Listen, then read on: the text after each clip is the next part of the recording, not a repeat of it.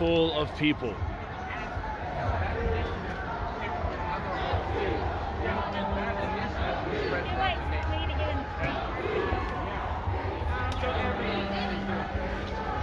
what's up? What's up? Doing good.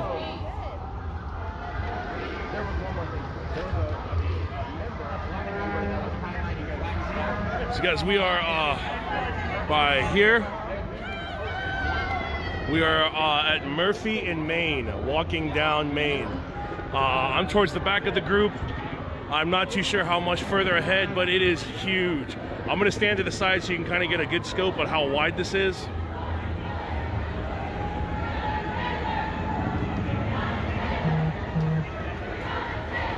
Jesus. I think a lot more people are encouraged because the curfew is lifted. If you didn't know, the curfew has been lifted.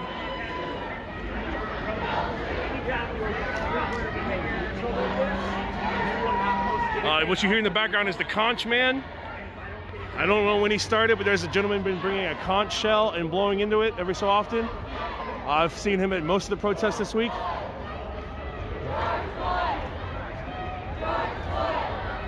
Can't really explain to you how massive this is right now. This is certainly the biggest demonstration I've seen in Dallas so far.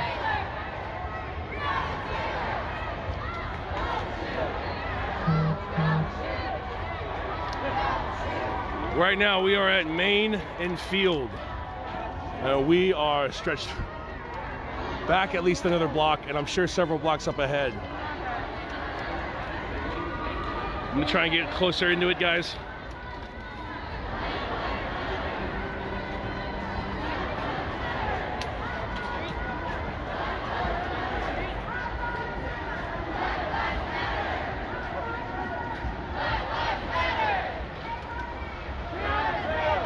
So right now we're up Main and Field, and we are walking down Main.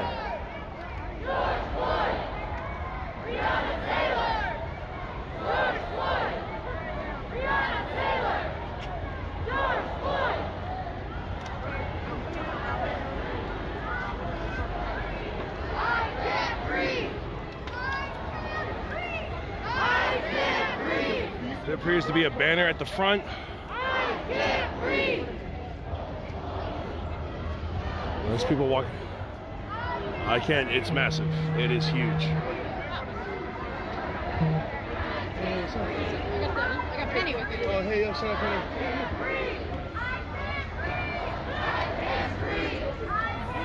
You want to ask you a couple questions on camera? Yeah, go ahead. All right, what's your name? Deanna Zamora. All right, how long have you been out here today? We got here since like 2 o'clock. We were out here handing out food. Was this the biggest, is this the biggest you've seen it so far? Yeah, for sure.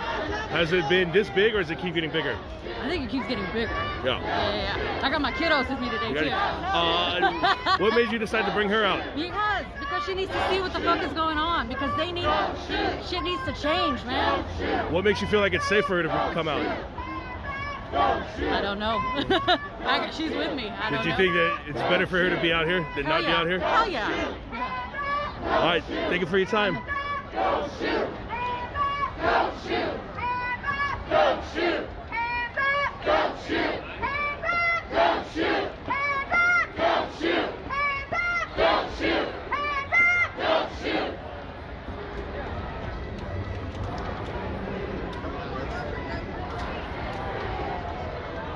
I hope that pan kind of give you an image of how big this is right now. This is, I'm a little bit shocked, guys. This is the biggest I've seen at any demonstration yet so far.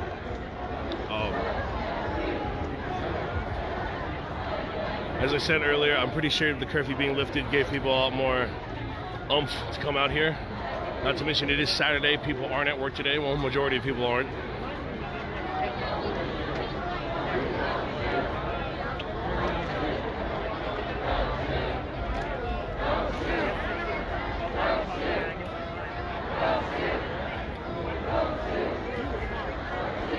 Looks like we're moving again, guys. We are at Main and Field right now.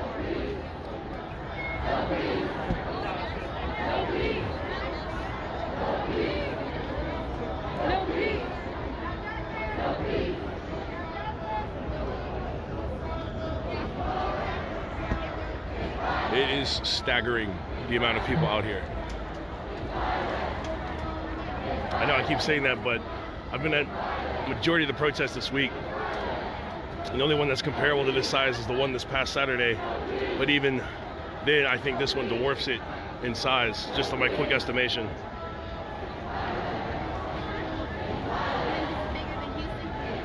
I don't know. I heard Houston had, unreported, I heard Houston had like 10 to 60,000 people. I don't know. That's not confirmed, but I know this is definitely the biggest one Dallas has had so far, from the looks of it. That's all I can see. Yeah.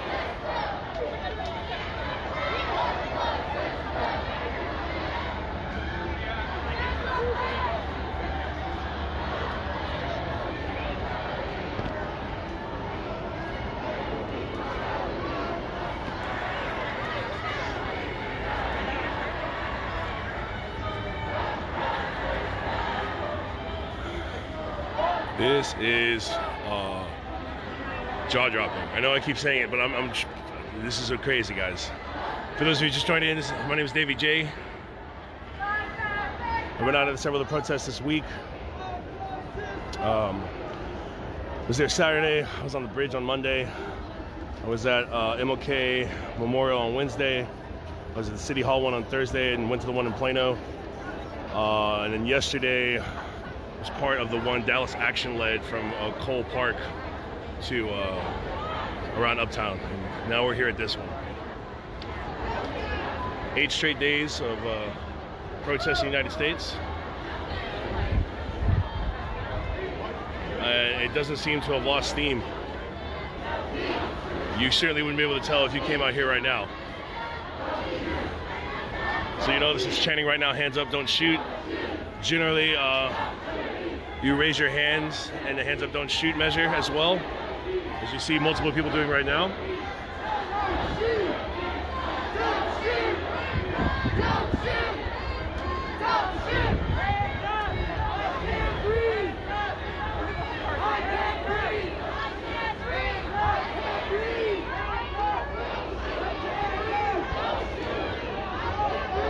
Something interesting I've noticed so far, guys, is when a protest gets big enough, you'll have multiple chants going on.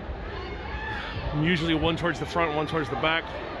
I've been using that as a quick rule of thumb to determine how big a protest is. Usually it's solidified around one chant. But when I first got here, you were hearing multiple chants in different parts, which I hope goes to show you just how massive this demonstration today in Dallas is.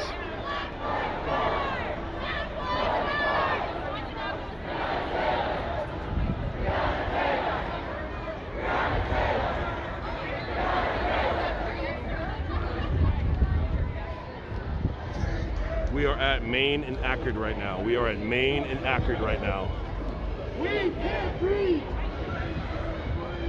We can't breathe. Excuse me. You're good. We have people on the side.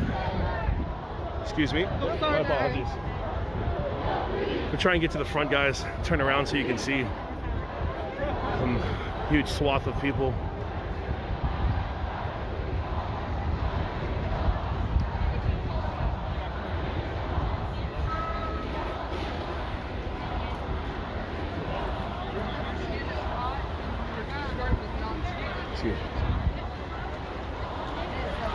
Excuse me, sorry guys.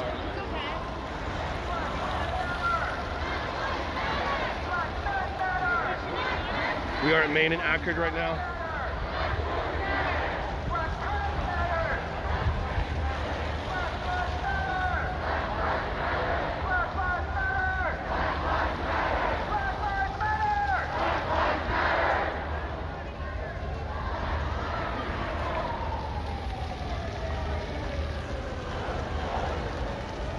The street is packed.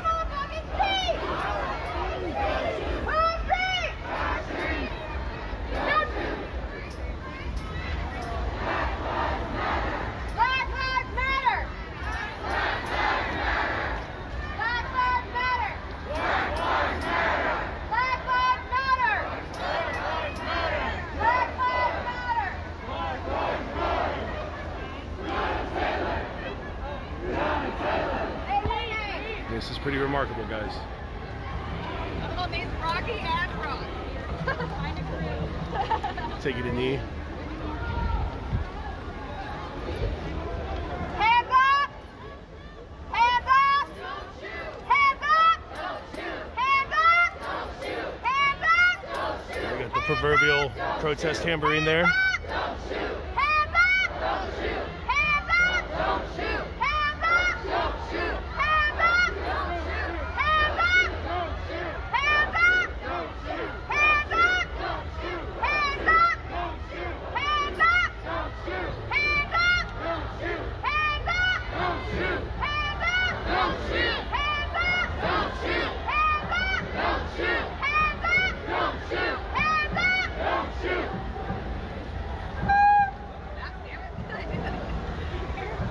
I keep. Hey, hey! Ho, ho! These racist nuts have got to go! Hey, hey! Ho, ho! These racist nuts have got to go! Hey, hey! Ho, ho! These racist nuts have got to go! Hey, hey! Ho, ho! These racist nuts have got to go! Hey, hey!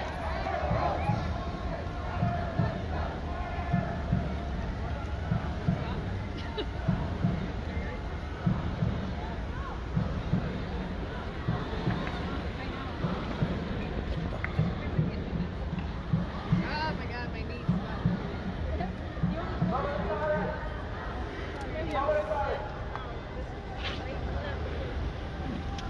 A moment of silence right now.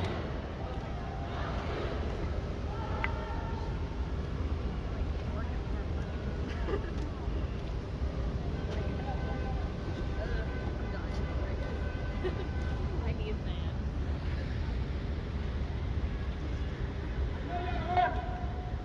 We taking 8 minutes and 46 seconds of silence. I don't need to hear no yes. I don't need to hear no I heard you. I don't want to hear nothing. Everybody, silence. George Floyd didn't have no friends in their head. He didn't have nobody to talk to. The cops ignored his plea for life. They ignored a man asking to breathe. So I need y'all to be silent. Please, y'all. Do y'all know what it takes for a man to have a knee on his neck and breathe for his deceased mother? Give him this respect. Let him look down on the masses that are trying to come together and avenge him.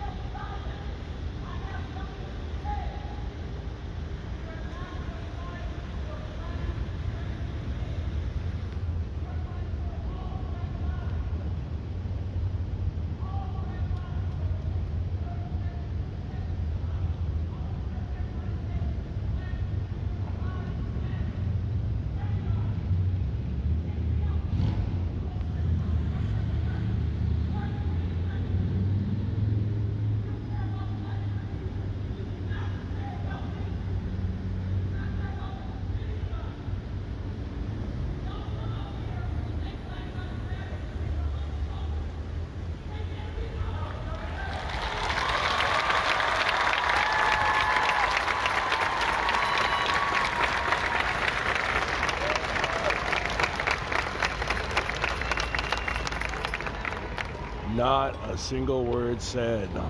You could hear the fountain right behind me clear as day. That is moving. See a trans flag being flown over there. It's pretty cool. Every once in a while you've heard Black Trans Lives Matter chanted as well as Black Queer Lives Matter.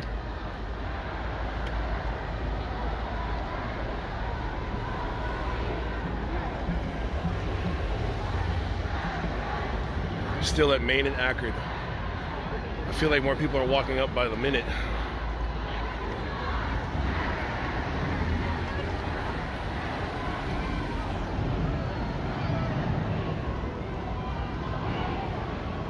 We are marching now.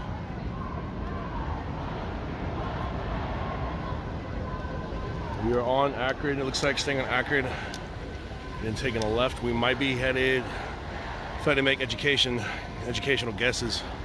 We are headed in the direction of City Hall, which I wouldn't be surprised.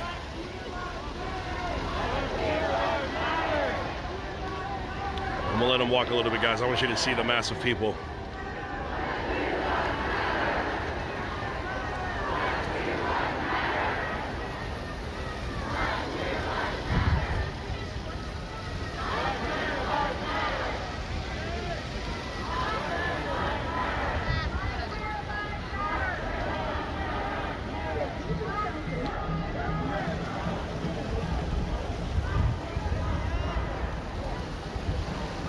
Jesus Christ, man.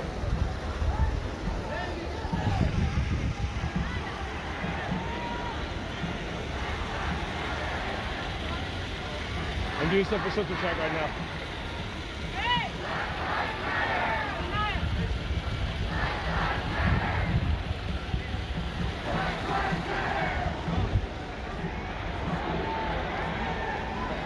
God's.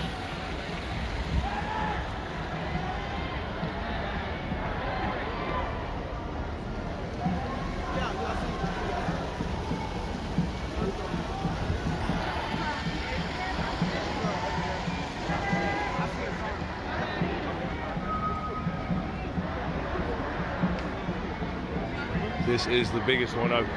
This is, without a doubt, got to be the biggest one in Dallas so far.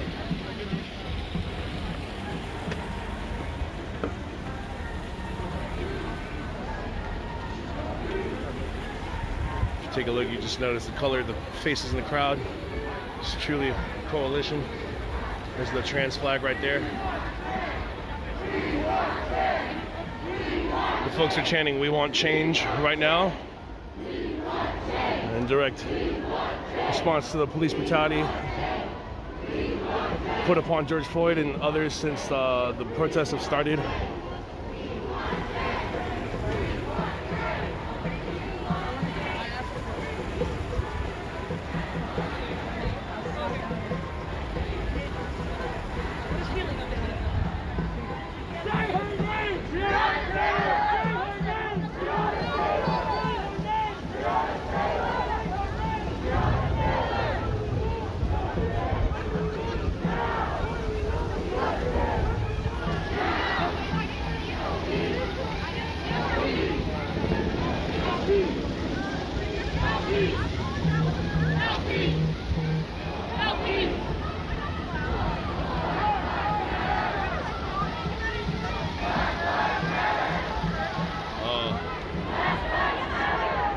People are still crossing, still thick.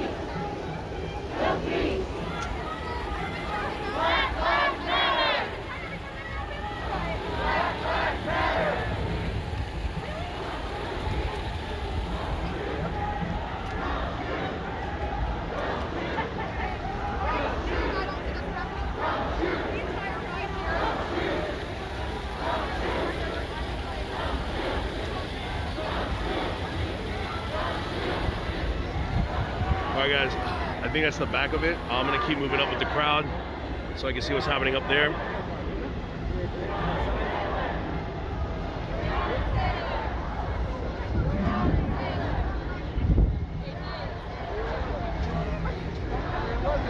was just more of a ricochet off the I didn't see it, but I like knew it happened, but I like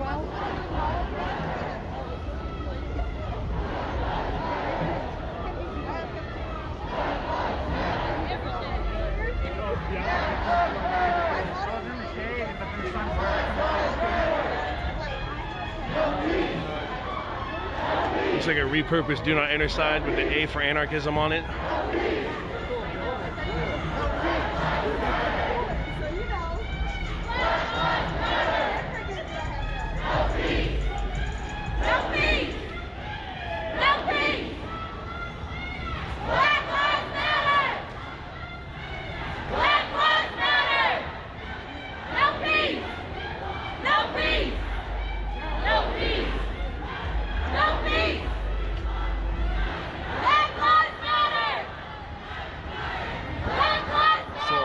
Commerce. I'm taking a left on Commerce.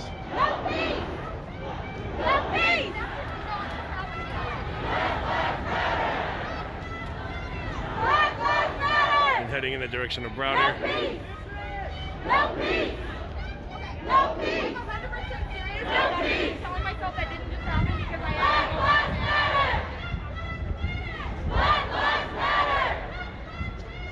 Black lives matter! No peace! No peace! No peace! No peace! No peace!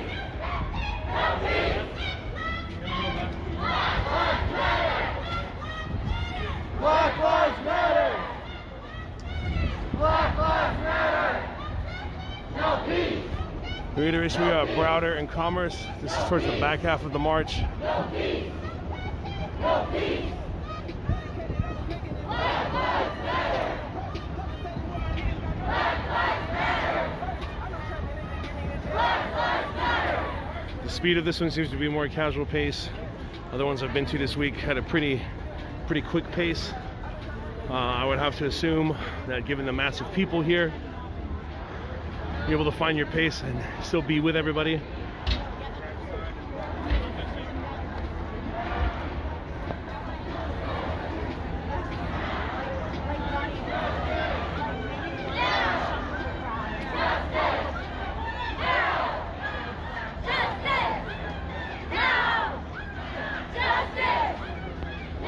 When are shouting, when do we want justice? Or what do we want justice? When do we want it now?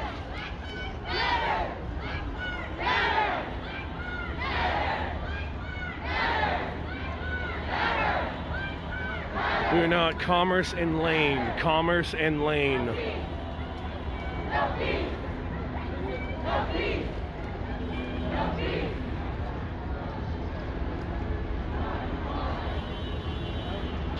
I know it's stretching up here.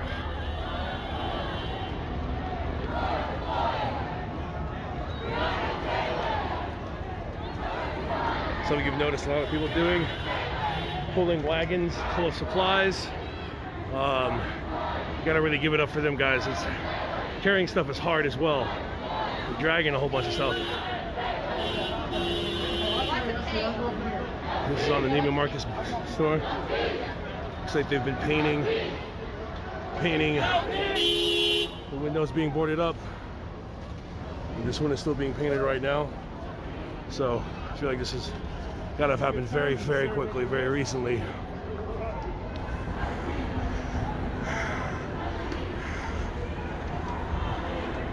This is at, we're taking a right. We are on Hervé now. We took Commerce up to Hervé, and we are taking a right on Hervé.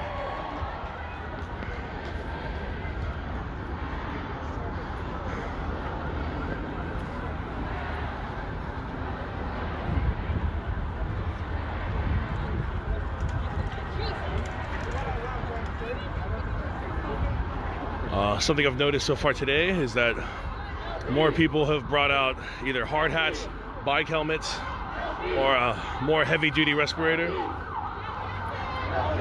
First couple days of protest, I don't think people were ready for the escalation that happened. But you see people bringing more and more safety equipment to protect them from cop escalation.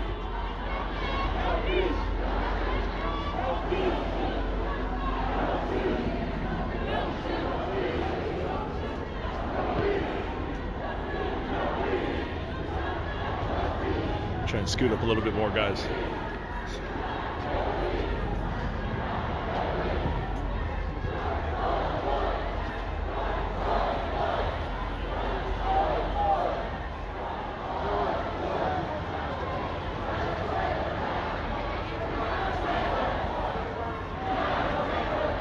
We are now going further down Hervé.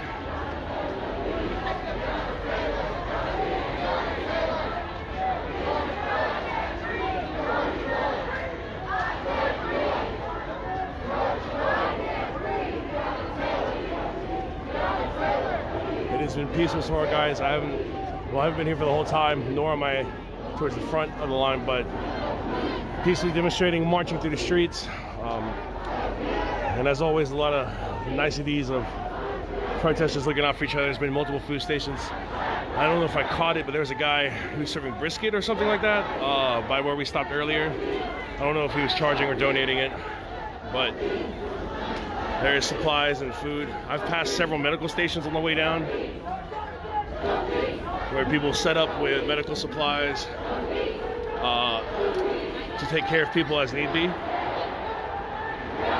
I don't know if there's an organized effort behind the medical tents, or if it's kind of ad hoc and people are just putting them where they think they should go.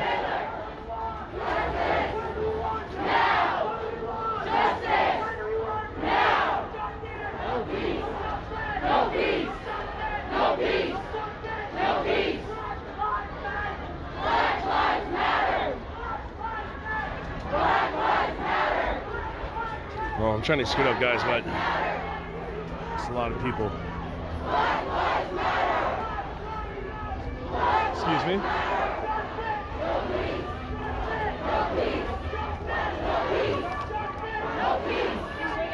We're now at Jackson and Prather. Jackson and Prather.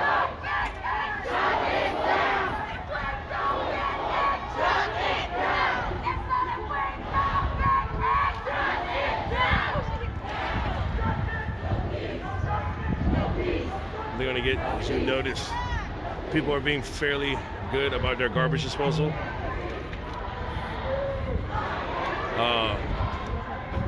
One thing protesters have stressed over and over and over again. Excuse me, man. Sorry, Brandon. One thing protesters and organizers is clean up after yourselves. Littering is going to happen, unfortunately, but I would have to say, more often than not, I see people finding a place to put their garbage, which is always cool to see.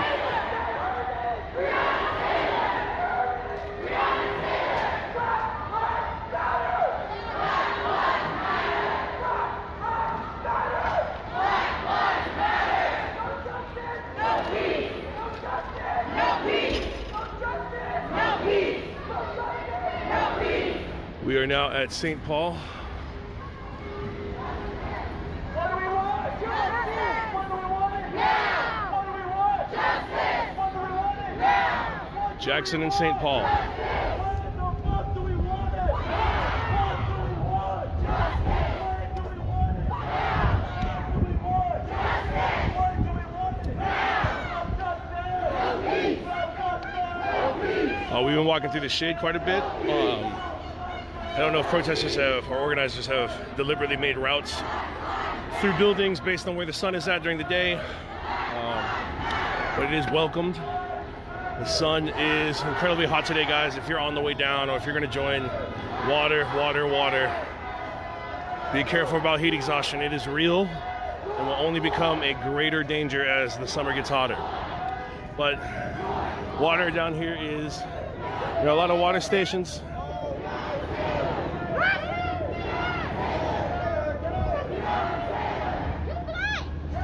There's a guy back, there's a black gentleman back there yelling "All Lives Matter." And subsequently, you heard responses back to him.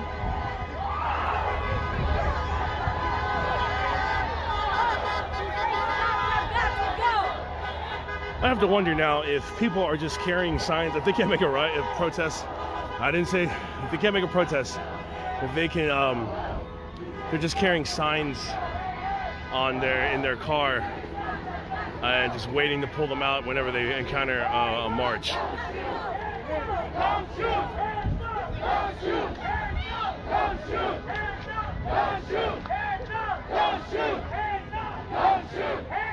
Don't shoot! Don't shoot! Don't shoot! Don't shoot! Don't shoot!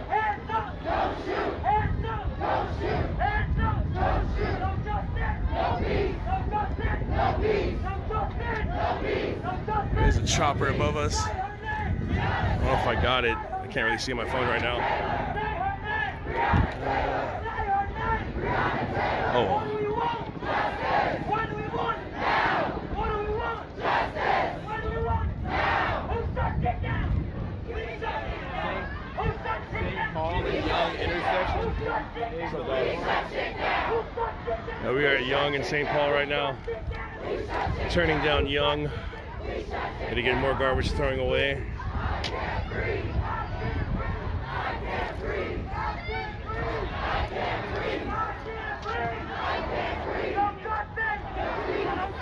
Seems to have assembled up here at this point. Not sure if it's or if it's just that the mass, we've just met up with the mass of people.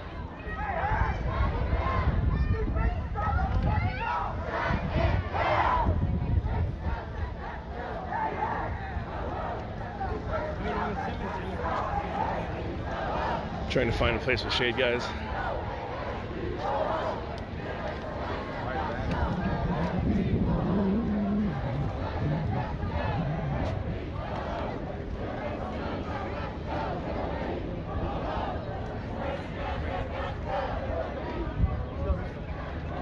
Alright, guys, I'm gonna try and get up on this parking garage so we can see how tall it is, how many people there really are.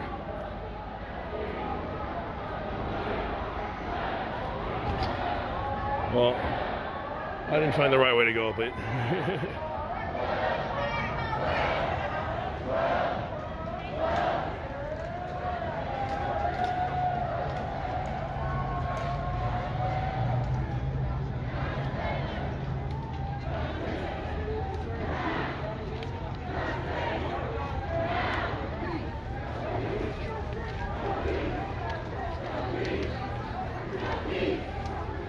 There's a banner up here, guys. I'm gonna try and see if I can see what it is, if I can get up there safely.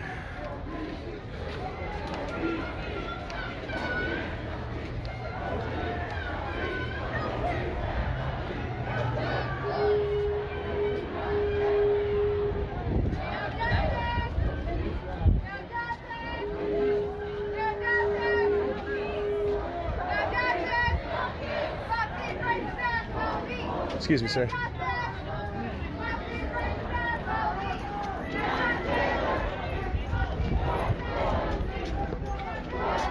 Excuse me, brother.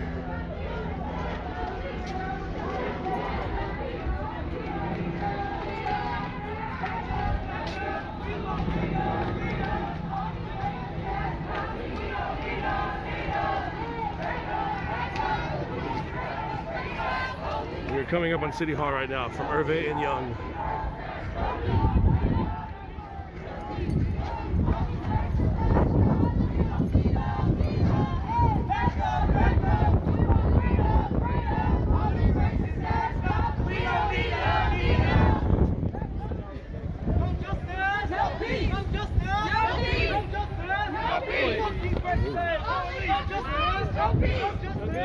Sorry would be Yeah, I'm sorry, I apologize.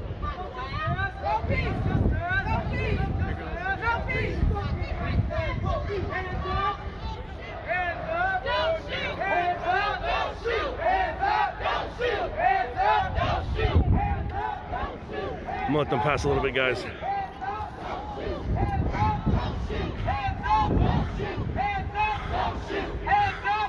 I just actually knocked into that lady.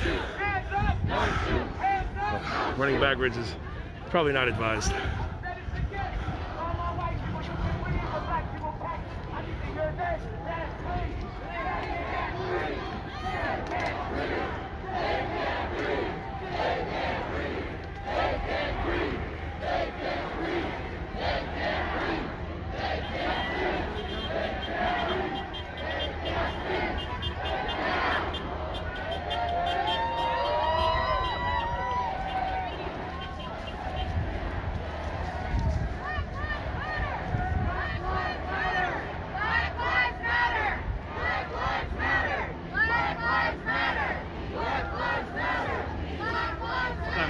What's up, dudes? How's it going?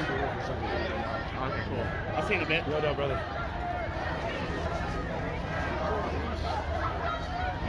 Something you also end up happening is that you run into people, you run into a lot of people you know out here. Random different places, random different points of the protests.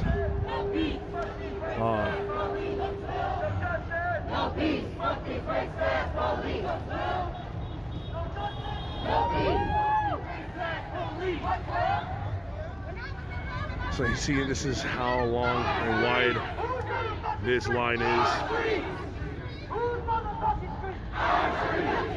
We are right in front of City Hall. We're coming from Young and Hervé.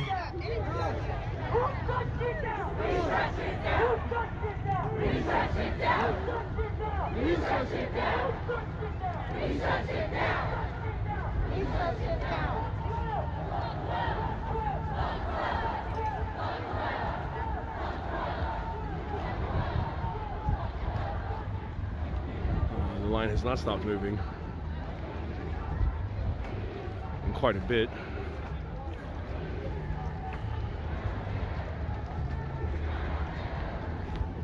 You can see the heat is definitely taking its toll on people. Is that Amish or Southern Orthodoxy? That's cool. I can tell as the homegirl was wearing a floor-length dress, and the gentlemen was the gentlemen were all dressed in vests and church clothes, much like we see in the Amish. We've seen the Amish protests in different states. This is really a multicultural, wide-reaching movement. As I'm sure you've seen from the people walking by so far, you can see all people of different colors. Those repping pride flags. You saw the trans flag that was out there earlier. You'd be hard-pressed to find someone who wasn't here. Well, I'm sure we can think of people who wouldn't be here, but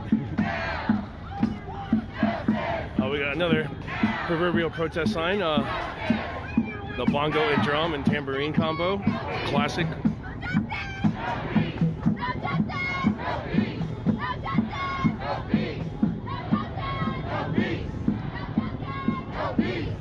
I've stood here for several minutes now, and the line has not ceased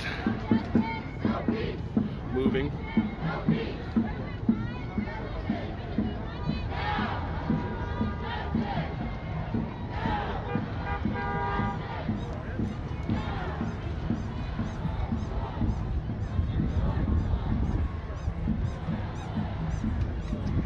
Someone with the squeaky toy aesthetic. New for me, but pretty cool. Now we're at the tail end, guys. You see people have stopped to the sides of the buildings to catch a break. The sun is beating down on us. You'll be seeing a lot of this, a lot of ad hoc protest vehicles.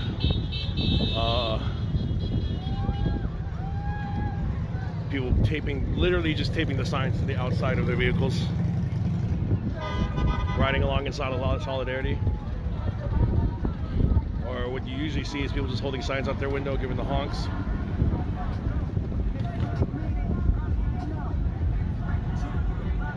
The song was blaring Nipsey Hussle, noted rapper. Unfortunately, he was passed away several years ago. Big into his community, so music is very fitting.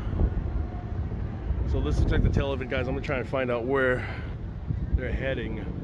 Doesn't look like we're heading directly to City Hall.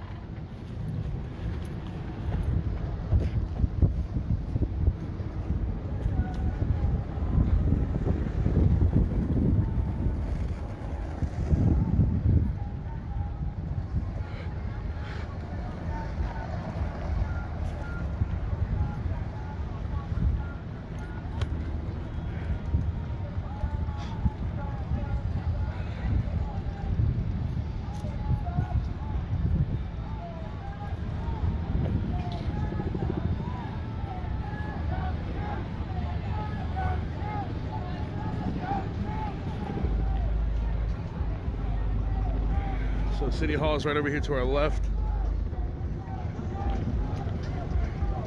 The sun is still high, beating down on us.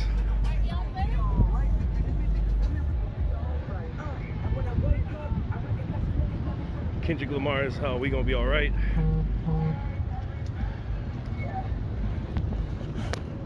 Need to find a place for the shade. My phone has gotten too hot and will not charge anymore. Been using the power pack.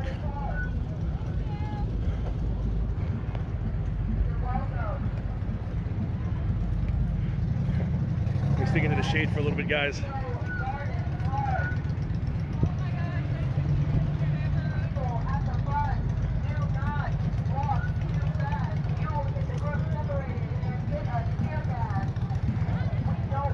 People are actively fearing tear gas. Rightfully so, given the provocation from the police earlier in the week. Excuse me?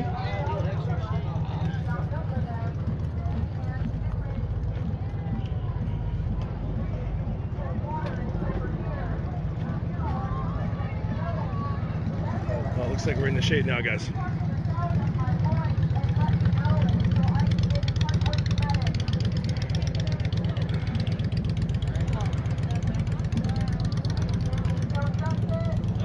We are turning down Akron. We walked down Young in front of City Hall and turned down Akron.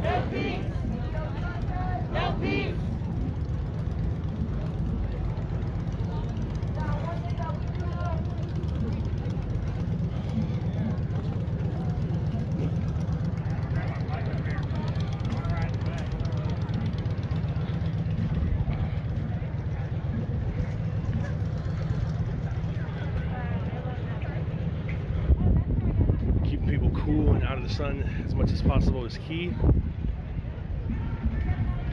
This is a welcome relief.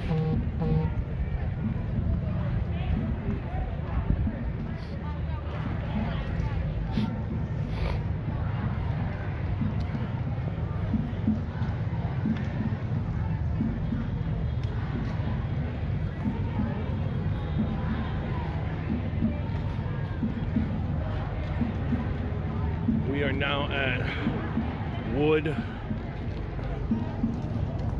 All right, so here's a good, you can see we are stretched. Let's zoom in, but my screen's kind of fucked up and I might not be able to zoom back out. You can see how we have people all the way down this side of the street.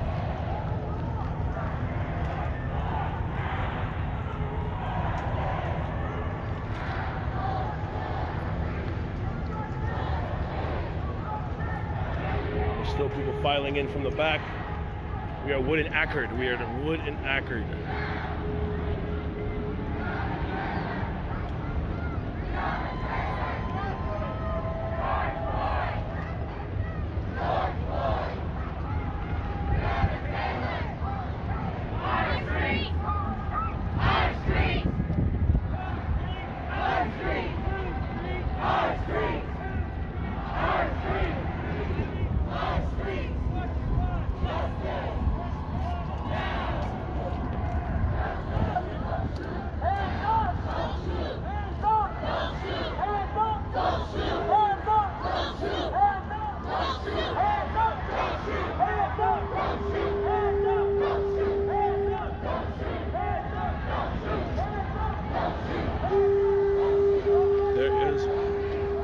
There's the conch man right there in the black singlet, the black sleeveless. He is the conch man.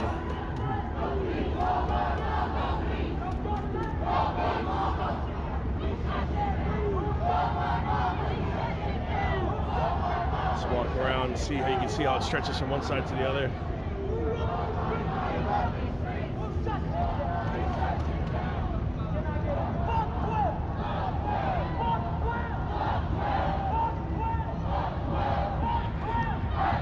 The line is moving again.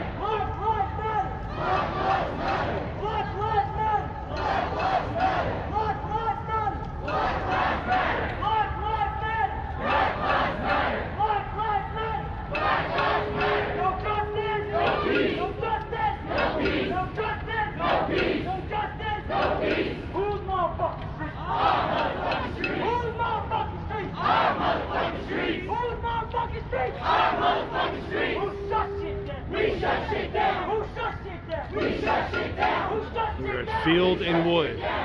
Field and Wood.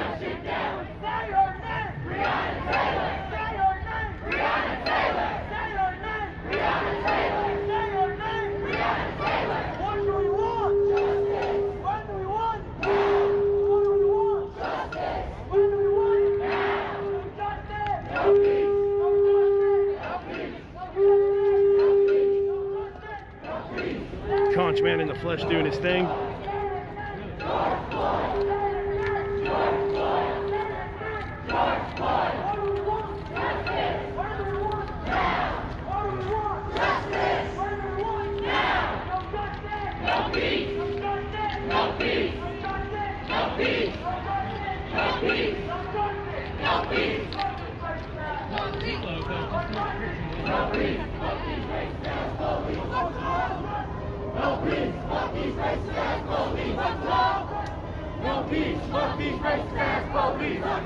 Trying to get into the shade a little bit, guys. No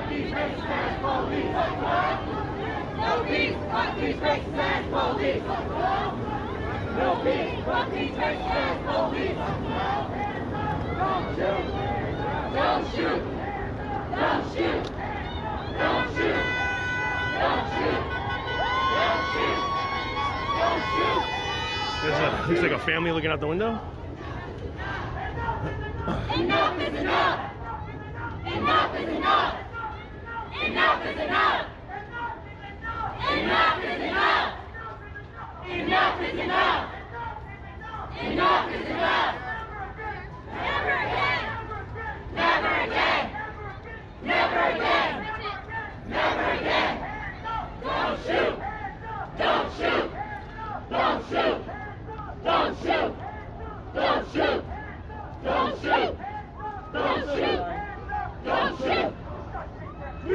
shit down. We shut shit down. We shut shit down. We shut shit down. We shut shit down. Excuse me, man. We shut shit down. We shut shit down. My device is overheating right now, guys. I'm gonna try and find shade immediately. Otherwise, I won't be able to keep streaming.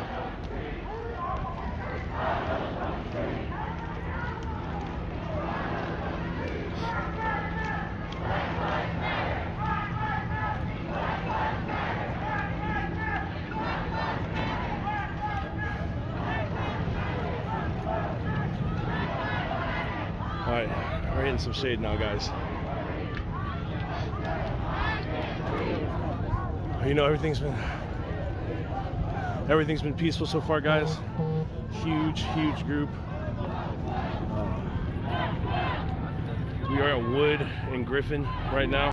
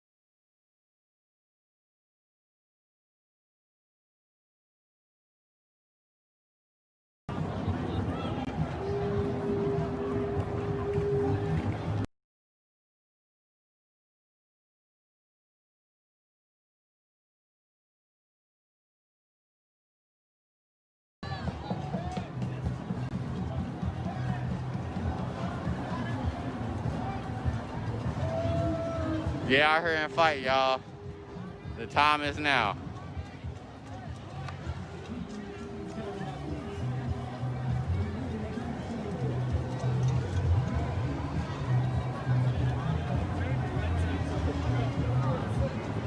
I appreciate everybody watching the stream.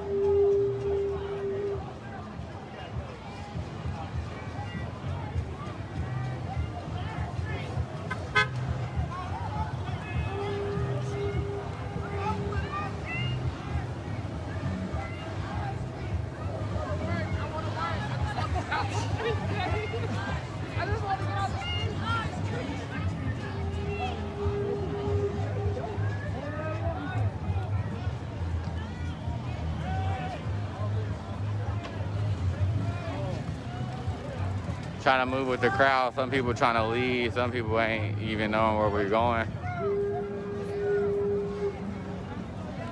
Got me almost lost. It feels so good in this shade though. I know that. Here, let me text you. Let me show you.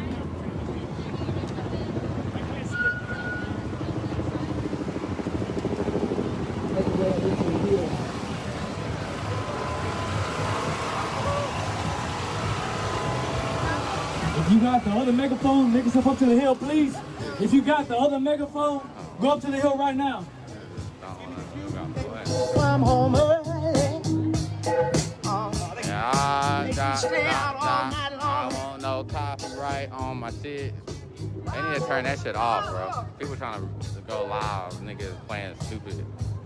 That shit gonna fuck up the live. If it go off, y'all, that's gonna be the reason, because he's playing his music. I'm trying to get away from him. He's literally playing. What's up, what's up? They playing too much music. It's gonna mess up the live. I gotta keep talking over it. Hopefully it doesn't do it. Oh my God. I hate when people do that, bro. This is not a party. Like, you get somebody on the mic ASAP. He up here playing music. I get it this Saturday. Jesus.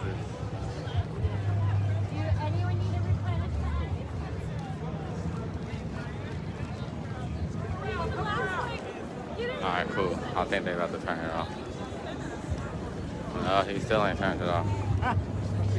A lot of people out here, guys, though. Oh, sorry. Here in Belo Park, you can come out here. We're in Dallas at Belo Park in downtown Dallas.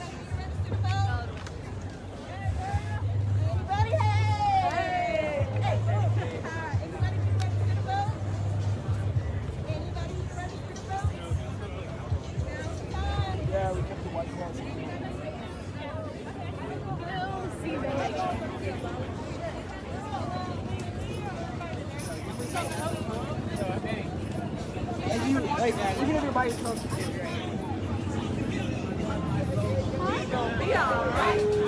We gon' be alright. What's the phone number? We gon' be alright.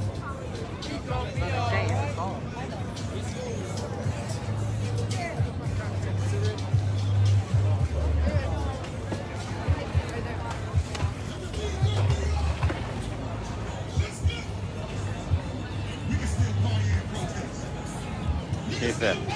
He said party and protest. Got a little bit of everybody out here. It's another crowd over here. Let's go close over here. Maybe they are not playing music or something. So I really don't want this video to get taken down because I see playing music in the background that I'm not trying to play. Belo Park, guys. If you want to come join the festivities.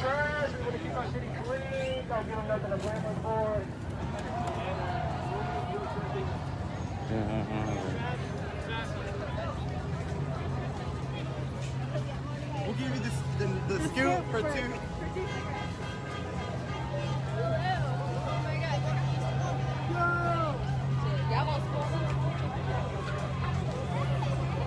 God. So fucking hot.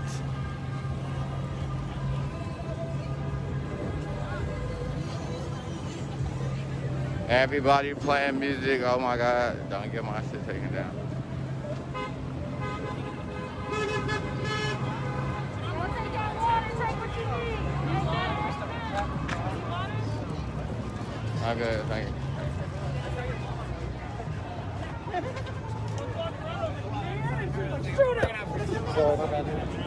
Like, Jesus, keep your fucking elbows under control. It is a lot of people around here. I would hate to have to slap the shit out of somebody for hitting my phone. Hell. It might be catty corner of us. I don't know where. Alright, thanks.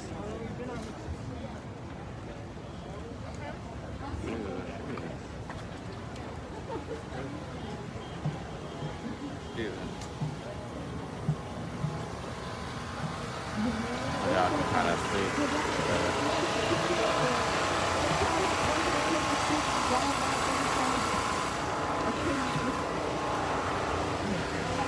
A lot of people.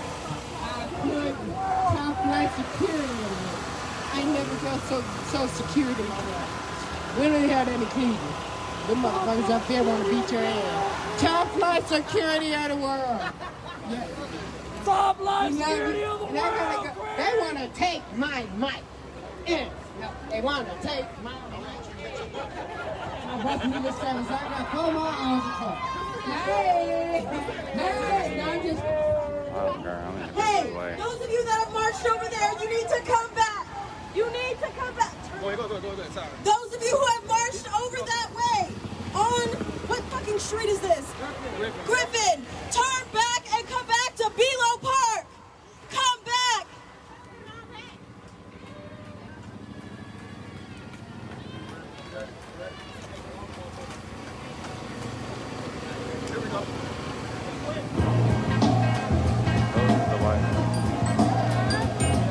Okay, he's playing music again. Like, damn, are they talking or not? He's trying to get people's shit taken down.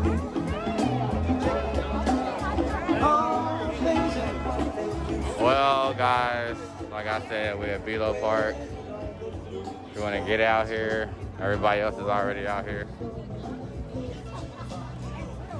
Make you a sign and get out here. I hate people. Ugh. Turn that damn music off. Fuck the police. Shout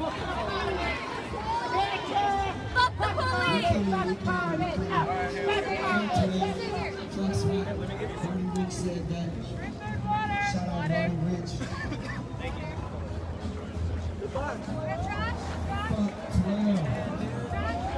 I need to see if I can find me like some something to drink or something to eat. I don't know.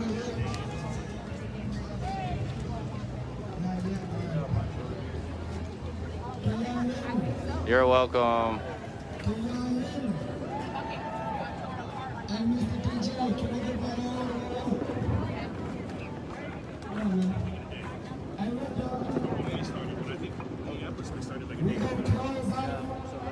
First and foremost, I want to thank each and every one of y'all for coming out. Give yourselves a hand.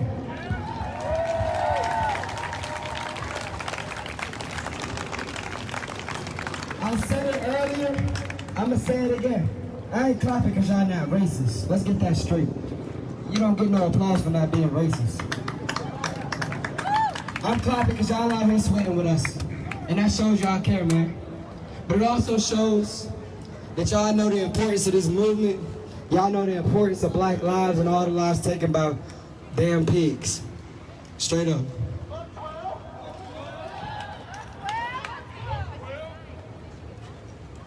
I don't got no watch on me, but I'm thinking it's approximately I can't even see who's talking. Is it about 5'11"? 5'10", I was close. Okay, maybe they over there talking. And we gonna close out. Y'all, we had a number of organizations that came I think together. they over there. I'm gonna go over And I'm there. so glad y'all came out here, but y'all gotta support them.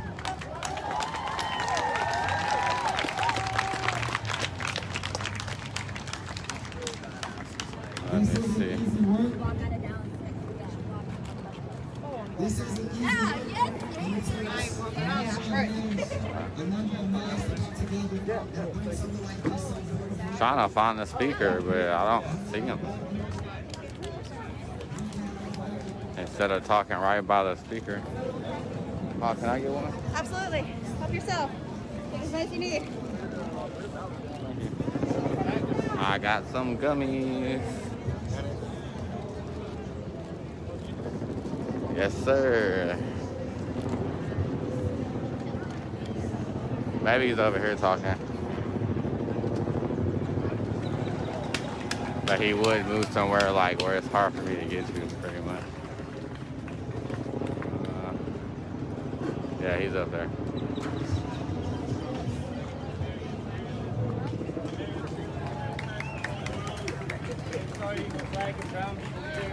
Like they enslaved African people and then Il m'envoie des preuves. Tu ne comprends pas peut-être. Il m'envoie des preuves, je t'envoie. C'est ça qu'ils vont commencer à faire la première fois. Excuse me. Hey, Excuse you me. want the mic? Since we've been young, black people been taught to listen to every word that white people say, every word that they don't say, every action that they do, and every action that they don't do. There we go. That's a better. But today, we teaching America how to listen. And if they don't listen, they still gonna hear us. And if they don't hear us, they still gonna feel us.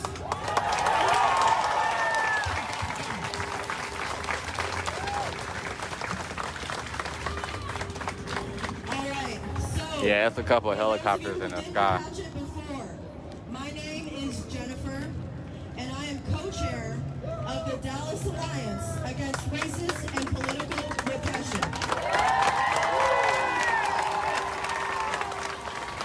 And for those of you who didn't catch it, even though a certain someone complained that our name was a little too long, our name has history. Our organization was founded as the National Alliance Against Racist and Political Repression in 1973 as a direct result and response to the caging of freedom fighters like Angela Davis and others.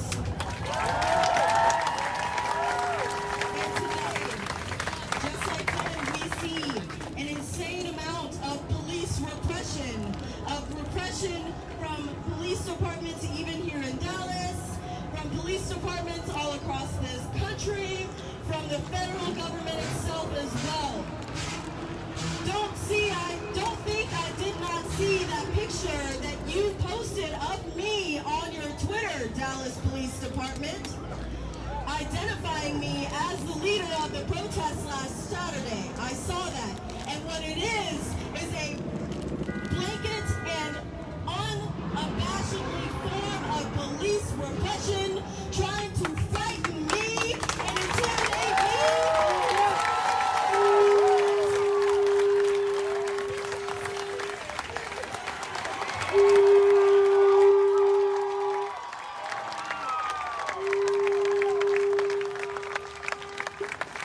Again, if you didn't catch it, Chief Hall, we are here to call for your resignation.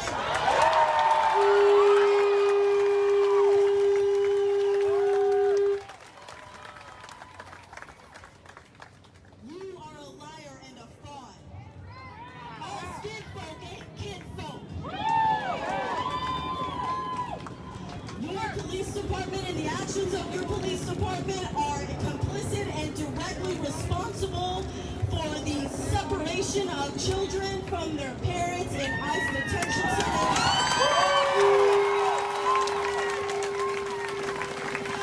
Single person who has ever been brutalized, maimed, killed, hurt by any action by any officer in this rotten, crooked department, that blood is on your hands! Brandon, whose eye was put out last week,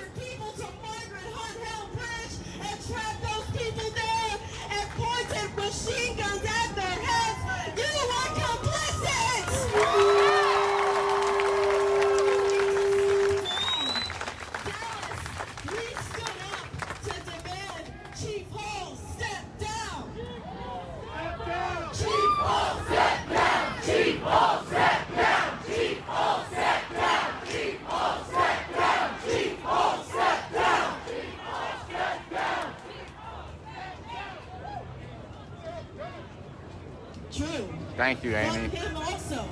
Fuck Mayor Johnson also. You can get some smoke too, don't forget.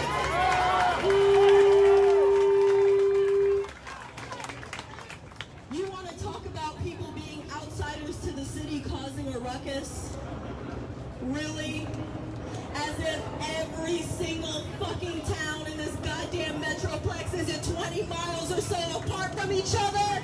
Bitch, are you telling me what the fuck happens 20 miles away from my house doesn't impact me? I want you to answer that question directly, motherfucker. She angry. My son's family lives in Dallas. My brother lives in Dallas. What happens here impacts me. For those of you who are in this crowd that are not from the city of Dallas, I can probably guarantee you're from Arlington, you're from Deer Prairie, you're from Mansfield, you're from Fort Worth, you're from Crowley, you are from this motherfucking metroplex!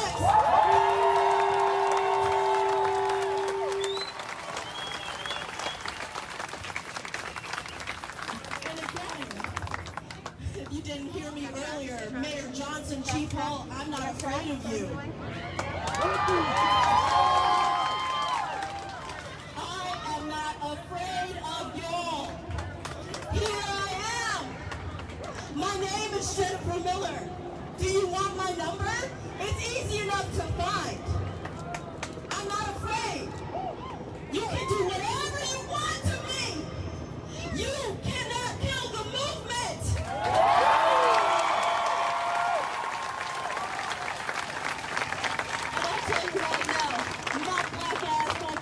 Out here every motherfucking weekend making some goddamn noise.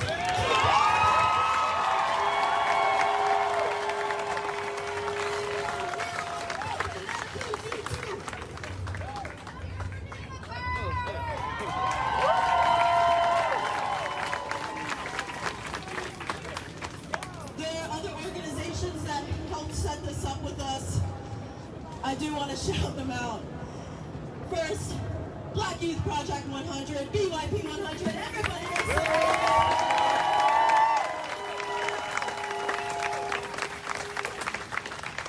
out there with the Filipino rights movement. Make some noise.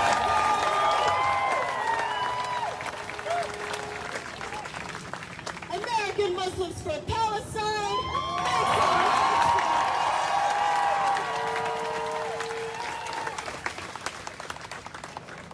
Did y'all know that the same police officer who was directly involved in killing George Floyd, let's say that, was trained using the same tactics that the IDF trains police officers and federal agents to do all of the time?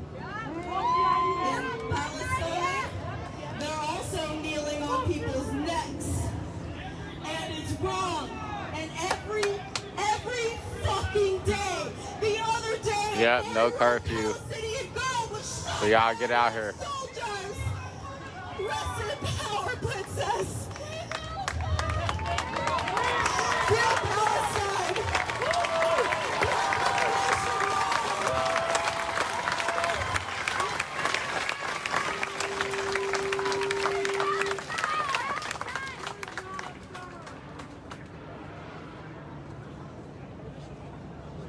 Fix them up. Okay, we're good. We're back on. We're back on.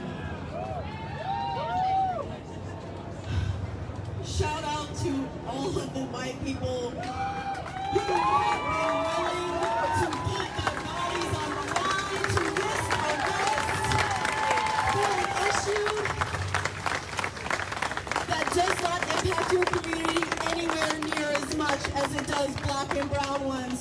Because let's not forget, they still shoot and kill you too. Yeah. And I wish that more white people would be willing to stand up against a corrupt, settler, colonial, white nationalist police state, which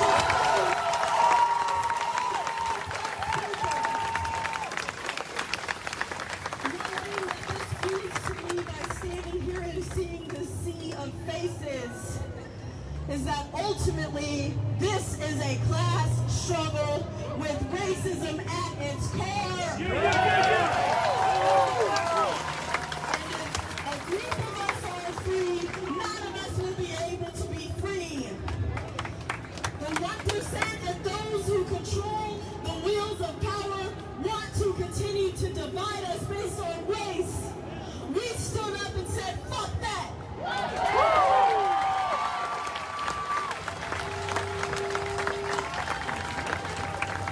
We need community control of the police. A policy to intervene is not enough. And you, first of all, it clearly wasn't even genuine. You released it at 11:48 at night when everybody is asleep and can't I wasn't asleep. to critique you. Well, bitch, I'm up. Yeah, we are. You got me fucked up. I'm not stupid and nobody out here is fucking dumb. For those of you who didn't catch it before, in 2016, Minneapolis PD had the same policy to intervene. George Floyd is still dead. Yep. Those police officers didn't intervene. We cannot depend on police departments or police officers to hold themselves accountable. For real. We need community control of the police. A community elected board made up of people who are from that community. Dealing with police repression and violence are the ones who should make decisions about who patrols their streets. Period. We need to downsize and defund the Dallas Police Department. They should not be allowed to have millions of dollars to buy military-grade equipment to then turn onto the body public. We need to take that money and reinvest it in communities like those in South Dallas, where the money needs to be spent and can be put to better use.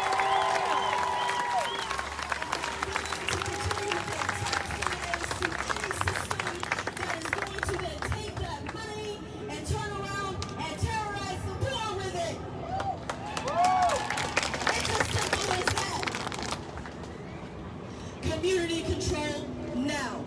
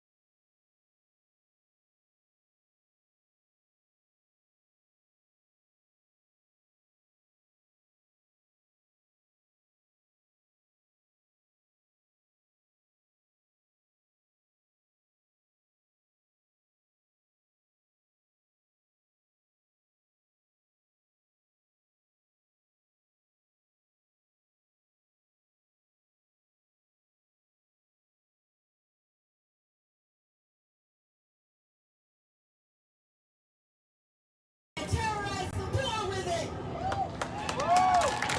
It's as simple as that. Community control now.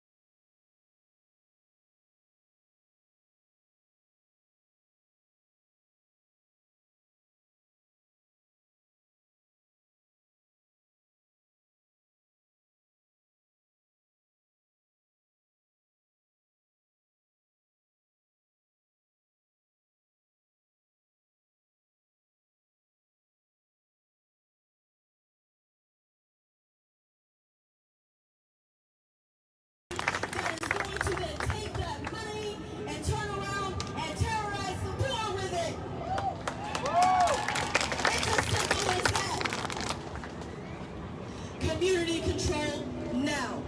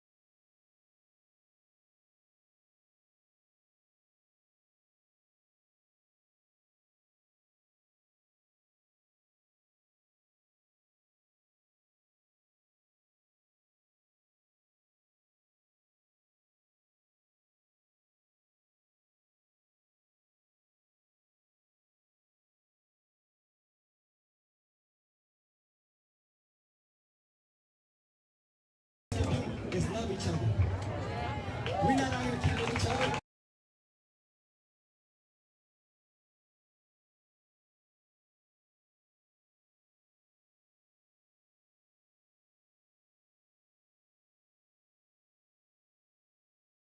My social media on Twitter is the word. Sorry guys, it kicked me off. And Drew. That's Breathe X Drew. And my pinned tweet has the flyer for today's protest. Follow Narper. Darper. Let's go. Follow Darper, y'all, for real. And we need to make sure that we keep this momentum up. Because we can't only protest. We can't only walk out here. We need to defund the damn police. Yeah, we back at it again. What up, everybody? We back. But guess what? If we don't give a F about who they put in the White House, when we take care of our homes first, we're going to be good, family. I promise y'all that. If Trump in there, if you're not, we're going to be good, because we're going to take care of one another. Ain't that right? Thank y'all so much again. The most important thing we can tell y'all is y'all can stay out here, because whose streets? Our streets! Whose streets? Our streets! But this is the official ending. This is the official ending of the protest led by the Dallas Alliance. I'm asking y'all, I'm begging y'all, please be safe tonight, whatever you decide to do. I know there's a lot of people who romanticize the idea of us getting locked up. Guess what? Every time you get locked up, that's bail money. Every time they get bail money, we funding the police more. I know it's a good idea, it's a nice photo op. It ain't working. Don't nobody want to be a martyr. I promise you. Malcolm X wanted to see his kids grow up. Martin Luther King wanted to see his kids grow up. Ain't no time for martyrs. Be safe tonight, y'all. Yeah, that's right. That's right. Our streets. Our streets. And it's on us to make sure we take care of them, all right? Period. I love each and every one of y'all. Y'all Love be safe.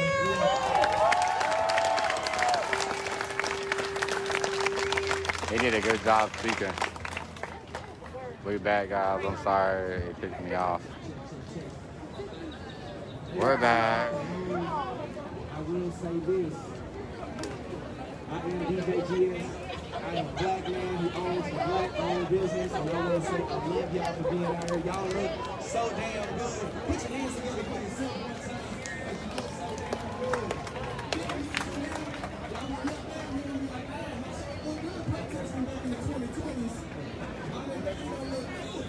And he said, hear what he said? He said, Daddy look good processing in the 2020. This is my sister. Shout out to the organizers. Definitely respect them for bringing everybody together. Y'all put your hands together for these organizers out here. Making this thing happen. I love y'all. And I appreciate y'all. And I support y'all. Only two things I want to say is this. They lost $40 billion looting poor workers last year. So when they talk to us about looting, about taking things away and destroying property, it's okay because they've done this 5 or 6 times over. We're at Below Park, guys. So if y'all wanted to come out, it's gonna be a lot of people out here. They got registered to vote camps, tents or whatever, and they got like bottles of water and stuff like that. Right now, I want to shout out to all my Let me try to get closer over here to the speaker this time. We appreciate you. We appreciate that solidarity. But I want to warn you for one thing, just one warning I want to have to you. Don't let this experience be an experience that makes you sit or shit on another person of color's focus or views. And what I mean by that, it's happened before. In the past, there were people who told Martin Luther King, no, not yet. And he's like, why? He was like, because I don't think it is. You know, I march with y'all, so you know I'm with y'all. But I'm telling y'all, no, not yet. Don't use what you do in this movement to shit on us or anyone else. Stand in solidarity with us forever. If y'all like, man, that might be too much, man. Imagine how we feel fighting it every day. I'm asking you to pick up that mantle every day because we can't help it. We can't stop it. We don't want this. This is not what we desire for ourselves. So to my brown community, my Latin brothers and sisters who was moving to the hood before gentrification, shout out to y'all. You know what I'm saying? We appreciate y'all rocking with us. You know what I'm saying? And we want to say this. We are still thinking about your children. Brown community, Latin community. We are still thinking about your children. Some of them are still in cages today. We are still thinking about them. Our hope, as brothers and sisters who are trying to uplift the black lives all over the world, our hope is that this be the rising tide that lifts all boats. That is what we are hoping for. If we as black people are on the lowest rung in so many areas, infant mortality, black mothers dying, black men are more likely to be homeless, all kinds of things, we are at the lowest rung of the ladder. If you lift us up, you lift everyone up. I want to, before I close out, I want to make sure I shout out 2 organizations that are working, that have been working in the city. One is Minnie's Pantry. It's a black-owned pantry that's been providing food for all the brothers and sisters and people, everybody, all over. They went from serving 300 meals a week, and then after COVID, they were serving 3,000 meals a week. So Minnie's Pantry, support that organization. Also, support Viola's House. If you've never heard of Viola's House, it is a house that they have purchased for young single black mothers who are homeless. Black and brown single mothers who are homeless. They have been doing the work for years. Viola's House, support them.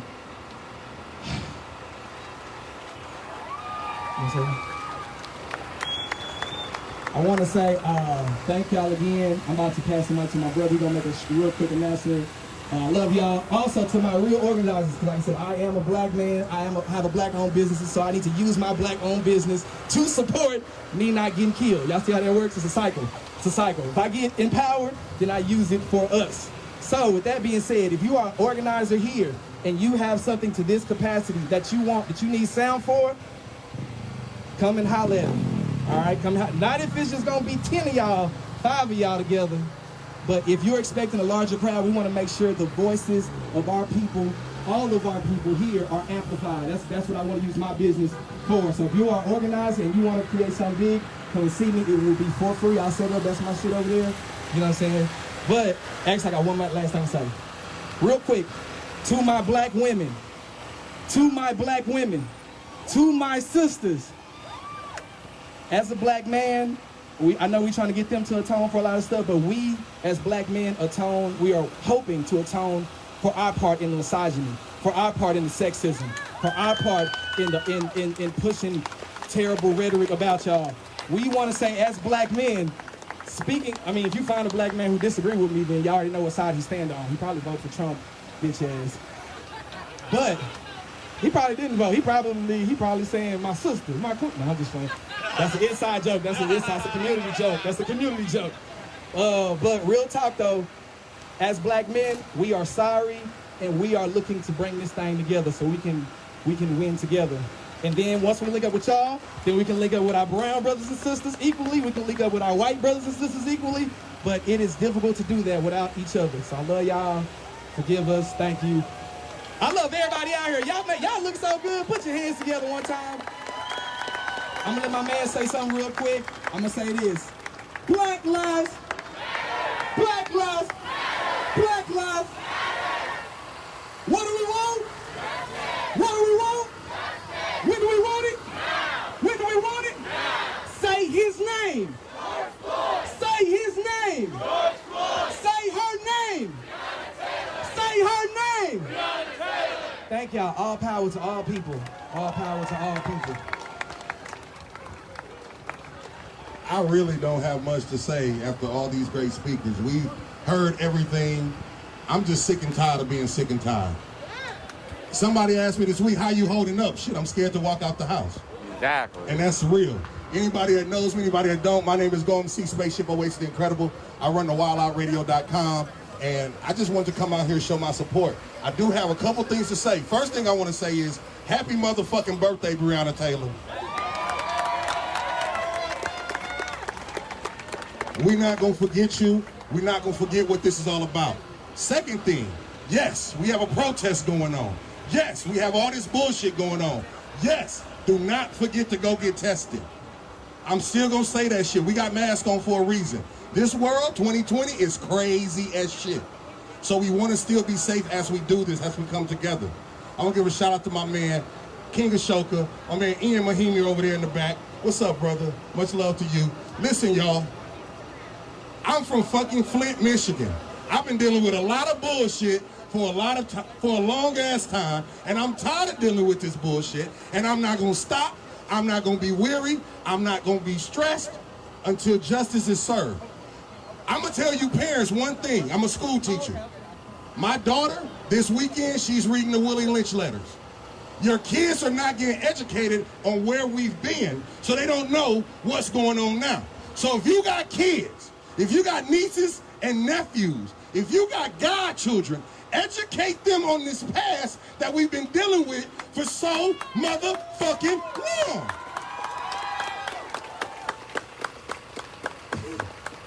We come out here and we protest, but we have to make sure we spread this protest to our kids so they can understand what we're fighting for. Because the change is gonna come. But we gotta decide when that change is gonna come. Look at all these people that's beautiful. But we still got kids to worry about. We still got our futures to worry about.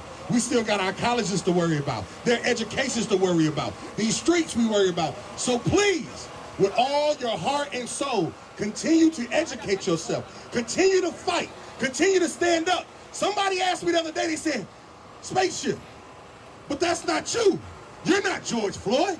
You're not Sean Bell. You're not Trayvon Martin. The fuck I'm not. I'm Sandra Bland. I'm Breonna Taylor. I'm Philandra. And we cannot forget that, because when we walk away, anything can happen to any of us. So stop walking past each other not speaking. Stop being scared to tell each other you love them. Fellas, stop being scared to tell another man that you love them. Because we are the leaders of the household. And I'm sorry. We've been pussy long enough. I heard cussing, so I can cuss now. Right? I wasn't going to cuss until I heard cussing. But we've been pussy long enough. We too worried about being cool. We too worried about weed and fucking and all this bullshit instead of educating ourselves, instead of getting degrees, instead of putting ourselves to be business owners, to have value, to have worth. Big facts. So please, don't forget this moment. Don't let this moment just be a photo op. Don't let this moment be something to do, because I'm hot as shit. And I'm not out here just to be hot as shit. Right. I love y'all. No justice. No peace. I didn't fucking hear you. No justice. No peace. No justice. No peace. Say his name. Say your name. say? I love y'all. I'm out. Also, real quick, I can't forget about our brothers and sisters who are locked up, who are incarcerated. These security guards are killing them. They are not thinking about them. They are not releasing them. So y'all make sure y'all support those movements as well, man. Support those movements as well. Shout out to my brother right there. He said, you got to mention the brothers who are locked in, who are incarcerated. You said, what's his name? Y'all say his name. His name is Jamel Ford. Jamel Floyd. Jamel Floyd. Everybody say Jamel Floyd. Jamel Floyd. Justice for who? Justice for who? And free all our political prisoners out there. We appreciate y'all. I'm gonna play a few more songs and I'm gonna get out of here. Thank y'all. Thank y'all. All right, guys, let me get out the way. Also, register to vote. Register to vote. It is the other way that we fight. Make sure you support that vote. Excuse me. Appreciate that, y'all. He was just like trying to boss hog the sidewalk. Like, nigga, I said excuse me, move. But we're in downtown Dallas. They got registered to vote tables. Yeah, save Black Lives for real.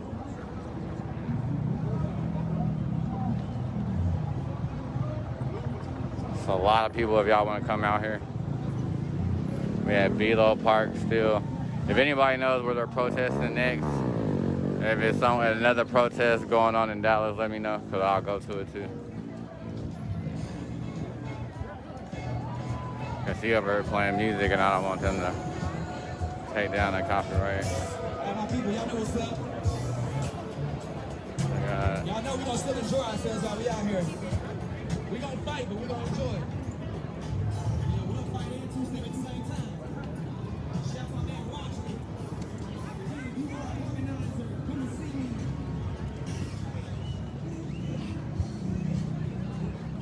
Can I get one of those? Like, I see vanilla wafers, oh my God. I've been waiting for to get some of these. These things are so good. Oh! Yeah, can I have a Gatorade, please? Thank you so much. These guys are angels. We're giving away Gatorades and bananas and shit. You got people sitting down. I'm good now. I got me some vanilla wafers and some Gatorade. Here's like another station. They have a whole bunch of stuff too.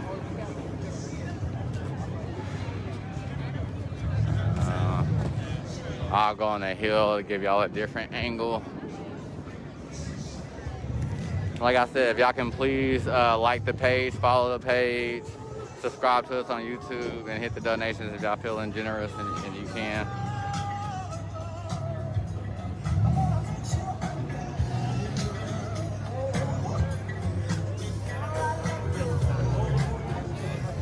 There we go, that's a good angle.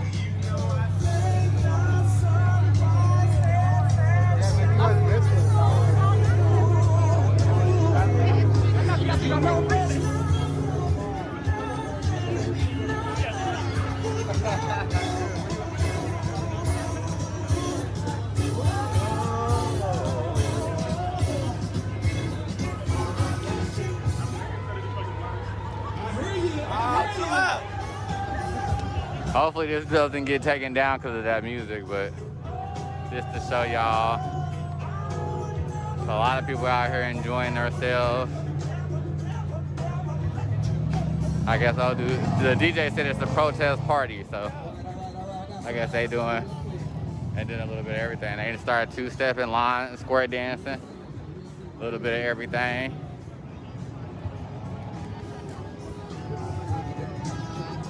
People just hanging out. It feels good in the shade, but in that sun, it hurts. Put your phones on airplane mode because they're using it off airplane mode to determine our locations and who we are. It is happening. It is being used. So our suggestion, you don't have to. We're just saying to do that because we don't need them using their talent to figure out who's exactly over here. So all people, this is something. Thank y'all. Yeah, so, I mean, if y'all know any other protesters, please let me know. DM me or hit it in the comments. Or I'll stay here. If y'all want me to stay here and film this, let me know. Cause I'll do that too. Belo Park, Dallas downtown, if y'all want to come. Happening right now. People out here dancing. I'm gonna get back over there where they dancing at, but I'm probably about to leave in a second. But I'm gonna give y'all all the angles that I think y'all should see. There's a couple camera crews out here. But I just love it how it's all nationalities coming out to support. It's not just black people, it's not just Mexican or white. It is literally all type of nationalities. And you can tell when you look at them, you can tell that they mixed or from other countries.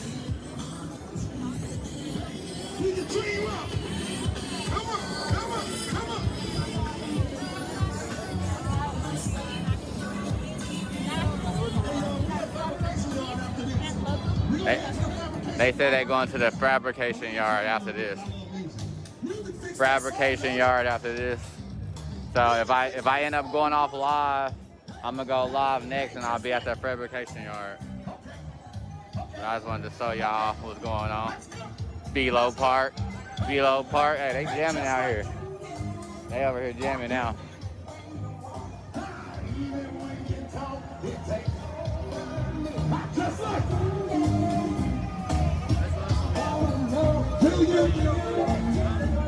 Just like that.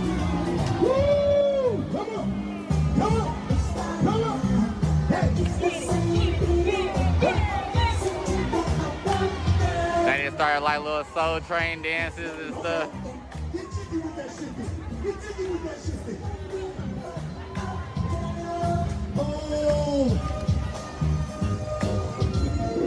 Please make sure you vote. We gotta vote on these lower levels. Get these old ass white folks out of the car.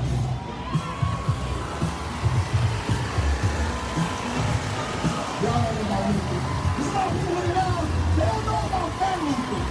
How do y'all know about skinny looking? They don't know about fat looking.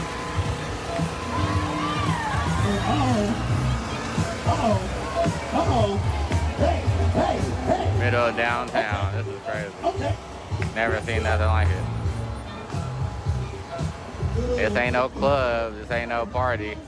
Well, I guess it's a pro-star party. I guess, yeah, that's what it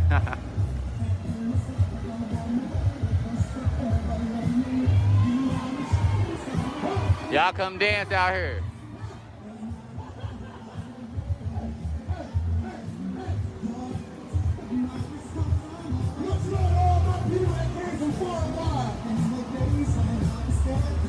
I love seeing y'all here, man. It's bigger than us. You must know that I've been sleeping up this morning. That's when you opened up your heart and you told me about my love. Hey, get it, girl. This is so good. I can't hear y'all. Why y'all so quiet? Get outside. Use your outside voice.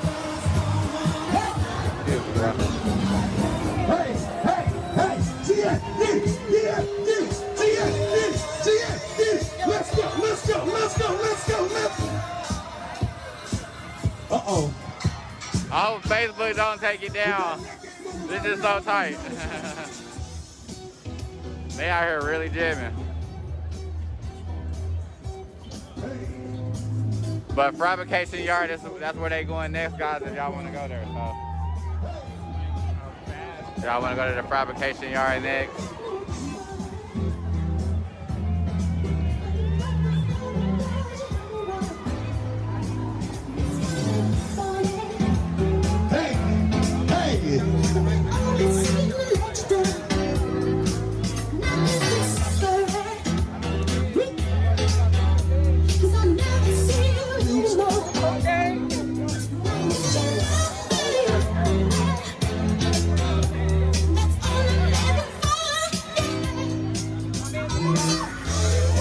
Is you twirling?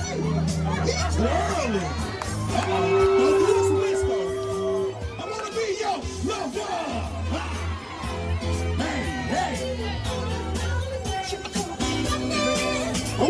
yo, love, love. Everybody, come on, come on, let's go.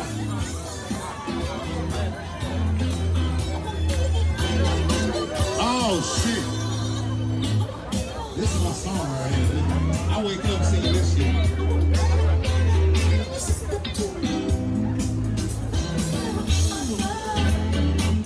We gotta get back to the soul of music.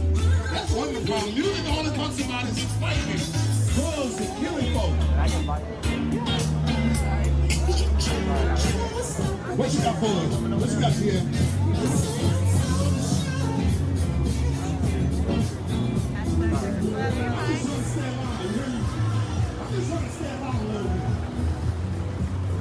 Sorry guys, I'm trying to get through all these people. There's a lot of people.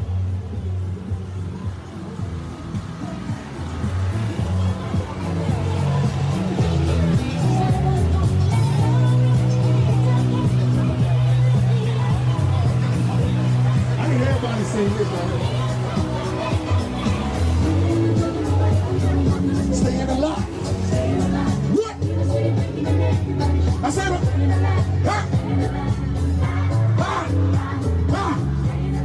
Staying alive. I said, ha! Ha!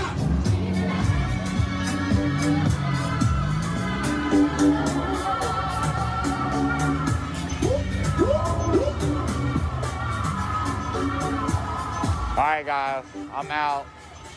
He's gonna start playing music that's definitely copyrighted, I know.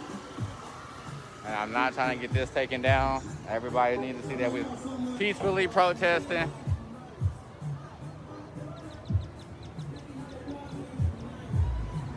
I know, they hate it. We need to throw, that's why we need to be out here and throw it in their face. Hey, whoa, oh.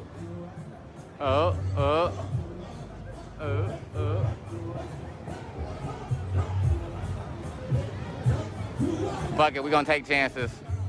If they send a copyright, oh well.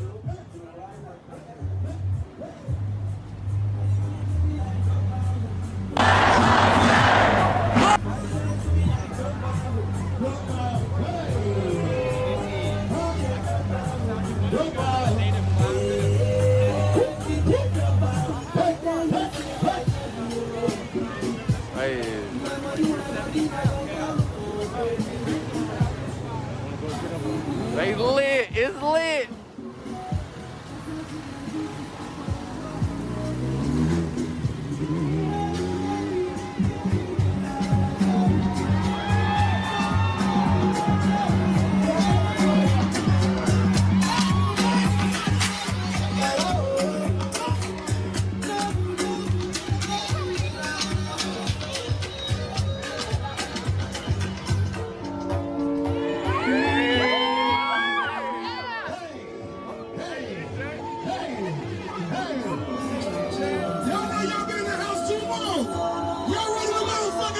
Everybody out here getting lit. Let's go!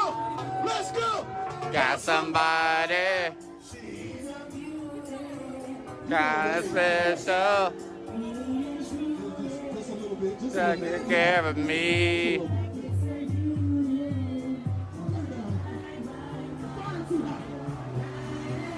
Hey, go! Hey, hey!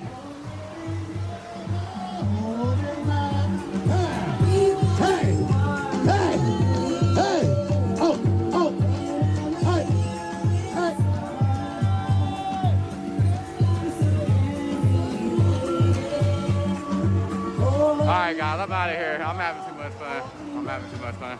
Oh shit, I ain't gonna wanna go home. I don't know whose shit this is, but yeah. Alright, my fault. I was doing that for y'all. It might get copyrighted, I don't know, but I hope y'all enjoy this video. Jesus. That was, man, I ain't never did that before. There's so many people out here, I don't know, but it's like, it's one big party and like everybody friends. I swear. That's what it feels like. They got free face masks out here. Voters table. You got the voters table? Yes, sir. Register to vote. Y'all heard them? So I'm gonna give y'all one last look. Velo Park, Dallas, Texas. If you want to donate, go ahead and hit them. Cash App. Go ahead and share it. Let everybody see it, because I swear the media don't like y'all to see peaceful stuff. You know what I'm saying? But it's a lot of peaceful stuff, but they be blocking it, publishing pages and stuff like that, so that's why y'all really don't see it a lot. But yeah, we out here. We out here. In the streets, and look at that. No more Dallas curfew. I wonder why. I wonder why. They can't handle it? Is it getting too much? That's why they, you know what I'm saying? Like, I'm telling you, when we get deep, they're going to start thinking of other strategies. Let them just have it. Let them have it. Let them have it.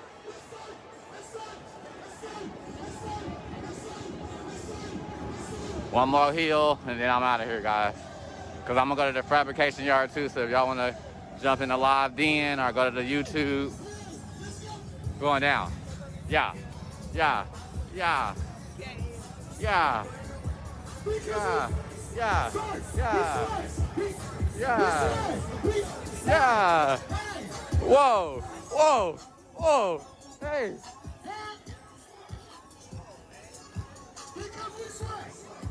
Swagging. Swerving. Swagging.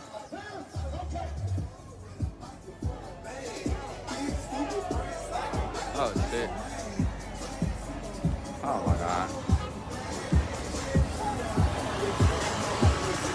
All right, guys. That's it. That's all I'm going to show y'all. Y'all have a good day. I'll be going live later.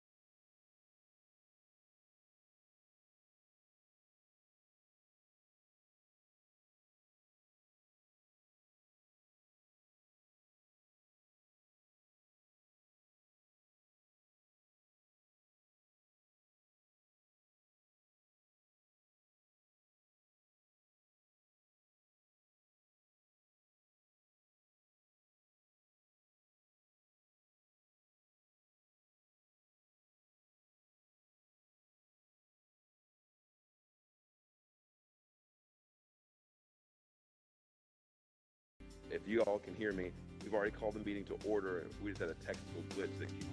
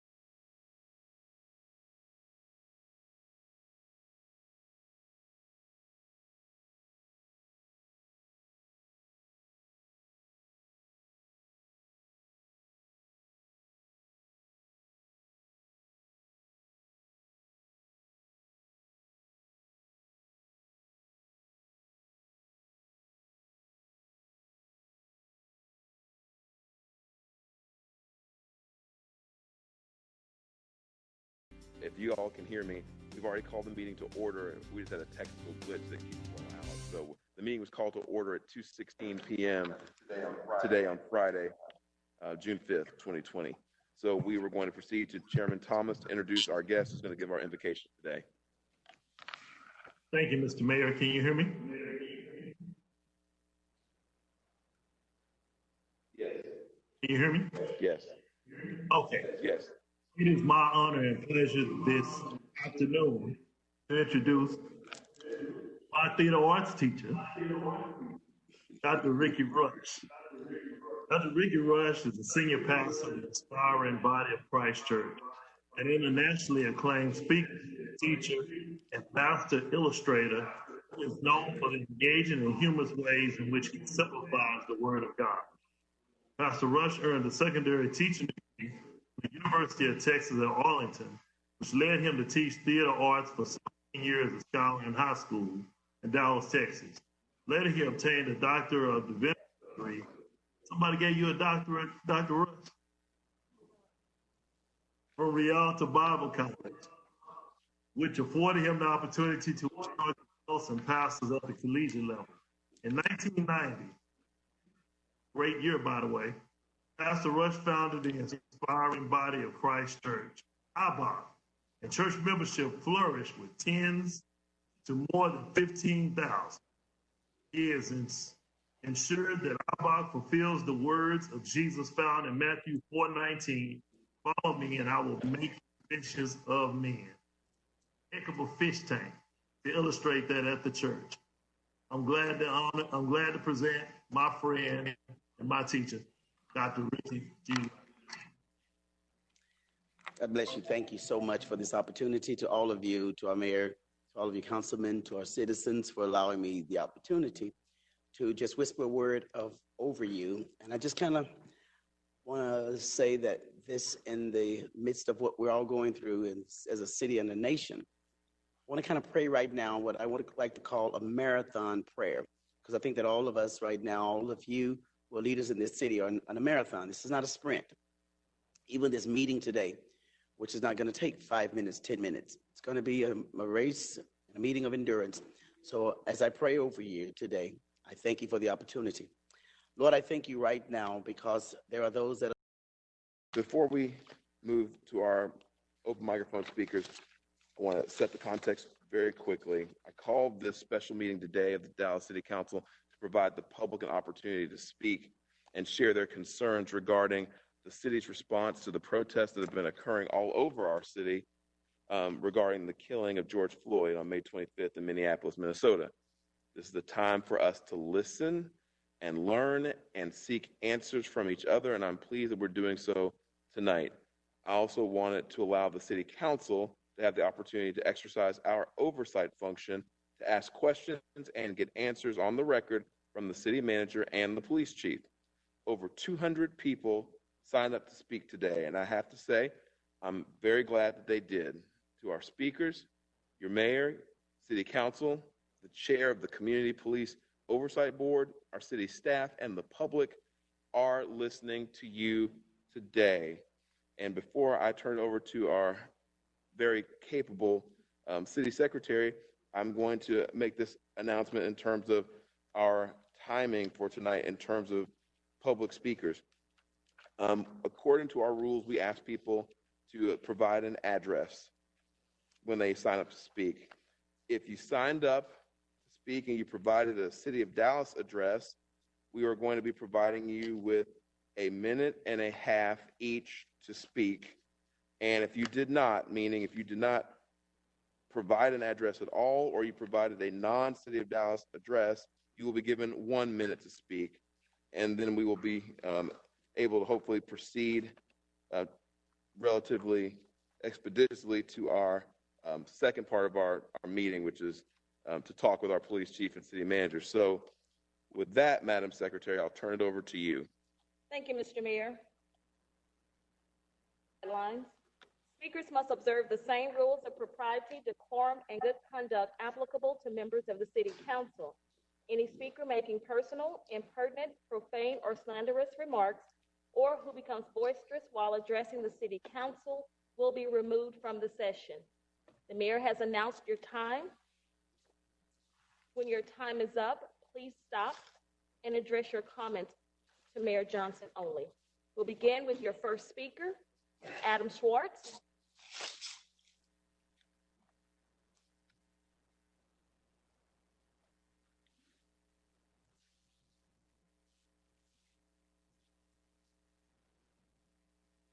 Adam Schwartz.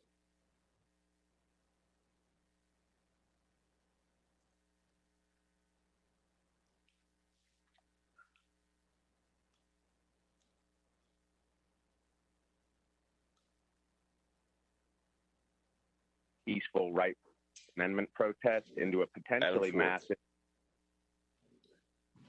Yes, sir. Can you hear me?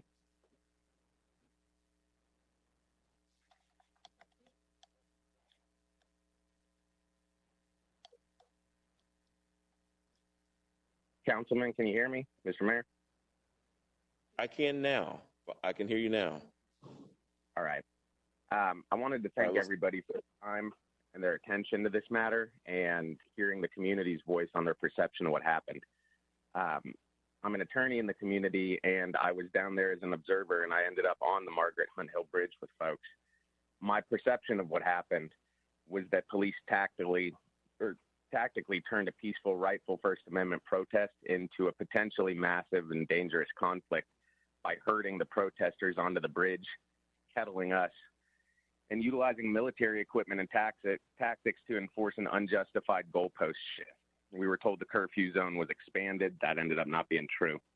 And I get that the police were trying to make a point. I think they made it, but I think it was the wrong one. If anyone ever told us not to go on the bridge, and I was right up front, I didn't see it or hear any indication of that. Instead, what I happened to observe was we got U-turned by the police while we were walking. We just simply blocked the path with cars. And then as we walked north on Riverfront Boulevard, Officers were kind of quiet as they blocked our path and corralled us up the bridge.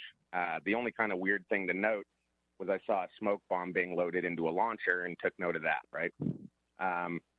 There may have been a point when there was a single squad car in the intersection and the march organizers directed protesters to calmly and peacefully walk around and chant their message. Once we got up on the bridge, it was already blocked off on the other side. And as protesters Mr. knelt and Schwartz, chanted, "Hands up, don't 3 shoot." seconds. I'm going to urge you to go ahead and redirect funds from the 1033 program. I know that you're going to need to Mr. remain. Schwartz, that is your time. Thank you so much. Stephanie Johnson.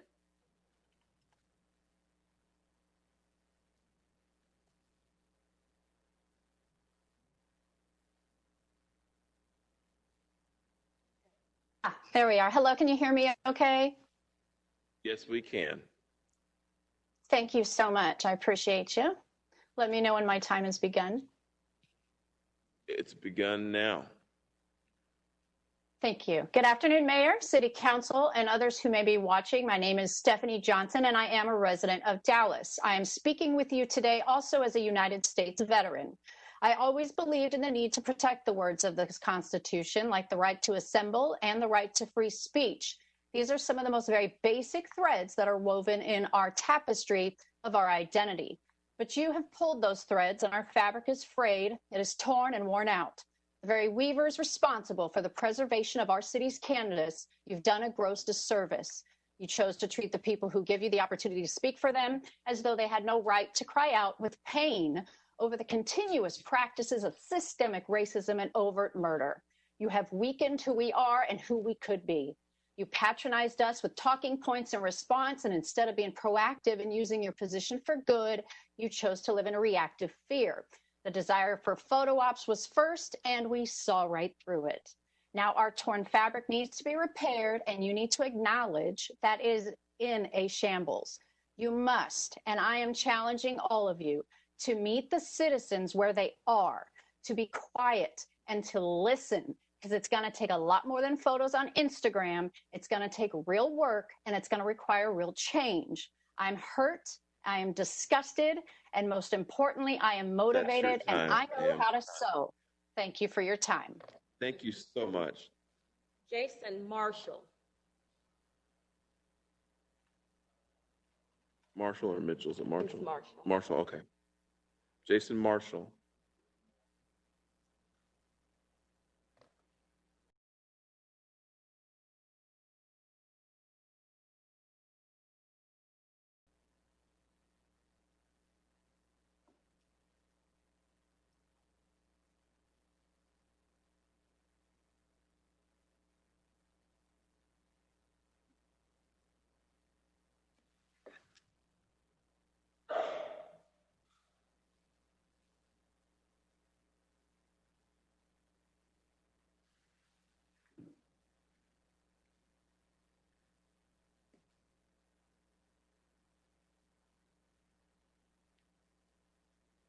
Any luck connecting Mr. Marshall?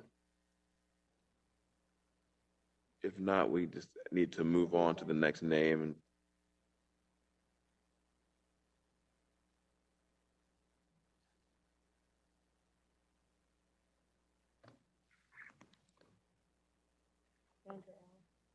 Yeah, Zandra Ellis.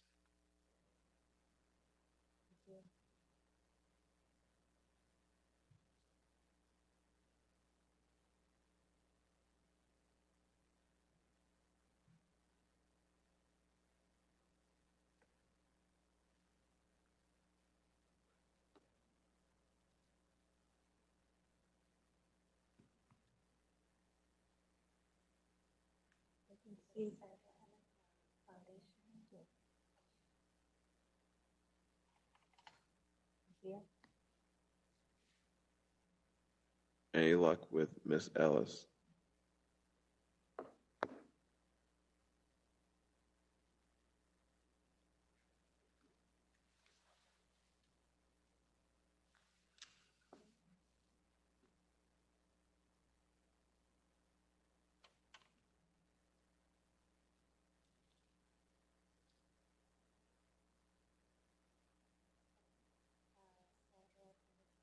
Okay. Sandra Ellis.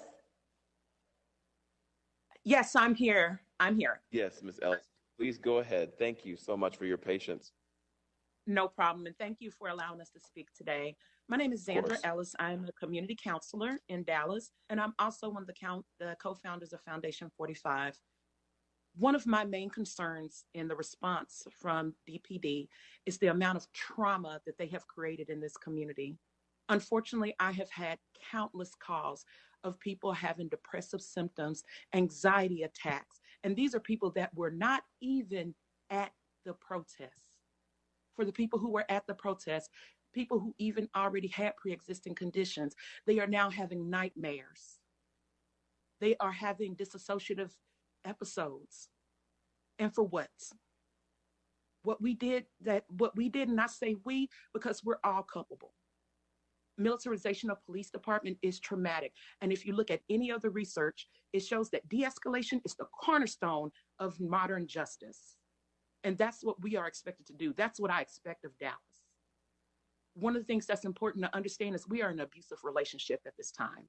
Even this meeting is just the reconciliation part of us to go back into the abusive relationship we have. As a matter of fact, the way that it goes is we go from tension to outbursts to reconciliation, and then we go into the honeymoon phase. I'm tired of the honeymoon phase. We need action because people are hurting. And if we do not want this to get worse, if we don't want to turn into LA, we must do better. Community policing must be there. Thank you so much. That is your time. Jason Marshall.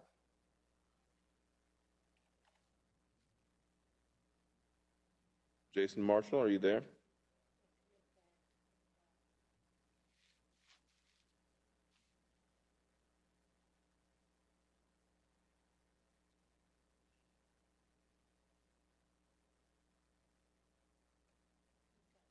Hello, Mr. this Marshall? is Jason Marshall. Hello, can you hear me? Please go. Yes, you can continue. Okay. Thank you. Thank you. Hello, I'm Jason Marshall, and I live in Uptown. I haven't been at any of the protests. On Monday night, the police department took a big risk on the Margaret Hunt Hill Bridge. If those peaceful protesters had followed the examples of our civil rights heroes, they would have kept marching. And they would have been beaten up or killed by law enforcement. The DPD risked turning our bridge into the Edmund Pettus Bridge. They risked turning our bridge into the next Kent State. Dallas PD took that risk for what? To issue citations for obstructing a roadway in a city without sidewalks? There's an appointed time for everything and a time for every affair under the heavens. This is the appointed time for accountability. The mayor and council have a binary choice. You either hold DPD accountable right now or you endorse what happened on that bridge. You either fire the chief, one or more deputy chiefs, and one or more majors this week, or you endorse what happened on that bridge. And we don't want to hear excuses, inquiries, or political games. That time is over. I know some of you are scared of the police union and your Highland Park donors, but it's a new time. And in this time, you need to be scared of your voters.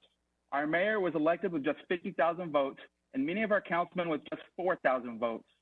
Either hold the police leadership accountable by firing people this week, or you'll be held accountable at the polls.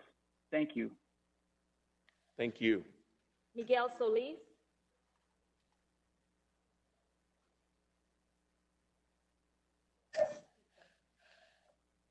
Mr. Mayor. Solis? Yes, minute and a half. You got it. Go ahead, sir. Colleagues, I'm speaking to you today as a friend and a counterpart, offering a hand of collaboration during these days of racial reckoning. Today, Dallas streets burned with righteous indignation because the senseless murder of George Floyd, God rest his soul, is yet another chapter in the ongoing American tragedy that's seen people of color systematically disenfranchised and oppressed. Protesters are filling our streets as a part of a centuries-long struggle for recognition of Black and brown self-worth from those in positions of authority, because like in Minneapolis and other urban communities, Dallas leaders have consistently failed them. I'm one of them. We have failed them. And until we explicitly acknowledge that, we're not going to be able to move forward with proper recognition. As policymakers, we can't keep doing the same thing. We cannot keep missing the mark. This moment's our chance to make the bold, courageous decisions our forefathers chose not to Dallas can show America the way. And the way we do that is twofold. We need to have a comprehensive policy of recognition and reparation. First, our city has got to explicitly atone for our local sins. We need to do a thorough analysis of what our institutions have done to cause us inequality and then change it. And then second, we need to deliver equitable reparation. We know the neighborhoods that need targeted restitution, and we can do it through bonds, displacement policy, housing policy, broadband connectivity, and so much more. I want to thank you for your service. Mayor, I want to thank you for your service. And I offer my support to you in helping us city through these troubles. Thank you, Ben, for your time. Thank you so much. Ladisha Scott.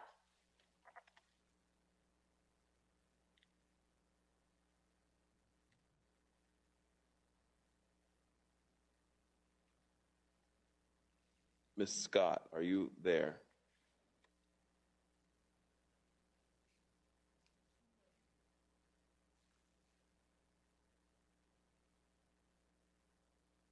Hello? Yes, Ms. Scott, you're good to go. You can start now. Okay. Okay.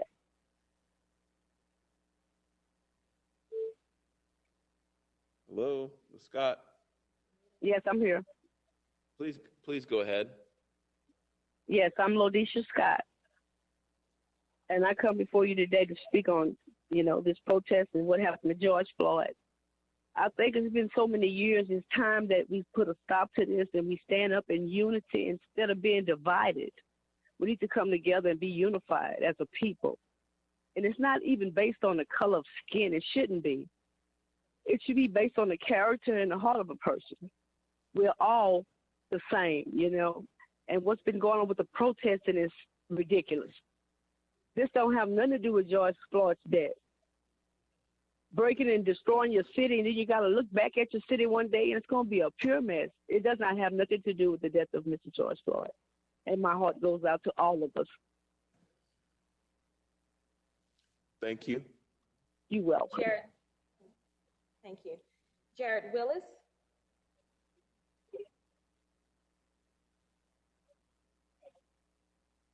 Mr. Willis?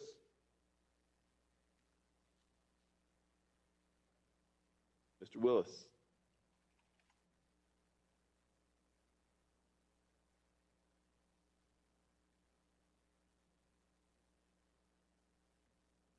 Are you there, Mr. Willis?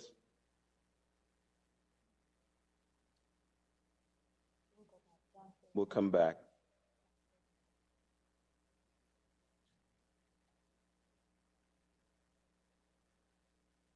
John Fullenwinder.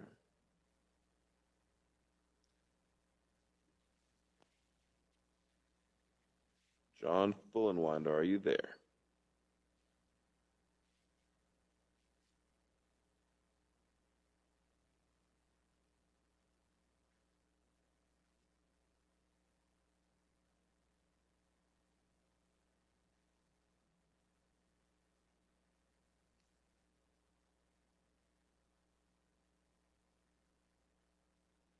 Okay, Mr. Fullenwinder, are you there? Yes, I'm here. Wonderful. You can start now. Thank you. All right. Thank you. I'm John Fullenwider, 1851 Fuller Drive in Dallas, with Mothers Against Police Brutality. I will address police use of deadly force. Mr. Mayor, the city of Dallas should adopt more specific policies restricting the use of deadly force. For example, don't shoot if a suspect is unarmed, like when DPD killed Michael Moorhead in 1970 and Clinton Allen in 2013. Don't shoot if a suspect is running away, like when DPD killed Juan Reyes in 1984 and Elias Portillo in 2016. Don't shoot if a suspect is sitting in a stalled car, like when DPD killed Genevieve Dawes in 2017. Don't shoot if a suspect is not armed with a gun, but is instead holding a screwdriver, like when DPD killed Jason Harrison in 2014. Don't shoot if an officer is working alone, like when DPD killed Kenneth Wayne Perry in 1976 and James Harper in 2012. For the past 50 years, Dallas has had one of the most unaccountable police forces in this country. We have to find another way. If you are serious about real change, then I offer you my support. But like many people, if you are not serious, I offer you my unrelenting opposition. Thank you. Thank you, sir. Jared Willis. Mr. Willis, are you connected?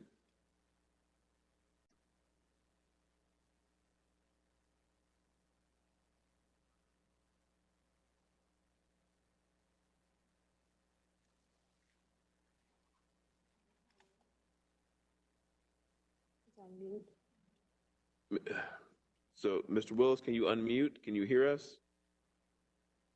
Showing that you are connected but muted.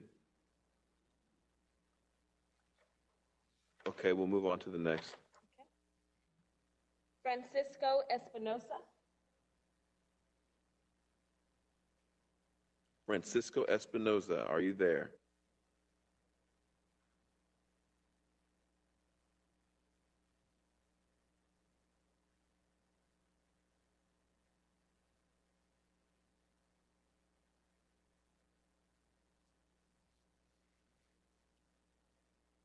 Francisco Espinoza. Hello? Hello, Yes, can you hear Mr. me? Espinoza, go ahead. Yes, we can. Go Please ahead. let me know when my time has started. It's starting now. All right. All right. Thanks for letting us have this venue for talking. City Council must defund Dallas PD. It is ludicrous that taxpayer money is being used to terrorize and infringe upon the constitutional rights of peaceful protesters, as we saw this past weekend. Chief Hall continues to excuse her officers' behaviors instead of owning up to the abuse of power. The bloodshed by the citizens of Dallas this past weekend is on her hands, and Dallas PD will be staying as long as she is at the helm. She needs to resign now. People of Dallas are scared out of an out-of-control police department, an armed militia that is accountable to no one. The people of Dallas are tired of the looting of our city budget for military-grade equipment that's being used to harm civilians, the looting of our city resources gifted to private businesses, the looting of our justice system by a racist, out-of-control police department who deem themselves judge, jury, and executioners. City Council must divest from Dallas PD and reallocate those funds to community infrastructure and health safety measures. Our elected leaders must work to radically transform police culture in the city and end the war on Black people now. We will remember your actions during this critical moment. Black Lives Matter. Thank you. Thank you. Yvette Balizé. Hello? Yes, Can you hear me? ma'am.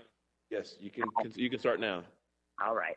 I'm just here to tell people that there are Black domestic terrorists in Dallas exploiting George Floyd's sacrifice, so be careful who you protest with. Marching with the wrong people in Dallas, Texas can get you killed. When our 5 police officers were murdered in the massacre, the Black Commissioner, John Wiley Price, said our officers had it coming. People need to know that Price's main follower and orchestrator of that massacre march is Dominique Alexander, who was found guilty of fracturing a 2-year-old baby's skull. And he also beat up his woman last year. So does that baby's Black life matter? When exactly do Black lives matter? They also exploit children, like in this pic you see of his follower, Shanita Cleveland. The ignorance it takes to mentally abuse kids into thinking all cops want to kill them is incomprehensible. A few bad cops do exist. Kids need to know the difference and the process to get rid of them, but it takes years of patience to change policy. John Wiley Price is the commissioner over the county jail, and I haven't seen these people blame John Wiley Price for anything. Instead, they direct hate towards my DA, the mayor, and Chief Hall. And just so people know, they hate our current chief of police, Renee Hall, and they love our ex-chief, David Brown, because ex-chief David Brown's son murdered a police officer on Father's Day, and that's what they stand for. Price's followers with Alexander fooled people to march with them. They convinced people to feel sorry for them instead of the real victim, like in the case of Botham Jean. The same group raised money for themselves instead of his family. It is impossible for council members to do what people are asking. Reforming the police department is our job. I got dirty cop Shane Owens Your removed. time, ma'am. Thank you so much. Christina Rodriguez. Hello, yes. My name is Christina Rodriguez, and I live in District 3. I have been a high school teacher of government for 5 years, and I currently serve as LULAC's Deputy Director for Youth across 32 counties in Texas. I'm here to speak about the use of deadly force by Dallas Police Department. When I first started teaching, my students hated the police. The memory of 16-year-old Jose Cruz, who was shot in the back and killed as he ran away from an off-duty Farmers Branch police officer, was fresh in their memory. You see, when our youth watches the news and sees atrocities like these on social media, this stems into a deep mistrust and hatred for the police department, all departments. If you look at the protesters, they are Dallas youth. DPD needs to reinvest in our city's youth and rebuild the damage that tear gassing and shooting peaceful protesters with rubber bullets has caused. Our kids were already facing the trauma of not finishing the school year with their peers and suffering from depression. They have been re-traumatized by you, injuring them while expressing their First Amendment rights, which we have all told them to exercise.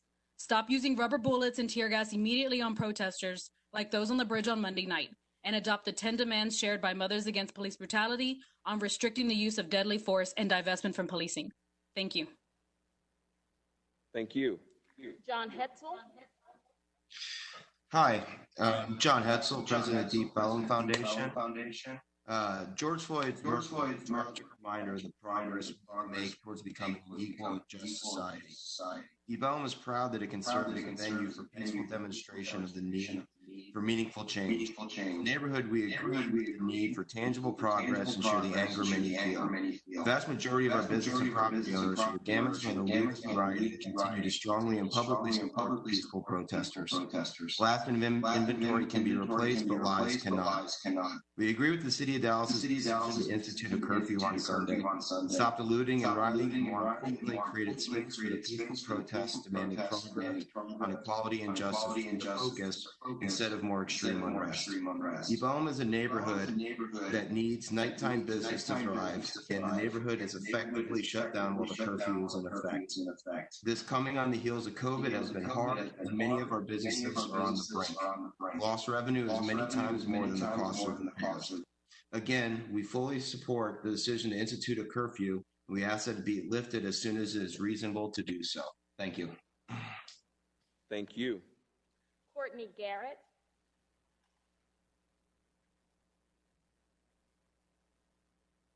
Ms. Garrett, are you there?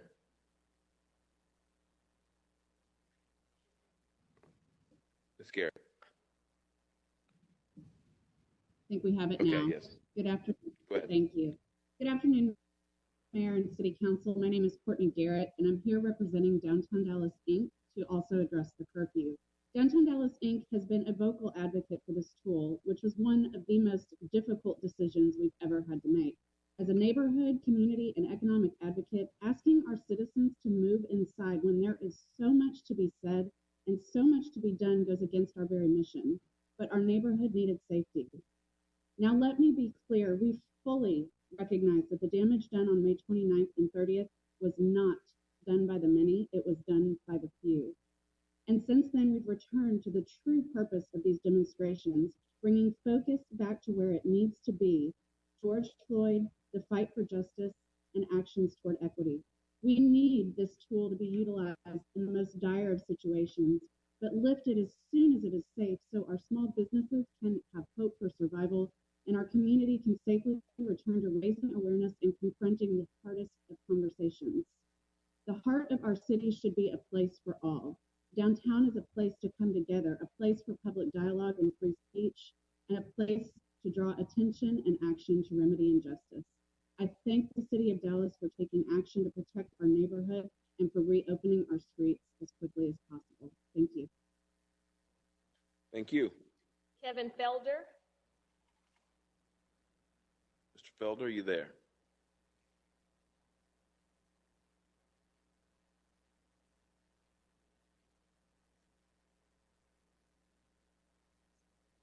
Mr. Felder.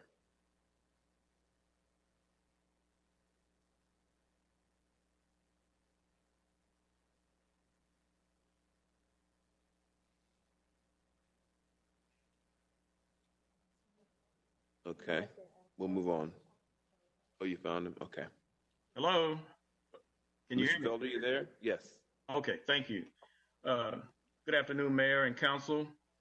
As a former Dallas City Councilman and president of the Dallas branch of the NAACP, I happen to be an African American, and I have a unique perspective on how the council works. In addition, I know most of you personally and professionally. The City of Dallas is in trouble, especially the Dallas Police Department. The DPD has a history and decades of mistreatment and abuse of unarmed African American men and women. For example, in 2013, DPD officer Brian Burgess ran over Fred Bradford, who was just riding a bicycle. Mr. Bradford did not have a weapon. He sustained a broken collarbone, broken ribs, a broken back, and he died of his injuries. Brian Burgess appealed his firing and was rehired. Now, the key is, are there any officers on the force that have been involved in murders and abuse of force? That loophole needs to be closed, and those need to be rooted out. Mayor and council, this upcoming budget, you will have some tough choices to make. I'd like to make some suggestions. Enhance de-escalation training, eliminate qualified immunity, establish a watch list of officers involved in shootings, assaults, and abuse of authority.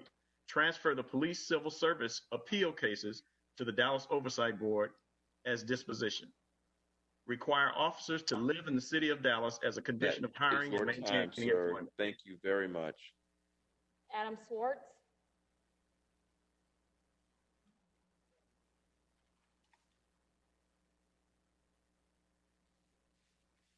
Mr. Schwartz.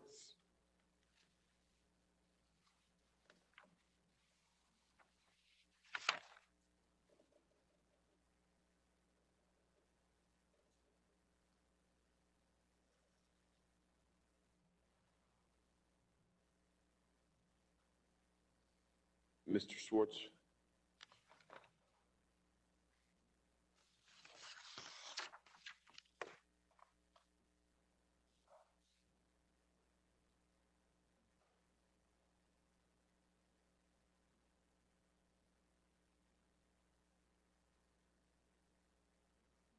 Okay, we're going to move to the next name.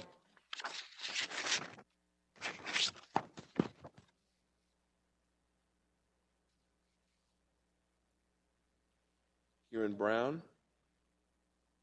Please confirm that you can hear me. Yes, please continue.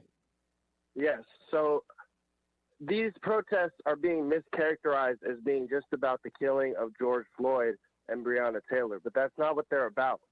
They're about systematic injustices that have been perpetrated by the police force, not just in the city of Dallas, but throughout the entire country ever since the founding of the very first police force in the United States.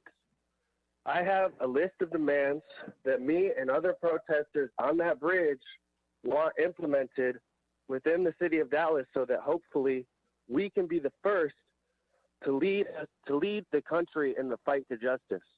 We need to abolish no-knock raids. We need to end qualified immunity, abolish civil asset forfeiture, abolish the cash bail for petty crimes, misdemeanors, based off the principle of the presumption of innocence,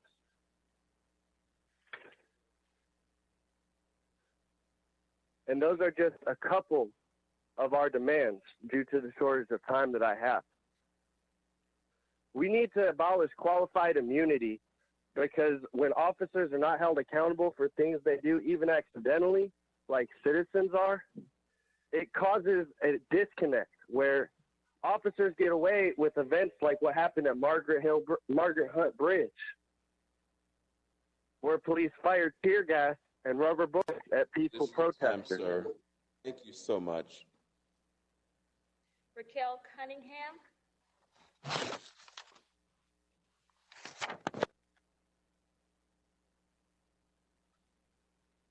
Hi, can you hear me? Ms. Cunningham, please continue. Thank you. Thank you.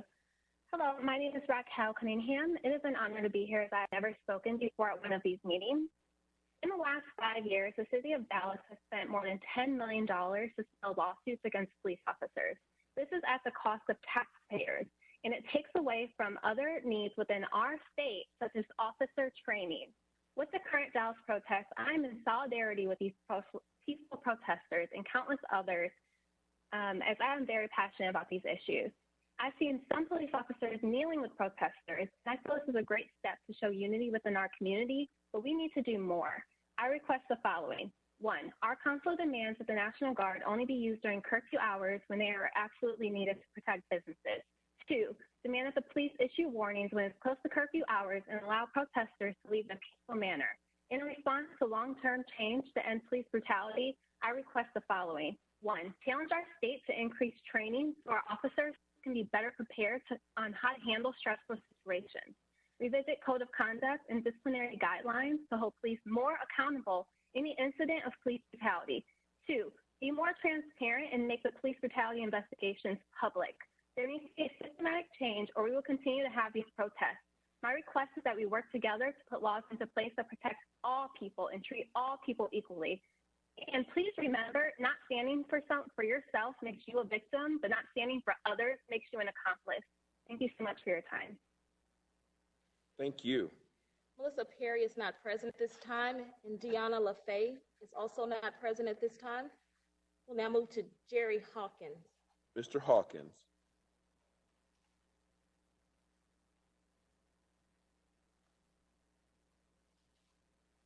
Mr. Hawkins, are you connected?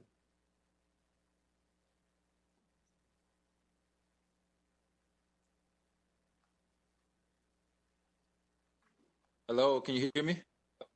Yes, we can now. You can Okay, start. thank you. Thank you. My name is Jerry Hawkins. I live at 3850 Northwest Highway, District 13. I'm representing Dallas Truth, Racial Healing and Transformation. I'm here to talk about the city and what we need to do.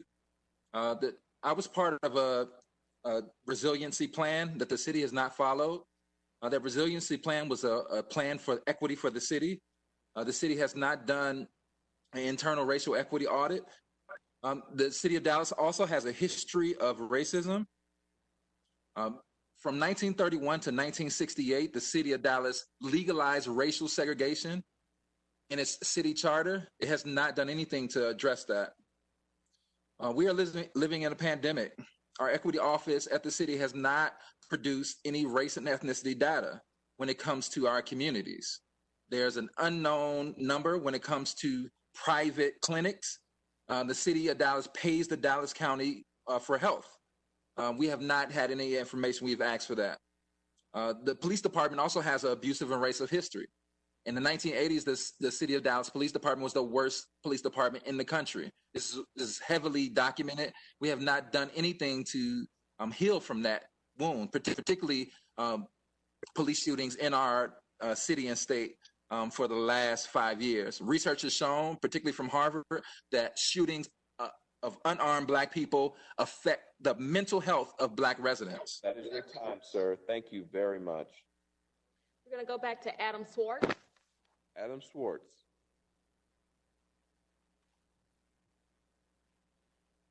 Hello. Good afternoon, Mr. Mayor. I Mr. hope Schwartz. you can hear me. Yes, we can now. You can start. Oh, thank you very much. Good afternoon, Mr. Mayor, Chief Hall, and council members. I'm Adam Swartz, as you know, from Council District Number 9. Thanks for your attention. I wanted to begin by first stating that at midnight last night, Police Chief Hall issued a new duty to intervene policy. I think that's a good and right policy.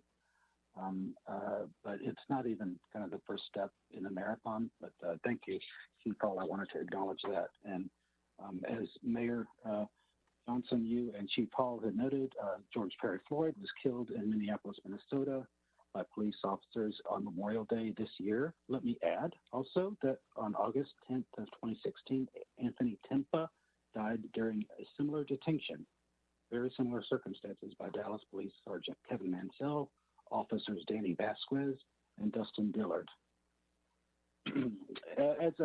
My time is short, I'd like to request a redress of all of these grievances. The first step, really, I would suggest is to immediately demilitarize our city workers. No rubber missiles, no rubber bullets, no flashbang grenades. Decommission all military-grade equipment, please, that is used by city workers, especially the police, and refuse all equipment donated or handed down from the National Guard or federal authorities. Second, please issue a proclamation that officers should de-escalate and actively avoid the use of force immediately. Third, please change incentives for city workers so that Thank you very generated much, from law sir. enforcement. Thank you. Thank you. Mark McDaniel.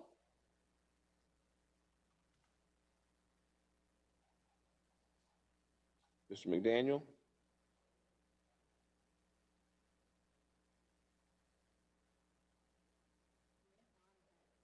Mark McDaniel, can you hear us?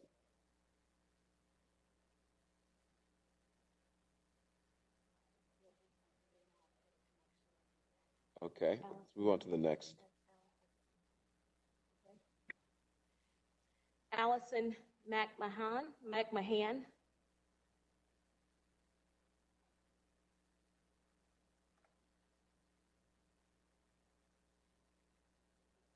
Allison McMahon, are you there? Yes. Can you hear us? Thank you. Yes. Okay, great. Go ahead. Thank you. I live in District 2. This is my first time speaking in a session, but I felt very strongly that I needed to share with our council members what I have witnessed in the past week and its impact. I have been horrified by what I've seen unfold in our city. When police show up to a peaceful protest and riot gear, they are already showing aggression. When state troopers and the National Guard are deployed, it is a show of force. When a 7 p.m. curfew is set after 2 days of protest, it is an assertion of power. What I saw looked like the criminalization of dissent. None of these efforts de-escalate, but only attempt to shut down free speech and make the situation worse. What we have seen in so many videos and images of Dallas police firing tear gas and rubber bullets at peaceful protesters is just wrong. I know that the incidents we've seen are not actions by the entire Dallas force, but these actions do cast a dark shadow on the entire Dallas Police Department and breaks the trust with the community. We need to demilitarize our police. We need more training for our officers in de-escalation tactics and limit use of force. We need to ensure that Dallas can and does have police salaries that compete with surrounding areas. We need our police to continue having conversations with the community. We should have come together as a city, yet we were divided. What happened to our protesters, our citizens, our neighbors this weekend and Monday never should have happened and should never happen again. Thank you, Mayor and City Council, for your time. You are welcome. Thank you. Tanya Reagan has canceled. Edna Pemberton is not present. Ben Struby.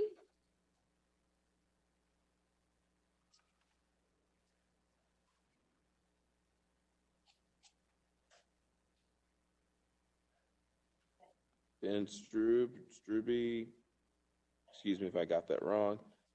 Are you there?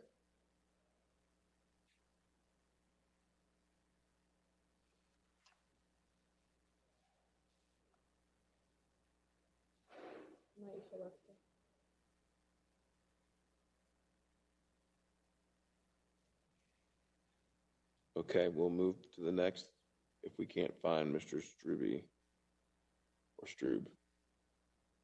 I'm not sure. Struby, okay. Maisha Luster.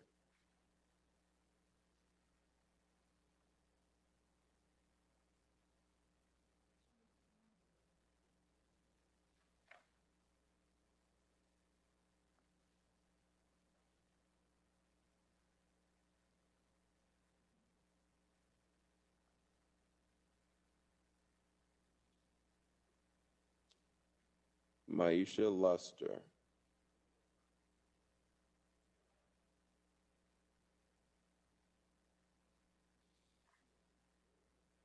No.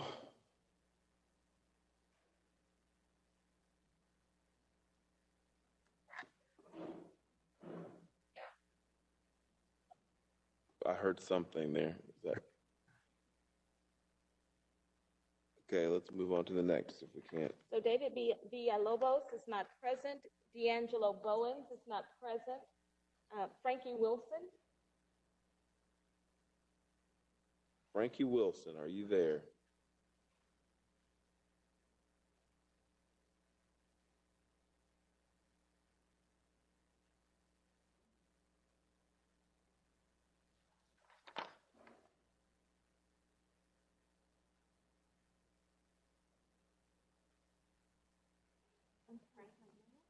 Frankie Wilson.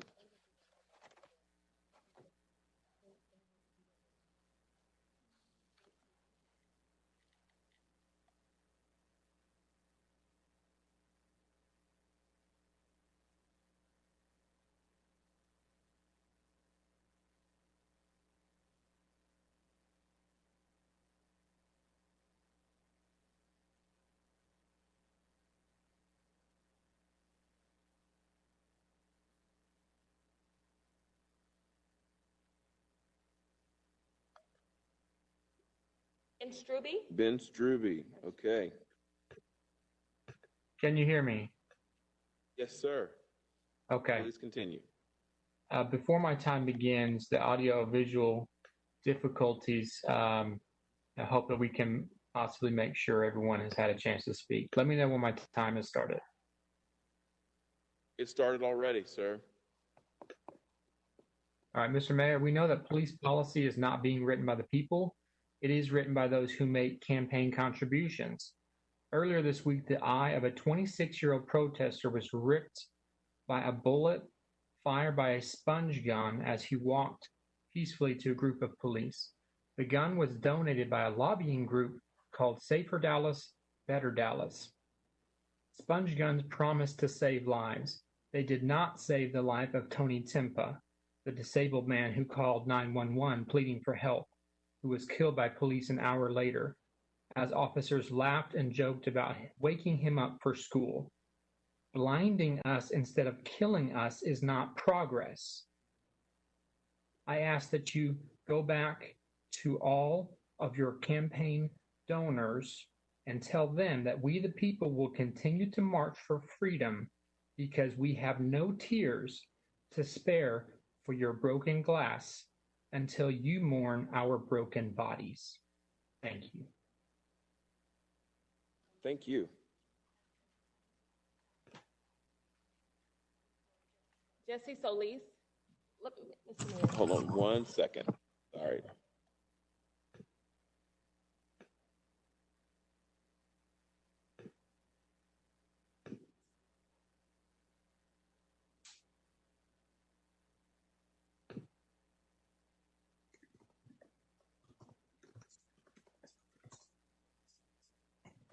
Okay, members, I've just gotten a suggestion from our city secretary based on our technological situation here that I'm going to lay out to you guys. And if there is any objection, this is what we'll do. We think it might actually help everyone. What we've been trying to do is respect the speakers list, the order it's in, and call the speakers in that order. The way it works on our end, though, is that means our tech people have to find that person and get them connected, and that's slowing things down a bit. So the proposal is for us to take the people in the order that the tech folks have them in their queue, and then we will find them on the list and just go. So we'll be jumping around on our speakers list, members, and it won't be in order. But if you don't have any objection to that, then that's what we'll do. We normally go in order, but to make this go more efficiently so folks aren't waiting on the phone all night, we'll just take them in the order that they come up, and we'll find them on our list. Is there any objection to that? Okay. Done. Sounds good. Okay. Anyone else? Any objection at all? Okay. Can you tell if there's City of Dallas residents or non-residents though? Is that going to be Madam Secretary, can you speak to that really quickly? Thank you, Mayor.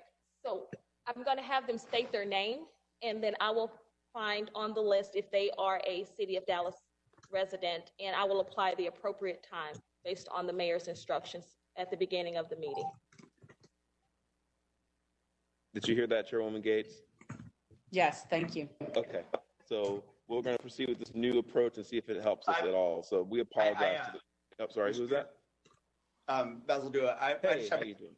Doing well. I was going to ask, is there any way, because I think some people feel that because they were given a number that maybe like they weren't, or they aren't like really alerts and they don't know when they're in the queue. So is it possible for us to just say the next speaker ahead of time to give a heads up of who is on deck? Okay, we're going to get told another option right now. So, Madam Secretary, go ahead and speak to another option that they've come up with. Thank you, Mayor. So another option is we could unmute all of the speakers, and I will just call their names. And when I call their names, they can just speak. But all speakers will be unmuted, so they're allowed to speak. So everyone's line would be unmuted at the same time, so we'd hear anybody who has background noise or anything like that going on. I don't know about that. Members, thoughts on that? Because that sounds like it might be a little chaotic. How many? I don't think that's going to work. I've been on. Mayor? Yeah. Can I suggest that maybe 5 names are called and 5 names are unmuted at a time? That's a great suggestion. That's an interesting suggestion. Can we unmute 5 people at a time and call those 5 names. And so there's only 5 people at any time who are unmuted as opposed to 180 or so, or however many. Okay. Okay. As a suggestion, the city secretary would often call the 5 names and ask people to come to the bottom of the stairs. Yeah, we got you. All We're at actually going the to try. same time? We're agreeing to try that right now. We're just going to try Thank to see you. if we can do 5 at a time. So we'll call 5 names, unmute those 5 people, and handle it that way. See if that works. Thank you all. Technology is very, very tricky here. So we appreciate the members of the public being patient with us. We are trying to do our best to accommodate all of you. It's a lot of names. Okay, so you ready to announce the 5, Madam Secretary? Okay, go ahead. Jesse Solis, Stacy Monroe, Myra Fierro, Katie Jawan.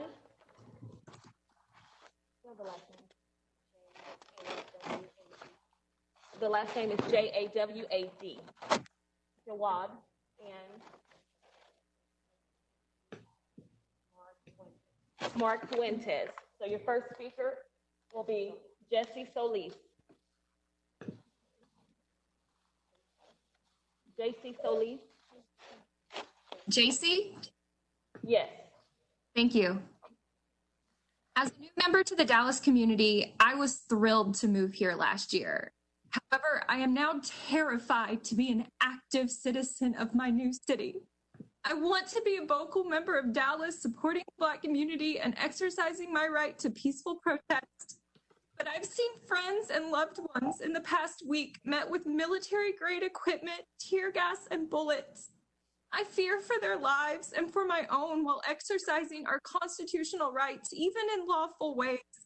I urge you to specifically address in DPD ongoing violence towards peaceful protesters, move to de-escalation, demilitarization.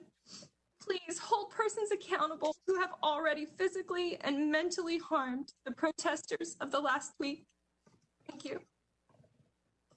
Thank you very much. Stacy Monroe.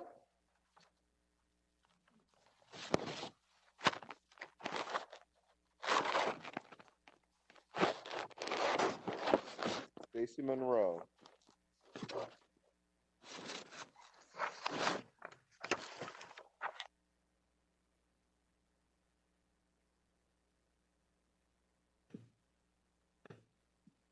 She logged off? Okay, next. Myra Fierro. Myra Fierro.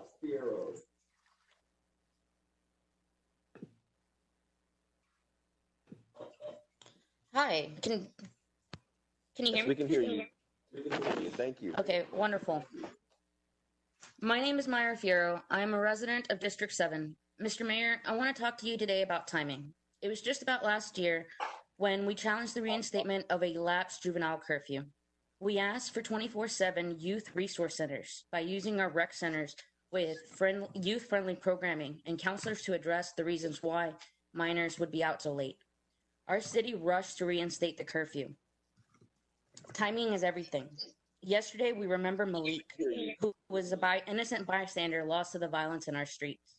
This week, we mourned Jamaje. It is time to get our priorities straight.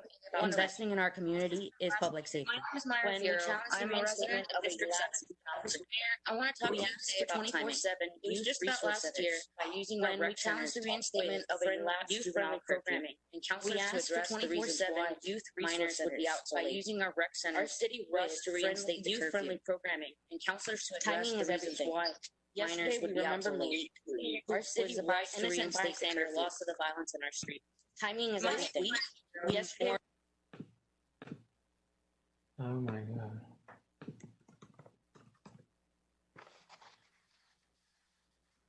What happened there? Did we lose her, or what happened?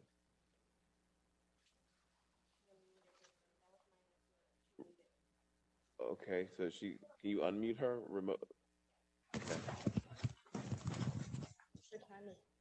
Okay. Let's move on to the next name and we'll figure it out. Your next speaker will be number 83, Heidi Jawad. Haiti Jawad. Muting. Yes. Please continue. Thank you.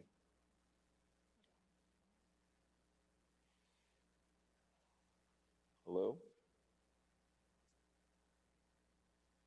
Did we lose? That's how societal change has occurred, and we are grateful to our young people for shining a light in the darkness. We implore the Dallas Police Department and Dallas city officials to work with Mothers Against Police Brutality, founded by a grieving mother, Colette Flanagan, who lost her son Clinton, and a grieving daughter, Sarah Mukuria, who lost her father to police violence. And that provide solutions to policing problems in our communities. We condemn the threats by President Trump to send in the military. His statement, when the looting starts, the shooting starts, is abhorrent and irresponsible and must be rejected by all law enforcement and military personnel. We hope every single elected official and public servant in Dallas will vehemently oppose President Trump's threat to send in their First Amendment rights. We are hoping because legislation and trainings only go so far. Finally, we urge City Hall to refuse all military-grade weapons under Federal Program 1030T, 1033, and immediately suspend all trainings associated with the Federal 1033 program. Thank you, Mr. Mayor. Thank you. Your next speaker will be Speaker 191, Sarah Mukuria. Ms. Mukuria, you'll be given 1 minute to speak.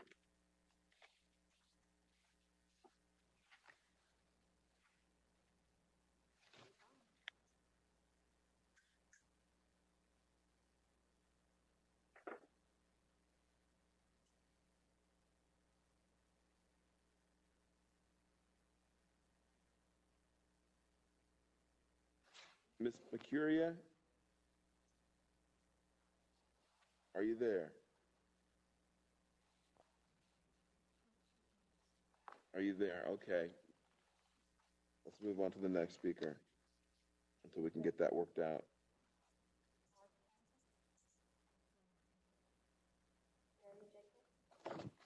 Barry Jacobs. Thank you, Mr. Mayor. Thank you. Go ahead. Council members, I'm here like so many of my neighbors to speak out about what we've seen in our city this past week. Thousands of Dallasites have rallied, as is their God-given and constitutionally protected right to express their outrage at the death of George Floyd. And for the most part, they have done so peacefully. There has been some violence from a handful of protesters, but by far the worst behavior has been that of the Dallas Police Department, who have deployed tear gas, pepper rounds, rubber and foam bullets, and other munitions against innocent people. Cops have a right to defend themselves from imminent threats, but they should never strike out indiscriminately against criminals and innocents alike, including people who had nothing to do with the protests but were merely passing by. What we witnessed on the Hunt Hill Bridge this week was what one would expect from an authoritarian dictatorship, not a police department pledged to serve and protect free people. I believe that this is the most dire threat our city and nation have faced in our lifetimes, and it is shocking that it should stem from the ranks of our police department. Council members, I beg you, rein in the DPD while you still have a city to lead. And as I have a few more seconds, I'll add that the militarization of our police didn't just happen on its own. It occurred with the complicity of this council. Just last month, this body voted 15-0 to authorize DPD to acquire 2 military-style armored personnel carriers. Examine your consciences, council members, and make this stop. Thank you. Thank you. Your next speaker, Speaker 32, Mark James. Mr. James? Yes, sir. Can you hear me? You can. Go ahead. All right. Thanks for having me, Mr. Mayor and the City Council. My name is Mark James. I'm a resident of South Oak Cliff. I'm not going to continue to repeat what everyone else is saying, but I do want to know this. I'm about solutions. What can we do on both sides of the ball to avoid this from happening? Our community is hurting for understanding and change. Please be transparent with us. I'm also a member of the Texas Organizing Project. We would like to have a seat at the table to at least voice our opinions and also to see what we could do to help the community. Thank you for your time. Thank you. Next speaker, 113, Nora Soto. Hi, my name is Nora Soto, and I live in District 4. After a weekend of Dallas police deploying tear gas, pepper balls, and rubber-like pellets on thousands of community members coming together in grief and anger, I am done waiting for Dallas leadership to act. Police actions towards protesters this weekend prove that their training to de-escalate tough situations is not enough. They are not well equipped to handle peaceful opposition from the very citizens they have sworn to protect. I demand that City Council call for the immediate resignation of Chief Hall. I demand that City Council does their part as public servants to stop the sanctioned murder of Black people by defunding the Dallas Police Department and reinvesting our public funds to serve our communities.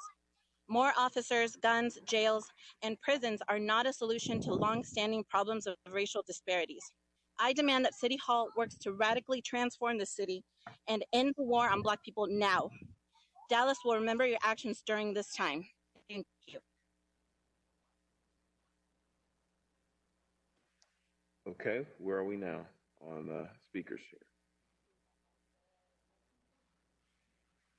Joel, next speaker, 159, Joel Waysinger. You'll be given 1 minute to speak. Joel Waysinger, are you there? Can you hear me? Yes, we can. Go ahead. You have 1 minute. The DPD has recklessly and unnecessarily endangered protesters. They've repeatedly tear gassed, shot at, corralled, and detained peaceful protesters. Know that attempting to further suppress and actively harassing, detaining, and assaulting protesters won't silence us. We're done being brutalized and then blamed for it. We're done with your passing the buck to the same organizers and community leaders you're otherwise happy to ignore. You must more aggressively move on the 8-count wait and other guidelines laid out by Campaign Zero. There's no excuse.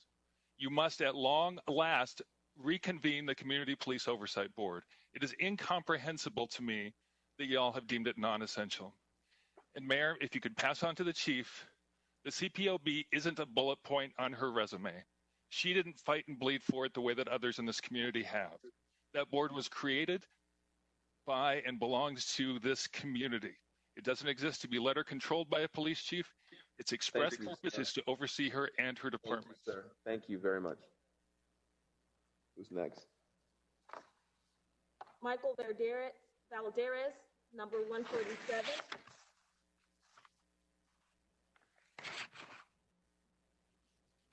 Michael Valderes, are you there?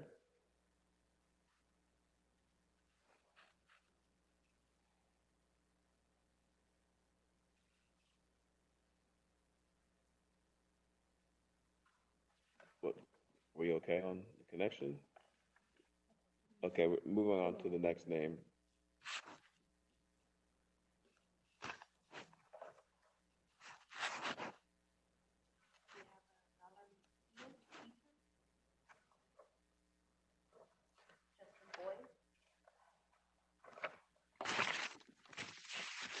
Justin Boyd, number 77. Hello, can you hear me?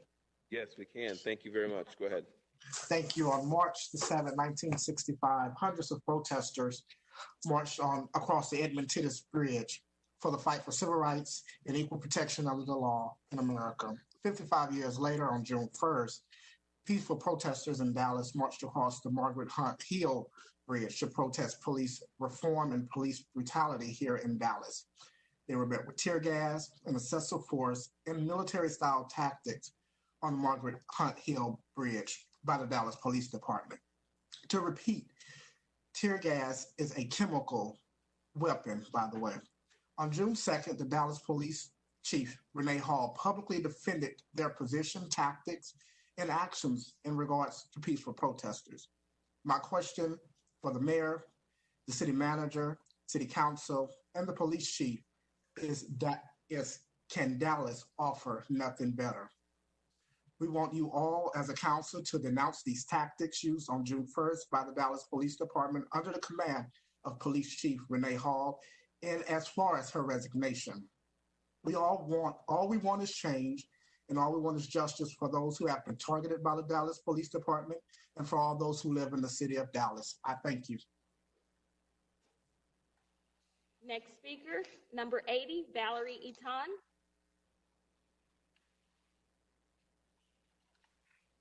Valerie Eaton, are you there? Hello, can you hear Ms. me? Eaton, are you there? There we go. My name is Valerie Eaton, and I'm a citizen of Dallas District 3. I'm with the Party for Socialism and Liberation, and we condemn the lynching murder of George Floyd by the Minneapolis Police Department. We extend our deepest sympathy and solidarity to his traumatized family and community. The Party for Socialism and Liberation believes that our country's problem with police brutality is not just due to a few bad cops. It is the capitalist system itself and its apparatus of repression. The police, courts, prisons, and the laws that value private property over lives, which represent a systemic disease that requires a systemic solution. We are a militant organization in more than 90 cities, organizing to fight for a new system, socialism, where the capitalist repressive state is overturned and a new anti-racist state replaces it to truly serve the people. Socialism means that a job, free healthcare and education, and a home for all are guaranteed constitutional rights, instead of commodities out of reach for tens of millions. Only by organizing together can the working class aim to eliminate homelessness and landlordism, racism and police brutality, war and oppression, poverty and hopelessness. I urge our mayors and council members to invest in community policing alternatives and to disarm, defund, and disband the police. Lastly, please understand that rubber bullets, beanbags, and tear gas are by no means non-lethal weapons. They can absolutely kill, maim, and hospitalize people, and have already done so to many American citizens around the country. You have got to take these weapons out of the hands of the police. Thank you. Thank you. Next speaker, number 64, Corey Toriani. Corey Troiani. You can hear me? Yes. Go ahead, sir. County Dallas resident. I'm representing myself today. I'm speaking in solidarity with Black, Indigenous, and communities of color who are underrepresented and over-policed in our city and across the country. I'm urging Dallas City Council to recognize that we need systemic changes to the systemic problems of racism, police use of force, and police militarization. While it is important to make small reforms like the one suggested by City Manager T.C. Broadnax, it's not enough to simply make incremental changes. There's a growing movement across the world to defund local police, and I think you need to take this seriously. Defunding DPD means freeing up resources for homelessness, social support programs like education, after-school programs, parks, green spaces, and rehabilitation. These are some of the things that build a stronger social fabric with greater social mobility and less people locked up and beaten up. That is your time, sir. Thank you very much. Next speaker, number 74, Noel Parks. Noel Parks. Noel Parks. Hi. Hey, there you are. Go ahead.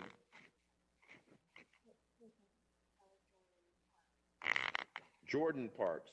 Okay, we got two different Parks on the same page. Jordan Parks, go ahead. Hi, my name is Jordan Parks. I'm a resident of District 11. Current events have made clear that our city's budget's disproportionate allocation of funds to our police departments has proven inefficient in reducing crime and instances of police brutality.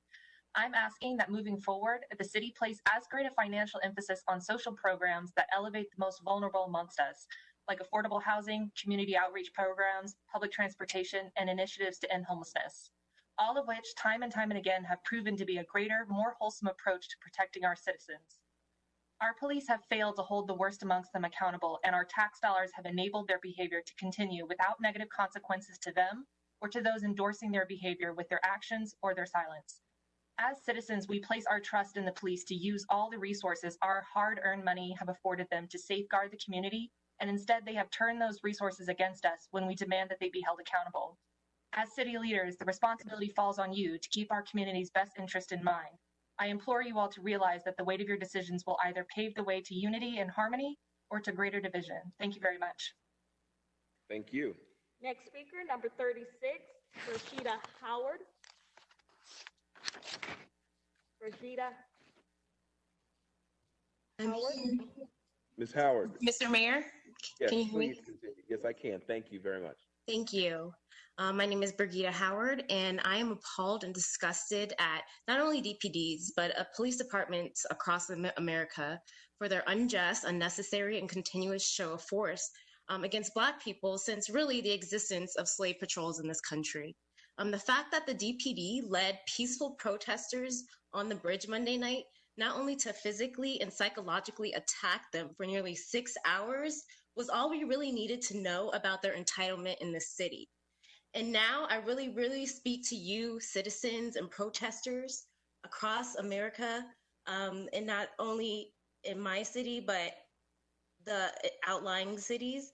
According to Dr. Delaney, the things that we need to actually fight for are not only defunding the police, but really relinquishing qualifying immunity. So I really implore you to really think about what we're actually protesting for. Thank you. Thank you. Next speaker, number 88, Melanie Gibson. Hello, Mr. Mayor. Ma'am, go ahead. Thank you. Thank you so much for speaking with me today. My name is Melanie Gibson. I live in Council District 1. I'm here because I believe we need changes in policing and an allocation of resources in our city. I'm here to support the 10 changes in policy offered by the In Defense of Black Lives Dallas Coalition. At the top of that list of changes is increasing investment in mental health services, funding mental health and social workers to work with the police, and funding employment programs for housing assistance and job training. I'm counting on you to stand with the Dallas community. Thank you for your time. Thank you. Sarah Hess, number 30, speaker number 30. Yes. I want to begin by condemning the mayor, the city manager, and the Dallas police chief for all their leadership and complicity in police brutality. No question that the city of Dallas exists at the center of police brutality in the U.S.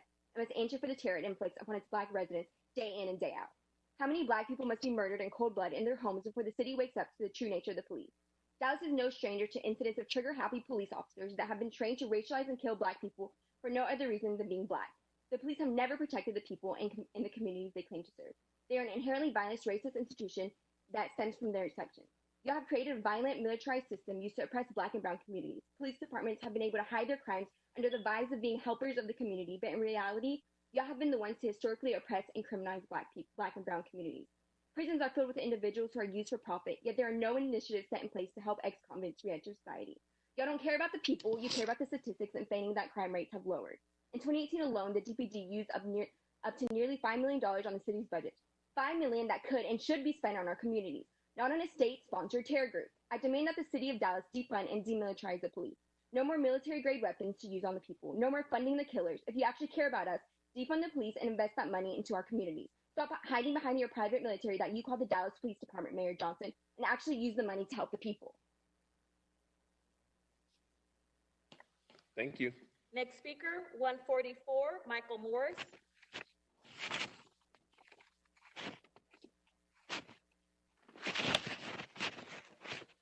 Hello, can you hear me? Yes, we can. Thank you. Please continue. Okay, great. Hello, my name is Michael Morris. I live in District 1, zip code 75208, and I'm a university professor in the community. I'm speaking in defense of Black people's right to live well and thrive. While I'm appalled at DPD's use of force this past week's police brutality protests and their instigation of violence, and while I am here to echo demands that my councilmember Chad West call for Chief Hall to immediately stop DPD's harmful escalation tactics and terrorizing of protesters, ultimately what I am demanding is that Dallas do what Minneapolis City Council is currently considering: fully disband the Dallas Police Department. What House Representative Ilhan Omar said earlier today about the Minneapolis police is also true of Dallas Police Department.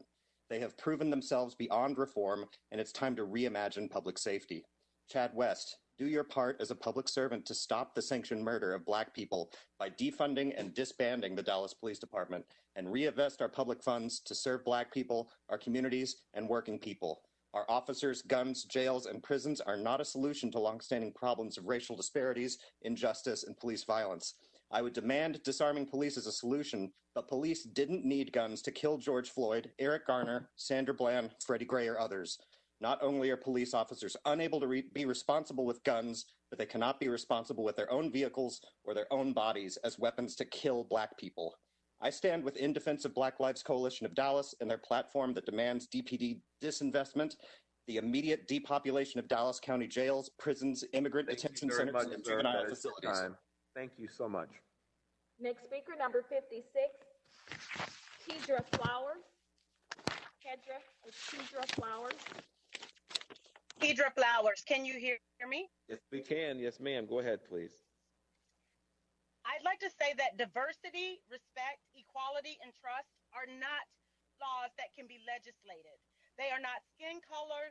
They are mindsets. They are relationships. Chief Hall has demonstrated this week that she does not have the ability to take a stand to mend the relationships that have previously been broken in Dallas between the DPD and the community. She does not have the tools to mend the damage that was here before her, and further, she is creating additional damage by the decisions, statements, and overall tone with which she is dealing with an already hurting community. It is time for Dallas to move forward from its history and create a new future, and I trust that your team will begin that process by making a clear statement of intolerance for this type of treatment for our citizens and a continued respect between the DPD and our community on a go-forward basis. It's going to take all of us, but you can start by taking a stand right now. And as everyone else has said previous to me, we are watching, and we will make a decision based on the reaction of this leadership team to what is happening in the city of Dallas right now. I thank you for giving me the opportunity to speak, and I thank you for listening to us and considering what you have heard today. Thank you. Your next speaker will be number 74, Noel Parks. Okay, let's try that one again.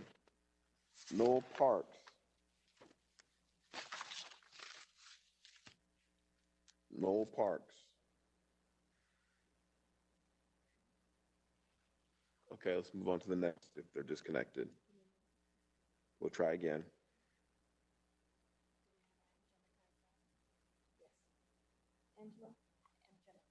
Angelica Andrade. You'll be given 1 minute to speak. What number? Number 204, Angela Andrade. Okay. Hold on one second. I'm muted. Yes, Miss Andrade, you have 1 minute. 1 minute? It's starting now. Am I unmuted? Yeah, we can hear you, ma'am. Please continue. Okay. Thank I you. have 1 minute, you said? Yes, ma'am. Okay. Hey, check it out. I'm in the county jail, right? And this coronavirus, we're on quarantine. They pulled out 6 people already for the coronavirus. There's one more. You're down to 38 seconds at this point. There's a guy, older man in here. He's 59 years old. He's just sitting here on a parole hold. He's been in here almost 2 months. He only has a parole hold. They dropped the misdemeanor charges. He's elderly. We've been on quarantine for going on 5, 6 days, something like that, 7 days. This old man's so scared of the coronavirus that he sticks with his mask on, or he don't ever take his mask off. He's only here on a parole hold, and parole's ignoring him. Is there any way I can help him? All right, thank you. And also, we need cleaning supplies. You know, the jail's not giving, like, we ain't got no spray bottles, no disinfectant. We haven't been able to clean the showers in a month. Now, only one. Thank you very much. That's your time. Who's next?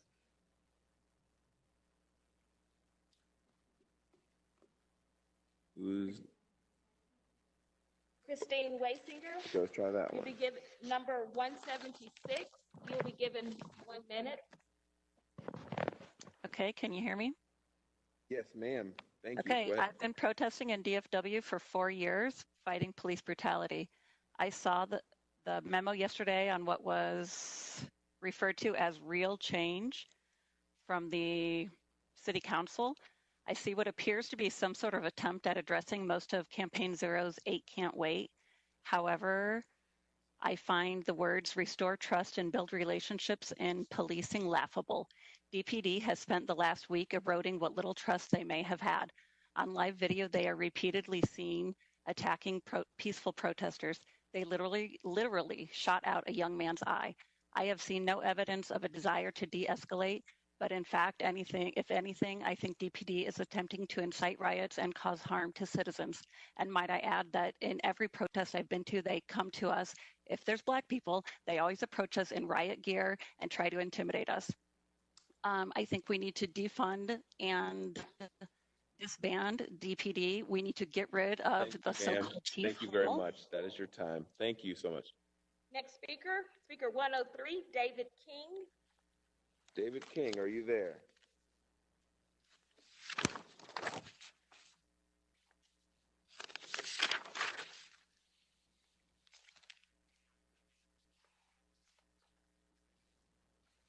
David King, are you there?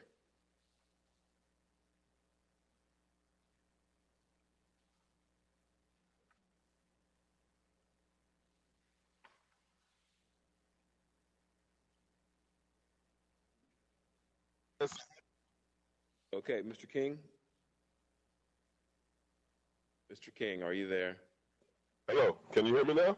Yeah, we can now. Thank you. Okay. Go ahead. Great. Thank you, Mayor. Thank you, City Council. I just want to briefly say that this situation really boils down to a choice between police enforcement and community investment. We know we have a limited budget. We know the issues that have been going on in the last few years, if any of us have been paying attention. We're beyond the pale in terms of resolving the underlying problems as opposed to trying to enforce our way out of it. I think that's been made so evidently clear in the response to the protests that caused a young man to lose his eye and multiple other violent occurrences that were completely unnecessary. I think the juxtaposition between the protests in Houston and the protests in Dallas says it all when the city of Houston can bring out 60,000 protesters and then they're joined by the mayor, they're joined by their other representatives. And they have a peaceful protest through the whole process, 60,000 people. Here, we're carting people off to jail in buses, and we're the third largest arrest rate of protesters in the country. So serious things have to change. I think we all know that. Mayor, while I'm speaking, I do want to commend you on signing on to the mayor's pledge for the Obama Foundation. I think that's an important step. I think that shows that you understand the commitment necessary. We have to turn that into real action and real impact. So to that effect, the implementation of that is going to be key. This has to be top priority. This has to be out in front until we see positive change or nothing else is going to be able to move forward. Thanks so much, Mr. Mayor. Thanks to the City Council. Number 27, David Villalobos. Yes, hello. My name is David Villalobos. I'm a campaign coordinator with the Texas Organizing Project in Dallas. I'm here today as part of the 674 people that got arrested on the Margaret Hunt Bridge. From my years of peaceful protesting, I've never been shot at with any type of bullet or smoke, and we were fired upon without warning. The crowd went to chaos, but then gathered some composure, took a knee while peacefully chanting, "Hands up, don't shoot." We were then pelted with what we thought was tear gas. This is symbolic of what's happening in America right now. The Dallas Police Department is meeting the issue of police brutality with more police brutality. Someone could have fallen off the bridge. I was put in a DART bus with about 30 other people with no regard to social distancing. Also taken to Frank Crowley Courthouse in a paddy wagon with 9 other people. For the record, I hope I don't have COVID-19 because of these interactions. Through the lens of failed leadership by the Dallas Police Department, our organization is calling on the city to fire Chief Hall. But we know that a personnel change will not be enough without this city changing policy. So we want immediate demands to stop firing rubber, sponge, or any type of bullets at protesters, stop arresting protesters, invest 1% of the police budget to the Community Police Oversight Board to get true accountability, adopt the 8 Can't Wait, adopt the In Defense of Black Lives Coalition platform. This is not Greg Abbott's Texas or Republicans' Texas. This is the people's Texas, and we are ready to fight like hell for it. Until then, there will be no peace in the streets until there is justice for our people. Thank you for my time. Thank you. Next speaker, 169, Pamela Grayson. Ms. Grayson, you'll be given 1 minute to speak.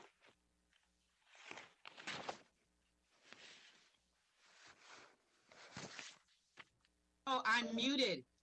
Hello? No, we can hear you. You are not muted. Oh, my name is Dr. Pamela Grayson. You all have seen me before. I marched on Monday night and I was in the crowd. I was shot in the head with a rubber bullet. I have a big knot on my head. I am dizzy. I can not work this week, can barely take care of my child. We were peacefully protesting. I did not deserve to be shot. And even when I came off that bridge, your police leadership indicated it was excessive force and should not have been done. This is a problem. On Friday night when I marched, I was hit by the Dallas police. And I don't believe terminating you, Chief Hall, is the issue. You have a deeper rooted issue than Chief Hall. But I guess y'all will figure that out next week when my paperwork hits your legal department. Y'all have a good day. Thank you very much. Next speaker. Michael Valderas. Thank you. Can you hear me, Mayor? Yes, we can. Thank you, Mayor, so much. My name is Giovanni Valderas. I'm a former Vice Chair of the Cultural Affairs Commission, and I am speaking to you today to acknowledge the mass inequities that we have in our city. 83% of people in poverty are Black and Hispanic in Dallas. I think this points to the systematic racism that our communities of color have faced over decades. So it's easy to say, well, listen, but I think council members have to take action and listen to our constituents or their constituents and really be willing to invest in education, healthcare, and community programs, and really really examine the police budget and see how much money that is actually going there instead of our communities. And I think also council members need to hold themselves accountable and start at the police oversight board and who they've appointed. There's a few appointees that initially did not believe in the board. I mean, I think this sends a wrong message to our community members. And I hope that is your time, sir. Thank you very much.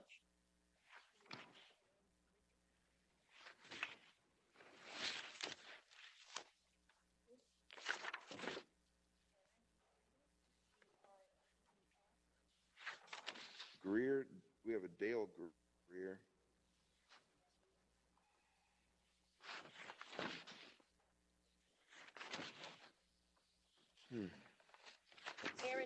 Speaker number 102, Aaron Greer.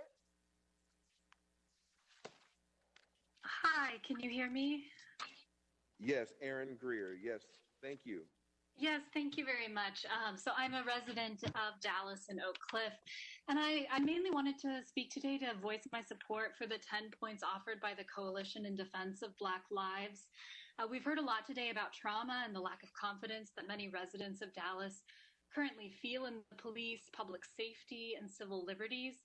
But I wanted to just note that we also have an opportunity to do something really exciting in Dallas. The 10 points outlined by the Coalition in Defense of Black Lives sketch how our city could be visionary in redirecting public funding to truly serve the public and in establishing clear protocols limiting the police use of violent force. Imagine a city in which the first responders to a mental health crisis are mental health professionals, unarmed and appropriately trained. Imagine a city that saw public safety as encompassing public health, unpolluted neighborhoods with public space and recreation centers, and equal opportunities for quality education and jobs.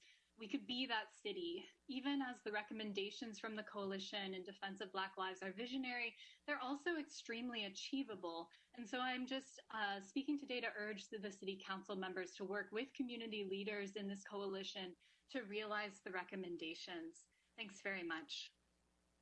Thank you. We'll now go to Speaker 191, Sarah McCurria.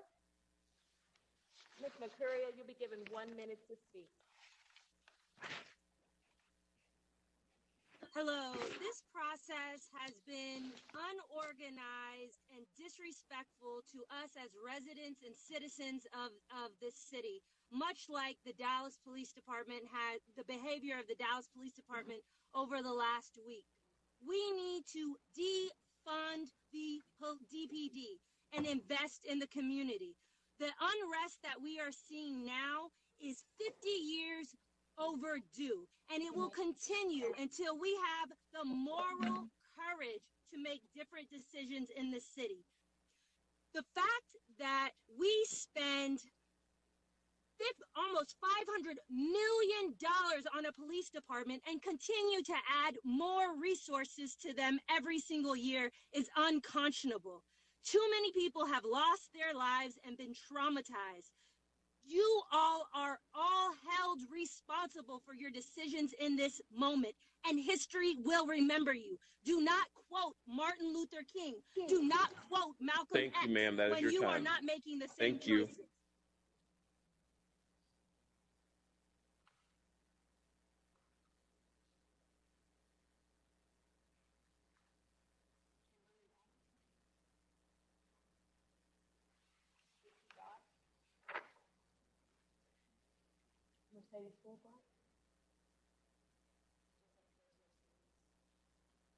Mercedes Fulbright, speaker 108.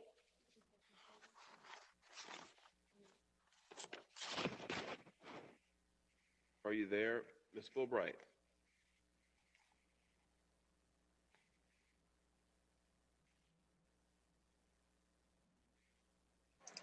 Hey, can you hear me? Yes, is this Ms. Fulbright? This is Chris Fulbright. I am here. Okay, hold on one second. Let me just get the clock started over again. Can you hear me? Yeah, Sorry, appreciate it. minute and a half. Hold on, don't start yet. Go ahead. There you go. Clock started. Go All ahead. right. Hey, this is Mercedes Fulbright. I live in District 7, South Dallas. I'm here to demand on behalf of In Defense of Black Lives Dallas that TC Broadneck put out a budget recommendation defunding DPD ASAP. The 21st century reformist policies that he put out yesterday is not enough. And we're also telling DPD to stand down, Chief Hall, stand down, quit attacking peaceful protesters everywhere we are.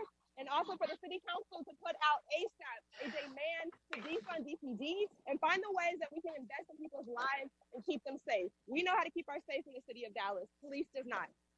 Dallas Police Department does not know how to do it. Mayor Johnson, we need to be involved to make sure to tell DPD to stand down now, as well as cut the police force, cut the Dallas Police Department now. Thank you. Thank you.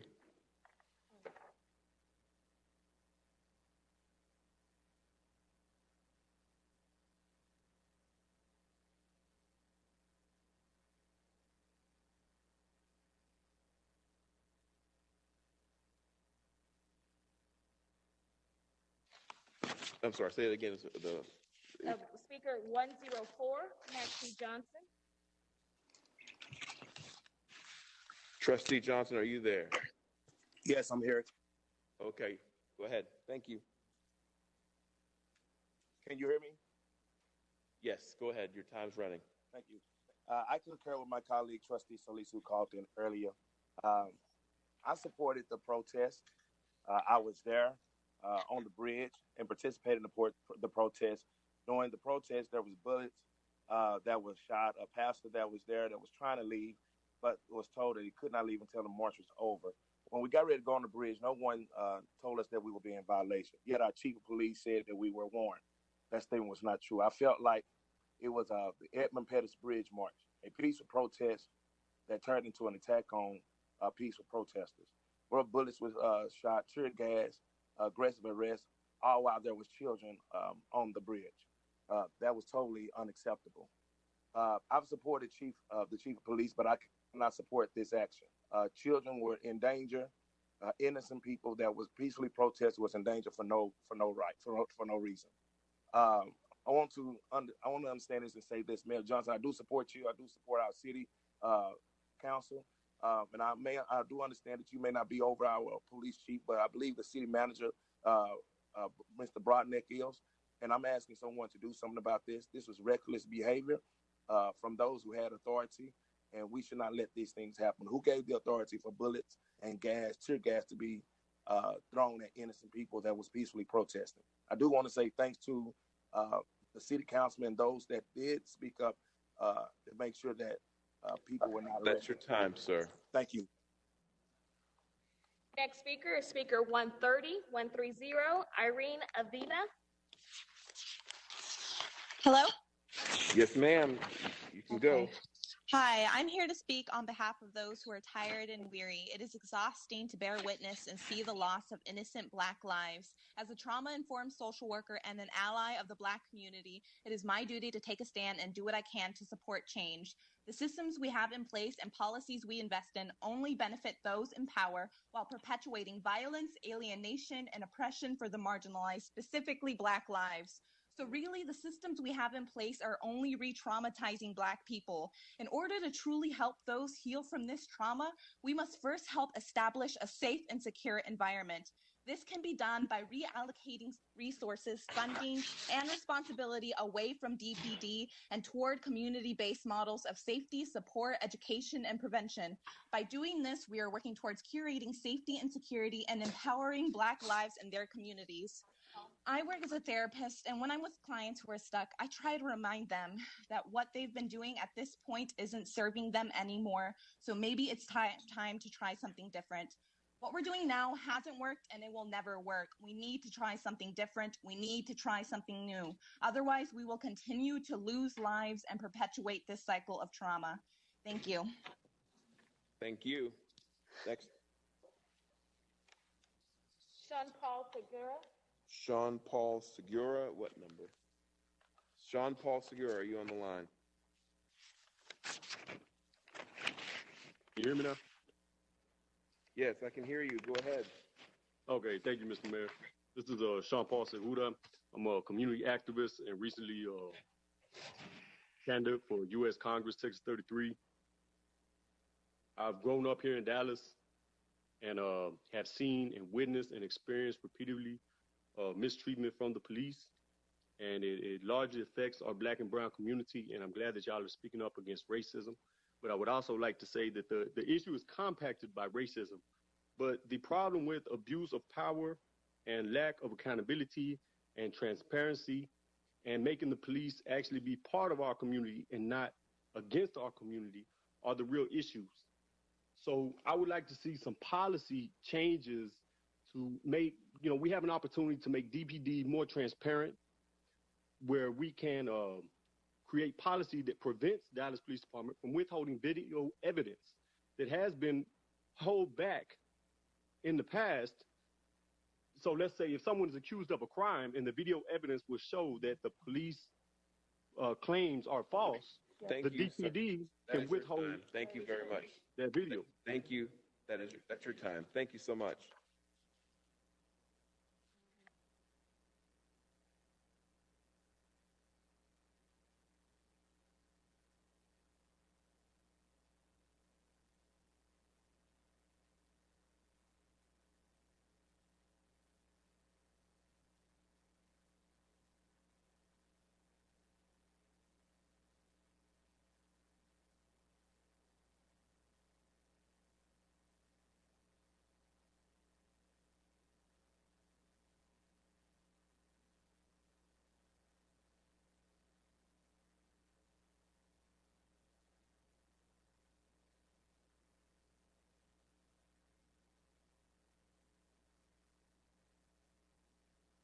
District 29, Frankie Wilson. Yes, can you hear me? Yes, we can. Go ahead. Thank you so much for your patience. Thank you so much again for coming back to me. I appreciate it, and I appreciate the work that you all are doing to try and address this. My name is Frankie Wilson. I work in strategic marketing and communications for city governments and small businesses throughout the city of Dallas and beyond. I'm also president and leader of the Applied Behavior Analysis for Social Justice organization at the Chicago School of Professional Psychology here in Dallas. As a professional speaker, I often express the fact that you cannot change something that does not belong to you. And it's evident that the ownership of the present circumstances, which involve police brutality and environmental changes within our city, belongs solely to our city leaders and police department, which is a grave misunderstanding and untruth. The issue that our city and others throughout the nation endure are those that belong to all citizens and not a chosen few. With that said, I'd like to suggest a seat at the decision makers table for our behavior analysts, our psychiatrists, our social justice leaders, and communications professionals. Therefore, if we own our actions together, we can create a better experience for everyone in the city. Thank you. Thank you.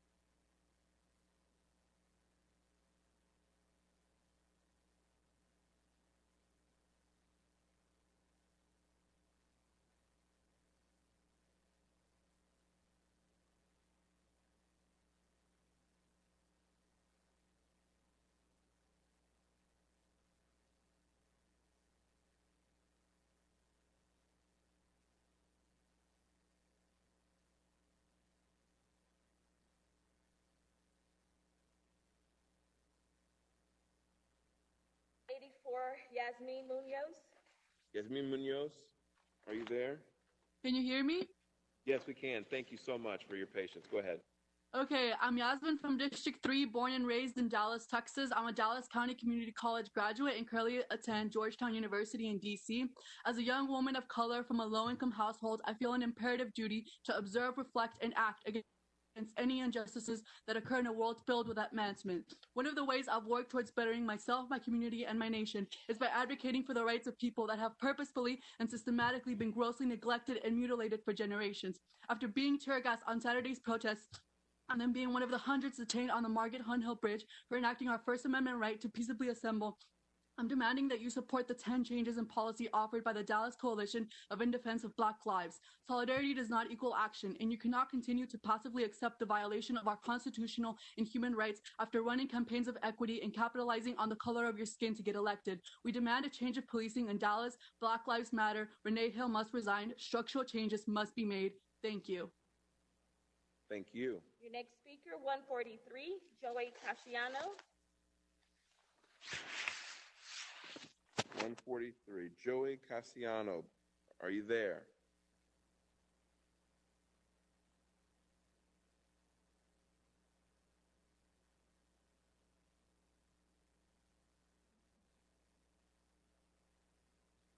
Mr. Casciano, are you there?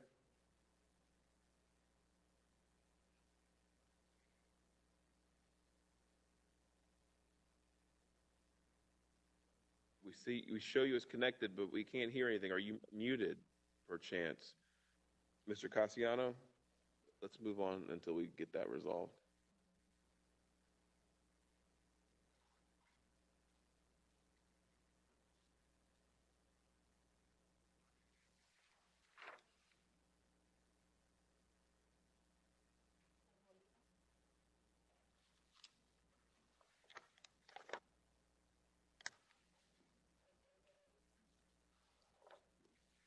David Olivas, number 45, speaker 45.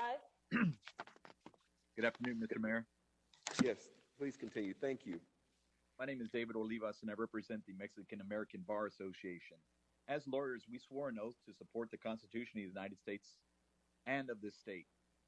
As such, we stand behind the peaceful protesters exercising their rights under the First Amendment of the United States Constitution.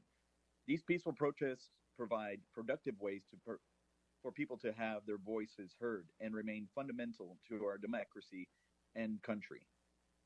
Recent actions taken by the City of Dallas and partner government agencies in their handling of the protests, in particular the peaceful protest on Monday, June 1st, have us very concerned. As an organization, we ask the city to reevaluate their current conduct, to put policies in place and respect the individual's rights to protest peacefully and communicate those policies with the communities.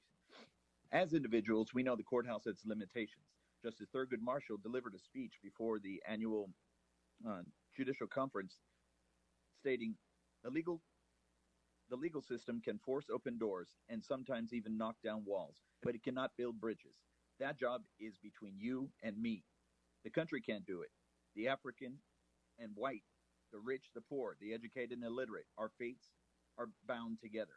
We cannot run from each other, but we cannot escape. We will attain freedom if we learn to appreciate and what is different in mustering and the courage to discover what is fundamentally the same. America's diversity offers so much richness and opportunity. That is your time, sir. Thank you very much. Next speaker, speaker 190, Ruth Torres. Ms. Torres, you'll be given 1 minute to speak. Ms. Torres, are you there?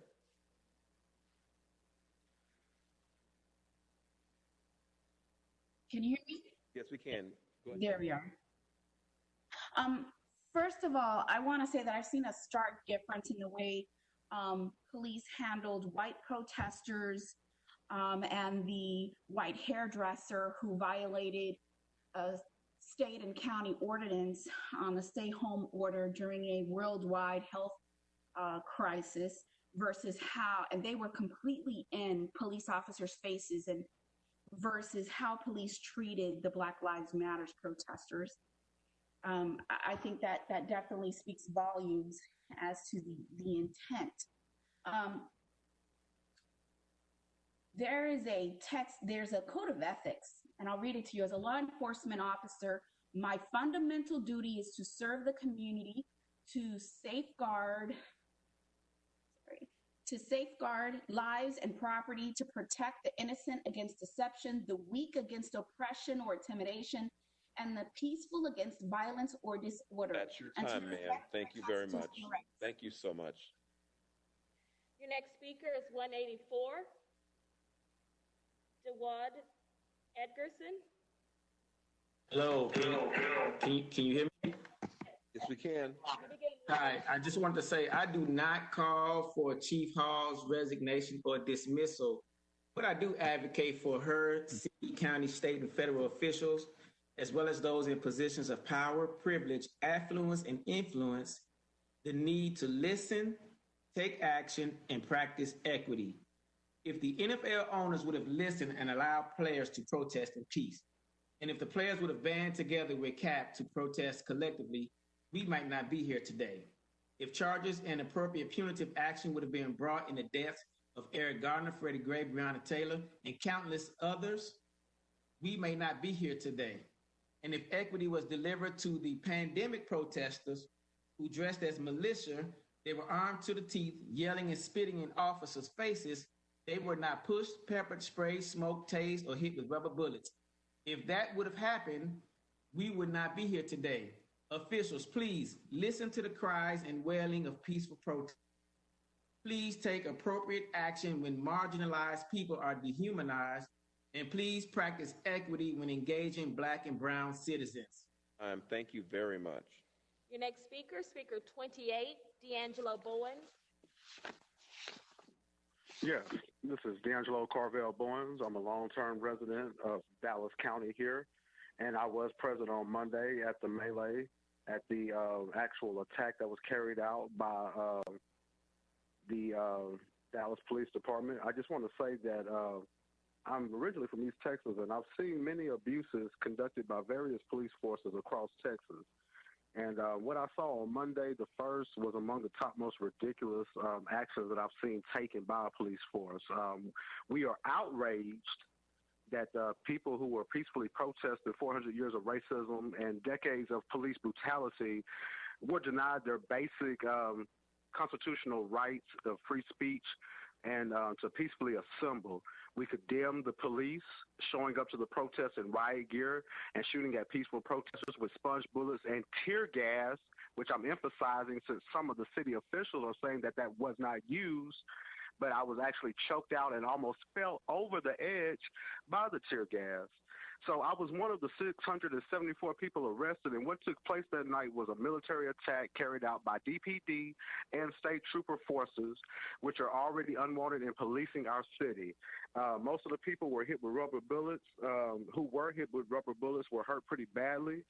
Smoke bombs were used, and without even hearing commands. And along with the demands of my colleague David Villalobos, what he stated earlier, we are also calling on you, Mayor, and the city officials to quickly assemble a task force to seriously examine the outsized role police play in our city and thoroughly look into divesting from... Very much. Thank you so much. Your next speaker,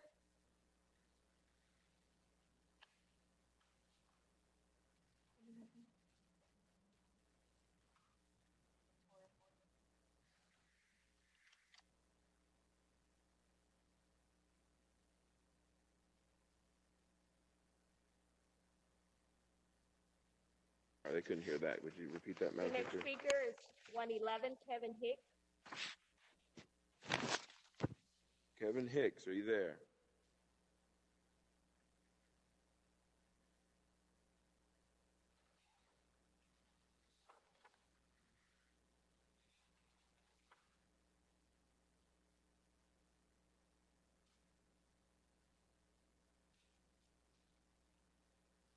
Okay, let's try to move on to someone else until we get that resolved.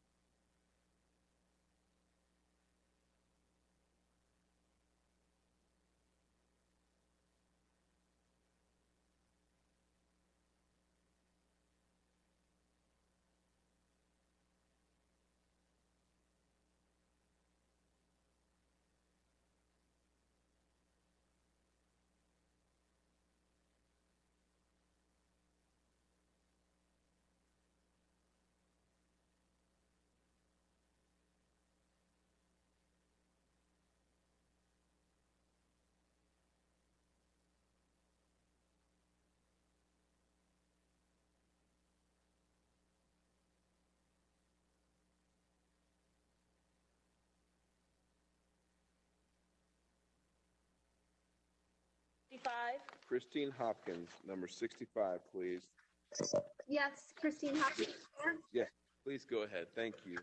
I live in Oak Cliff in District 1. I am an employment discrimination attorney and have volunteered in the past with the ACLU, the National Lawyers Guild, the Dallas Gay and Lesbian Association PAC, and the North Texas Dream Team. I support the 10 demands and the In Defense of Black Lives Matter Coalition's letter that Clay Jenkins posted on Twitter after he took the bold step of meeting with civil rights leaders and actually finding out what they want from the city. By using authoritarian tactics like kettling, tear gas, rubber bullets, and mass arrest this past week, the DPD took the city's welcoming city's ordinance and tore it to pieces, and took the First Amendment of our Constitution and tore it to pieces. The City Council needs to stop listening to DPD's excuses and take military gear away from the DPD. Give our police monitor full access to internal affairs records. End cash bail. End agreements with ICE. Stop using state troopers in Dallas. Create a public registry of officer discipline, just like there is for attorneys and doctors. Require that DPD pay civil judgments and its share of city attorney services out of its own budget. Replace citizen oversight committee board members that constituents do not trust. Extend the duty to intervene to a duty to report all misconduct and racism by fellow officers. And end the type of blue line. Thank you so much. That's your time, ma'am. I really appreciate it. Thank you. Your next speaker, number 67, Maria Garcia. Hi, this is Maria. Can you hear me? Yes, I can. Thank you so much for your patience. Go ahead. Of course. My name is Maria Yolisma Garcia, and I'm from District 2. I'm here to speak to the response DPD has shown over the protest of the police killings of Breonna Taylor, who would have been 27 today, and George Floyd, plus countless Black lives taken at the hands of police. I'm here to state that as a constituent of the city, I'm at a loss for words at the failed leadership that has continued to show while people practice their First Amendment right. We have heard the multiple firsthand accounts of protesters met with militarized force. If the city shot money into programs for our community as fast as they shoot Black and brown bodies, we could move the needle towards a city that collectively supports residents who don't fall into a six-figure bracket line.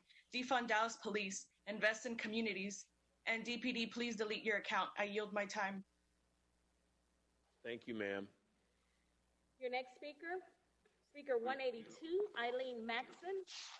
Ms. Maxson, you'll be given 1 minute to speak. Okay. Ms. Maxson, are you there? You get 1 minute.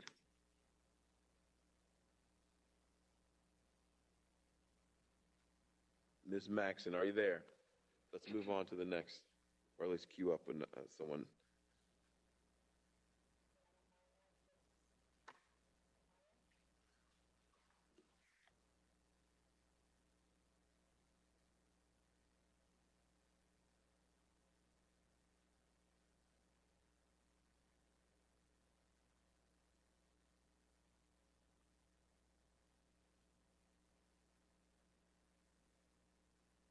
Eileen Maxson, are you there?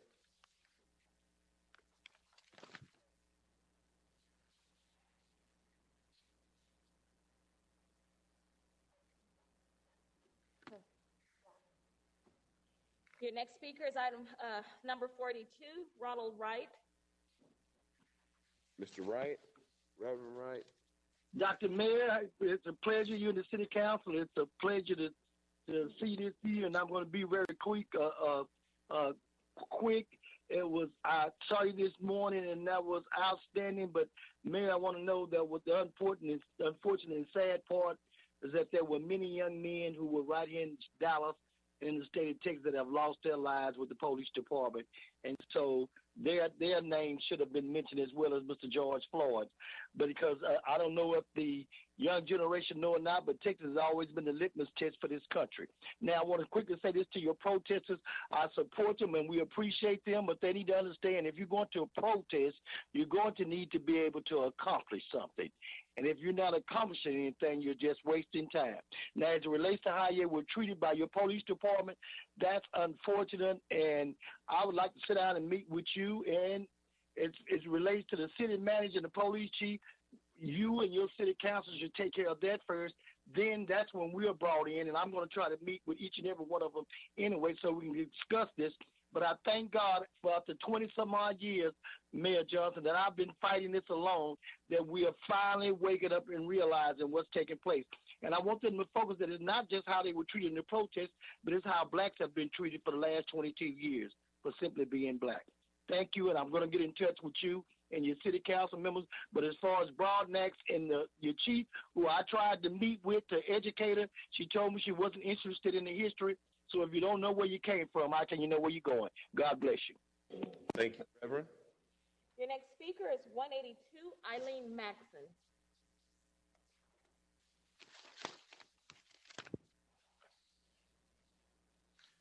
Eileen Maxon. We're going to try this for the third time, and then we got to move on.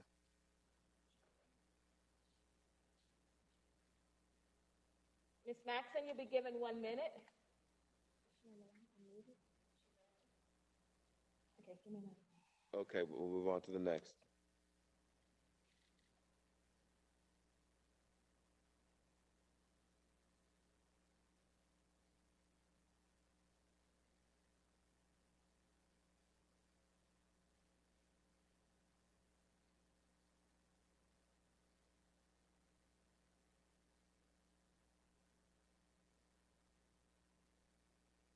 Your next speaker is 205, Julia Jalawek.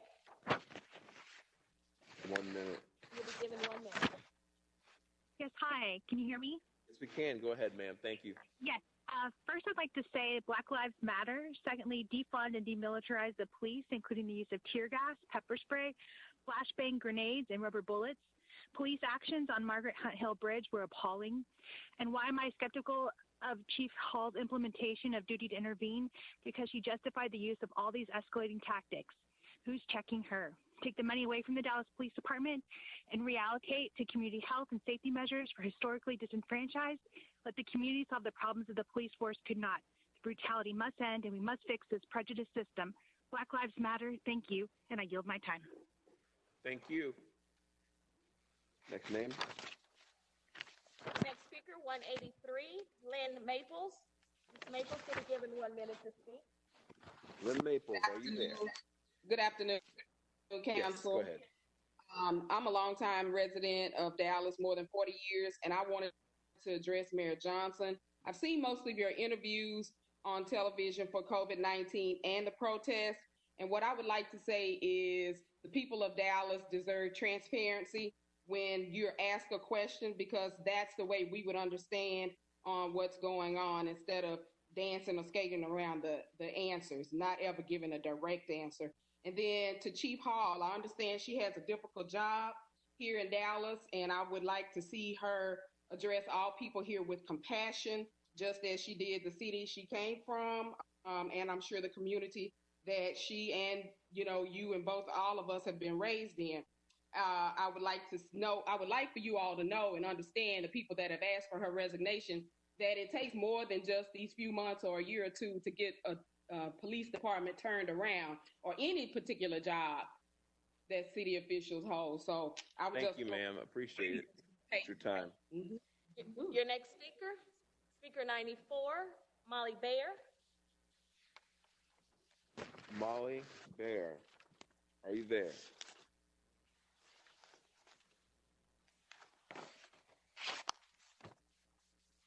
Molly Bayer, are you there?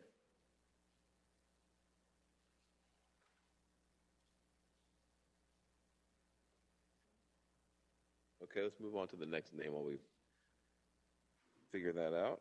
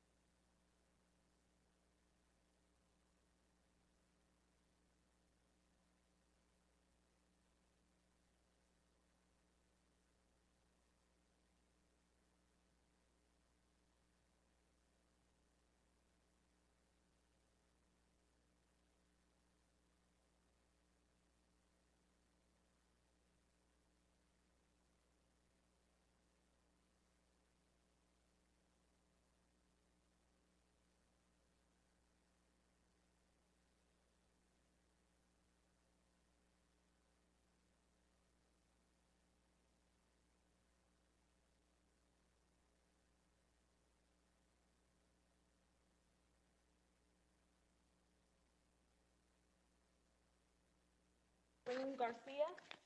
Speaker 202, Jocelyn Garcia, for 1 minute. Are you there, Ms. Garcia? Can you hear me? Yes, we can. Thank you so much for your patience. You have 1 minute. My name is Jocelyn Garcia. I represent District 2 in the city of Garland. My family came to Dallas as immigrants, leaving everything they had in the pursuit of life, liberty, and happiness in the land of the free and opportunity. That now seems like a cruel joke. I believe in a Dallas that creates equity for people from all backgrounds, specifically Black people and other people of color, engaging in the community while holding space for them to thrive. Dallas was founded by white supremacists, but Dallas was built by my brothers and sisters of color.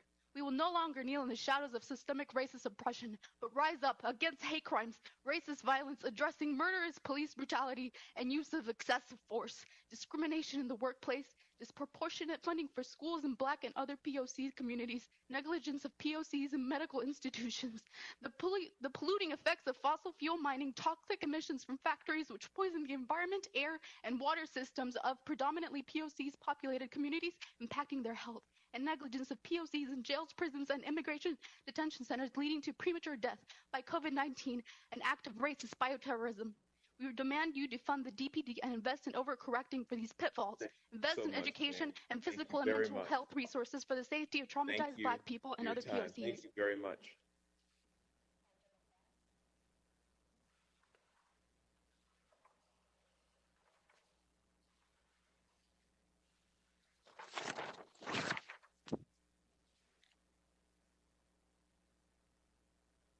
Angela, Speaker 106. Angela Faz, or Faz, F-A-Z. Hello? Hello? Yes, we can hear you. Go ahead. Thank you so much. Hi there. Yeah, my name is Angela Faz of District 1. Councilmember Chad West and I have something in common, Pride Month. But people forget that Stonewall in 1969 was the first ever Pride, and it was a riot against police brutality. And in honor of Pride, we remember Dallas's own Malaysia Booker. And today in Dallas, justice has failed again. I stand with Our City, Our Future and their platform to divest and defund the Dallas Police Department. We have many murderous officers that still serve today, and we demand that DPD should not be the first responder to mental health calls unless a firearm is involved. We remember Clinton Allen. Officer Clark Stoller shot and killed Clinton Allen in the back, and is still on the force today. The murder of George Floyd left people in the streets. We don't need more guns, pepper bullets, or drones. We don't need more people losing an eye for standing in the streets because another Black man was killed at the hands of an officer with a knee on his neck. We need radical reform, something that is realer than real. We demand City of Dallas explore alternatives to police response. We need to work radically to transform the city and to end the war on Black people now. We demand divestment of DPD and for the immediate resignation of Chief Hall. And Mr. Mayor, I'd like to also point out that Shingle Mountain is still there. And people their lungs, people of color are being affected by Shingle Mountain. So thank you for your time. We need to defund the police. And thank you for having this talk. I hope you do something. Thank you very much. Your next speaker is Speaker 53. Arayaman Singhal. Hello, everyone. Thank you so much for your time. I just want to start by saying that when we hear stories from our personal friends who felt like they were led onto a bridge, attacked on the bridge, then held on the bridge, when we see stories of someone who lost their eye while peacefully protesting, when we see videos of officers throwing tear gas at protesters who are kneeling peacefully, it just doesn't increase trust in our community. And I think there are opportunities for us to do better. And I want to voice support for the 10 ideas put forward by the Dallas Coalition in Defense of Black Lives. And in particular, I want to uplift the ideas about shifting funding from policing to alternatives, including employing mental health professionals to support people and respond to some police calls, employing various counselors who can help improve quality of life and help residents lift themselves and their communities up, providing funding for 24-hour rec centers, investing in arts, parks, libraries, etc.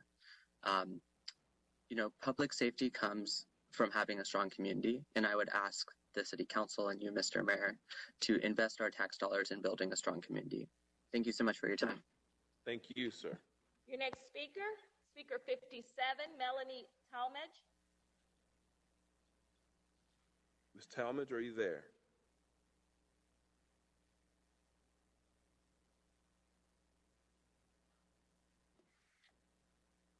Hello?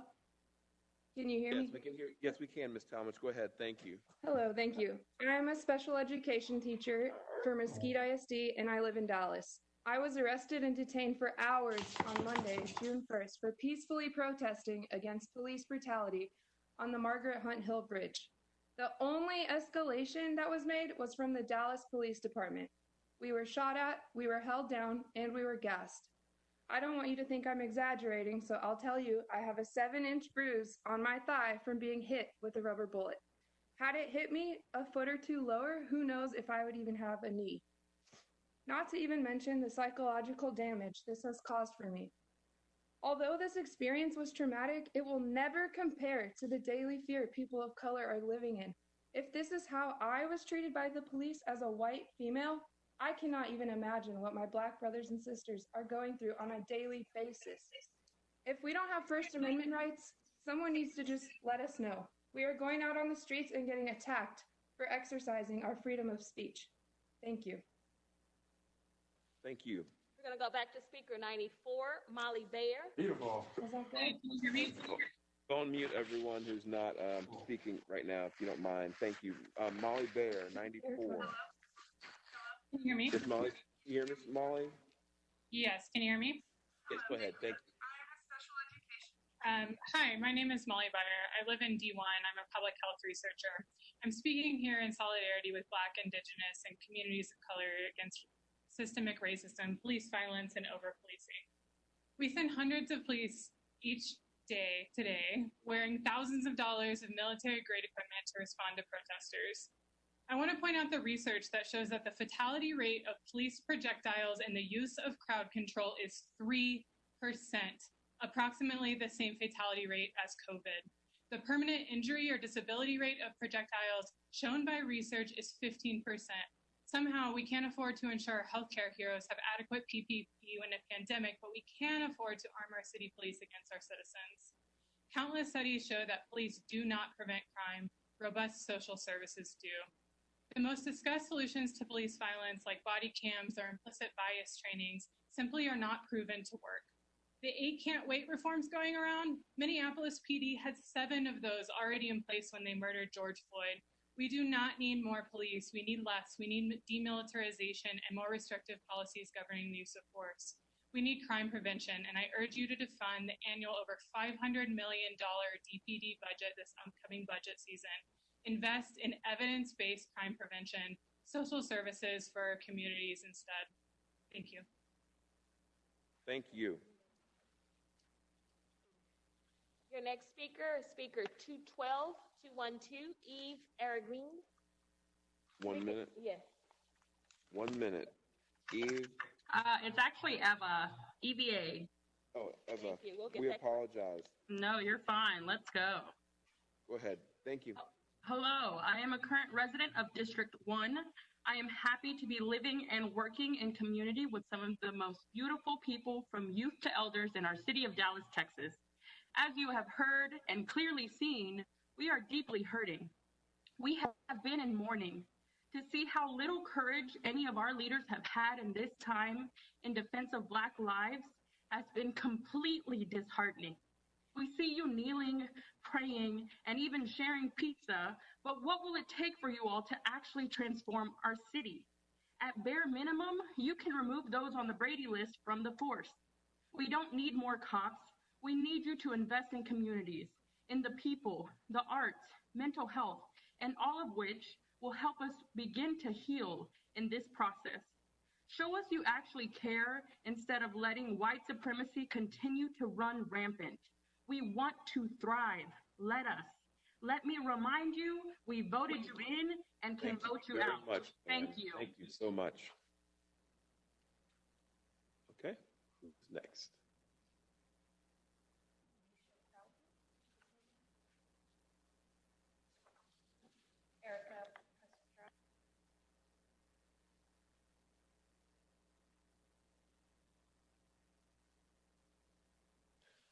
Members, it's going to be my intention to take a 30-minute break at 5 o'clock to see if we can try to make some improvement with the technology to get this go a little bit faster and to let everyone sort of take a short break, and then we'll come back. But we're going to go for another 15 minutes or so. 5 o'clock, take a 30-minute break, and hopefully the remainder of the names will go faster because we'll have worked out some issues. Okay.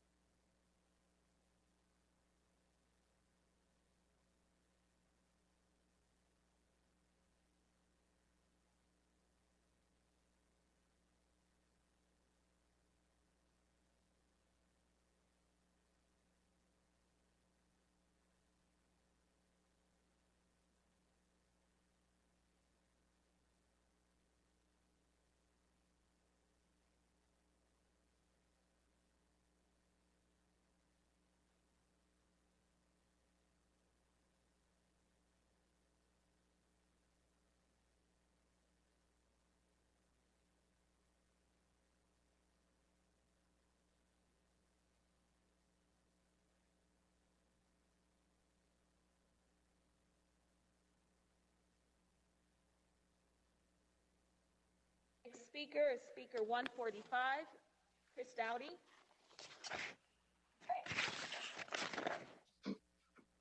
Good afternoon, Mr. Mayor. Good afternoon, council members. Go ahead, Mr. Daddy. Thank you. Today, can you hear me, sir? Yes, we can.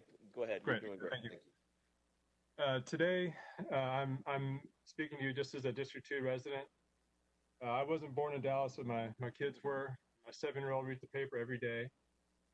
I just want to know what you guys think I should say to him to give him hope. If you think that what we've done so far is enough. He's a smart kid. He reads the paper, and it's getting more and more embarrassing to try to explain to him why we keep making promises that will fix things. We keep trying the same things, and nothing changes. So he sees what's happened the past few days, and we all know it's bigger than just one night on the bridge. It's the whole way we approach our problem and think we can reform our way out of it. Until we reallocate these funds and think about a way to restore community control to the people that really can make the best decisions about how to take care of themselves, we're going to keep having these problems. In 2016, when Obama was here for the memorial, we all seemed to agree that police were asked to do too much. It seemed like something we should take the burden off of them to do all things that social workers and housing should do. I think it's time to take a real serious look at placing a really big bet on a whole new way of doing things. So I ask you to stand in solidarity with In Defense of Black Lives Dallas, to consider their demands and make the changes that will actually make changes. I yield my time. Thank you. Your next speaker is Speaker 78, Stephen Harrell. Hey, can you hear me? Yes, we can. Go ahead. Thank you. Great, thank you. So when Dallas's budget for 2020 was approved, you, the city council, praised it because it represented a significant increase in investments in the Dallas Police Department. Mayor Johnson, you said that the budget, quote, positions our city to invest in our people so that everyone can share in Dallas's prosperity. But you've heard the truth already. Everyone cannot share in Dallas's prosperity. Dallas's prosperity has a cost, and Black lives pay that cost in mistreatment by the DPD and disinvestment of social services. Today, 100% of property tax revenue plus 30% of sales tax revenue goes to public safety, the overwhelming majority of which is allocated to DPD. And after years of giving in to police demands for more of our tax dollars to be diverted from public goods and social services into their budgets, including the pension that DPD allowed to be looted, what do we have to show for it? Empty tear gas canisters, broken eye sockets, and a crime clearance rate and community event attendance pattern that doesn't even meet DPD's own stated goals. Dallas needs a new way. This upcoming budget season, we need to divert funding away from ammunition and jails that will be used against us and toward health, safety, and education programs that will enrich the lives of every Dallas citizen, starting with the Black lives that have suffered under the brunt of DPD's violence. I unequivocally stand in solidarity with the In Defense of Black Lives Coalition of Dallas and their platform. Even though I'm a white man, I do not consider myself merely an ally in their fight because this week has proven that their fight is my fight too. DPD's actions demonstrate how our fates are bound to each other's. No citizen of Dallas is free until all of us are free, and nobody wins unless everybody wins. Now is the time to invest in a safe, thriving future for our city that is free of violence. Sir. Thank you. Thank you very much. Your next speaker is Speaker 92, Elisa Webb. We give him 1 minute to speak, Ms. Webb.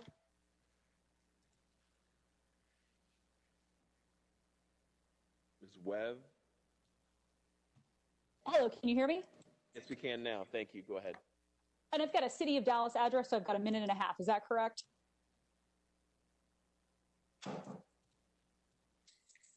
Yes, that's correct. Go ahead.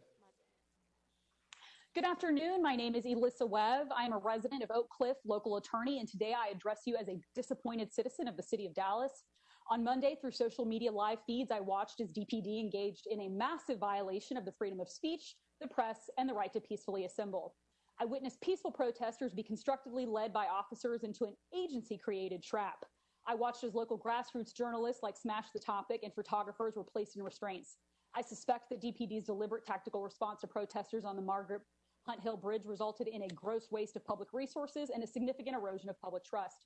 I urge you to apply the following to protests that have taken place since May 29th. First, conduct a comprehensive use of force review for every incident or engagement related to the protest. A general order should be issued requiring officers who worked and are working the protest to document any use of force. This requirement already exists for routine patrol and should not be suspended when engaging in crowd control. Second, establish a public complaint portal for police excessive force and civil rights violations during the protest. The complaints in this portal should be forwarded for investigation to DPD, the City of Dallas, Dallas County DA, and the Texas AG. Lastly, create a protest resource budget report. Provide a line item accounting of city and DPD resources deployed against protesters. Provide the same data points for other protests over the last 24 months. Each of these audit measures should result in a report made publicly available on the city and DPD's website. This is a call for transparency to rebuild trust among our Black brothers and sisters, DPD, and the community at large. It is only with trust that we can seek safety from and with our guardians, establish equity in our practices, and enjoy the freedoms to which we are entitled. Happy Pride and Thank you so much.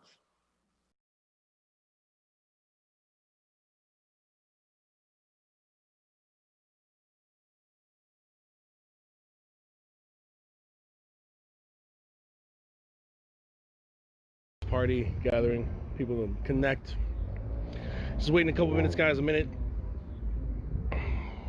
You know, making sure Central Track can get it rehosted on theirs before I get started.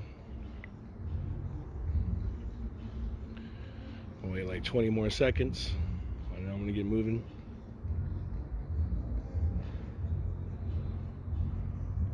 All right, so I'm gonna hope that they've got it by now. Just so you know, my name is David J. I've been out here. If you've been seeing me on the live streams, I'm doing quite. If you see me recently on Central Track, this is me, David J. I've been coming to Deep Ellum for years. I work in Deep Ellum. I have a lot of friends who look like the type of people that police would enact violence upon, as we've seen. I've been coming out here now, let's see, we're on day, I've only not gone out 2 times in the past 8 days. I was out there on Saturday. I got caught in the Deep Ellum riots. Monday, I got caught on the bridge. Wednesday was at MLK Memorial. Thursday was one at Cole Park. And then Friday was, geez, I don't even remember now. Friday was Victory Plaza.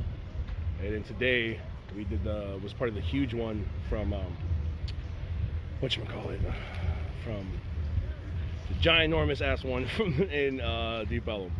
So right now I'm at the fabrication yard, guys. There was a party flyer, I'll call it, for Movement for the People. It looks like it's a way for people to blow off some steam, connect, have some fun, regroup and collect for what's happening for the rest of the week. I'm gonna walk around and show you guys some graffiti I found that symbolizes what's happening right now. The first one I noticed is right here. I can't breathe, my stomach hurts, my neck hurts, everything hurts. They're going to kill me. George Floyd. This is a pretty powerful piece right here. Like, And I think something cool is they didn't even show the officer's face. He doesn't need that. He doesn't need that on that. I don't like that. I've noticed that. I like that too. They didn't give that guy any permission. They did not show anything more of him. He's got a halo around George Floyd. And so, of course, this is new. This must have gone up in the last week or so. I see a couple other things out here. I'm gonna walk around and show you guys. Actually, man, you mind if I ask you a couple questions? What's up, brother? I'm doing stuff for Central Track right now. I just wanted you mind jumping on cam? Yeah, I don't mind, man. What's your name, brother? I'm Miles Corday, man. What brought you? Have you been to any of the protests yet? I have not been to the protest yet, man, but I've been doing my own little. You've been keeping my own little way, yeah. Yeah. But I wanted to get down here because a buddy of mine, Montebello and C-Ray did this one, so I want to come see. Oh, they did this one? Yeah, and I'm an artist, so I can't believe I ain't never been down to the yard. Oh, you've never been to the yard before? Yeah, never been to the yard. When did this one go up? He did it last week. Last week they did. Last week. Yeah. What brought you out? Is that specifically why you came out today to see this, or you went to the? That's specifically why I came out. I want to see this. What do you feel from what you've seen on the protest so far? What do you feel about them? What I'm inspired by, man, is the difference. Seeing white people care. Yeah. Seeing enough white people care. Yeah. I ain't gonna say white people don't care, but you just seeing how many white faces and the diversity of it all. Yeah. That's what we need. That's what's gonna make the change, man. We like white people have to care enough. Yeah. That's what's gonna make the change. So to see that across the board, all over the world, that lets me know something gonna change this time. It's gotta change this time. What about your friends who've been going down there? What have they told you? They've been telling me it's been real positive, man. It's been peaceful. It's been positive, and it's like they like me. They can't believe all the support from different races and different cultures. Right. That's important, man. We need that. We need that. This shit's crazy, man.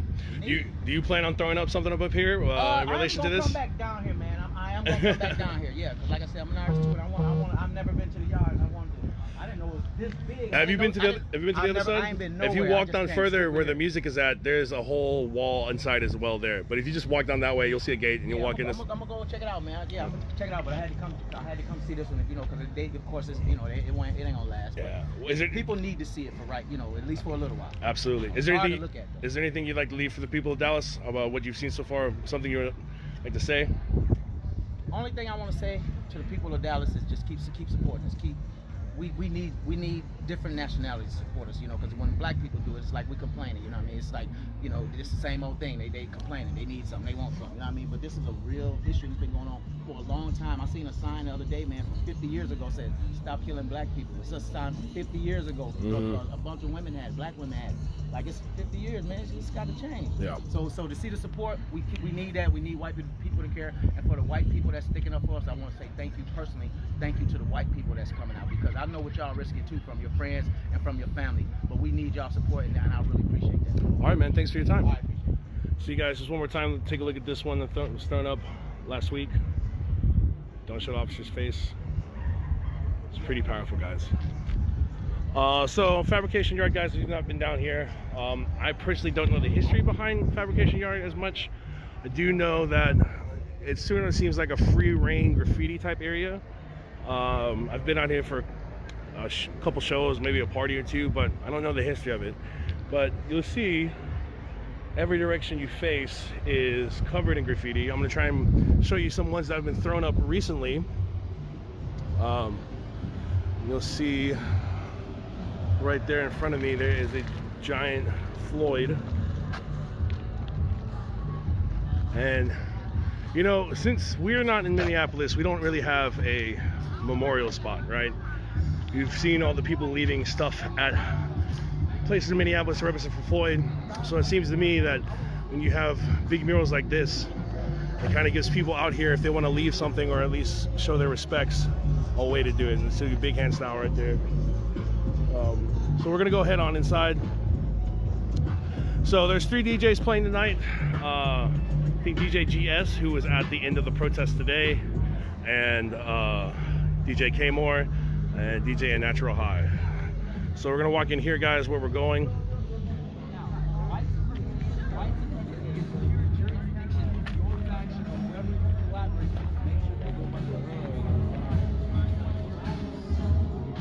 So we're walking right here right now, guys. You can see just every inch of available real estate is covered in paint. We'll move over to this big wall over here where the words ACAB, or the initials ACAB, have thrown up, which stands for all cops are bad, or all cops are bastards. And the etymology on that phrase, as far as I know it, is that if you're part of a corrupt system, that even despite that you might be a good cop, you're still part of that system, which is responsible for oppression and systemic racism, etc., etc. So, see some cool stuff here, and then we'll see this giant ACAB right here. Clearly, all these pieces have been thrown up in the past week or so.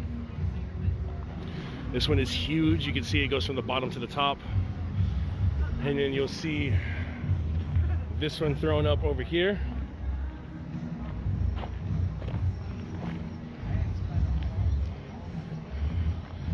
And inside is the Black Fist all over ACAB. You see a Black Lives Matter was thrown up right here. Walking down a little bit.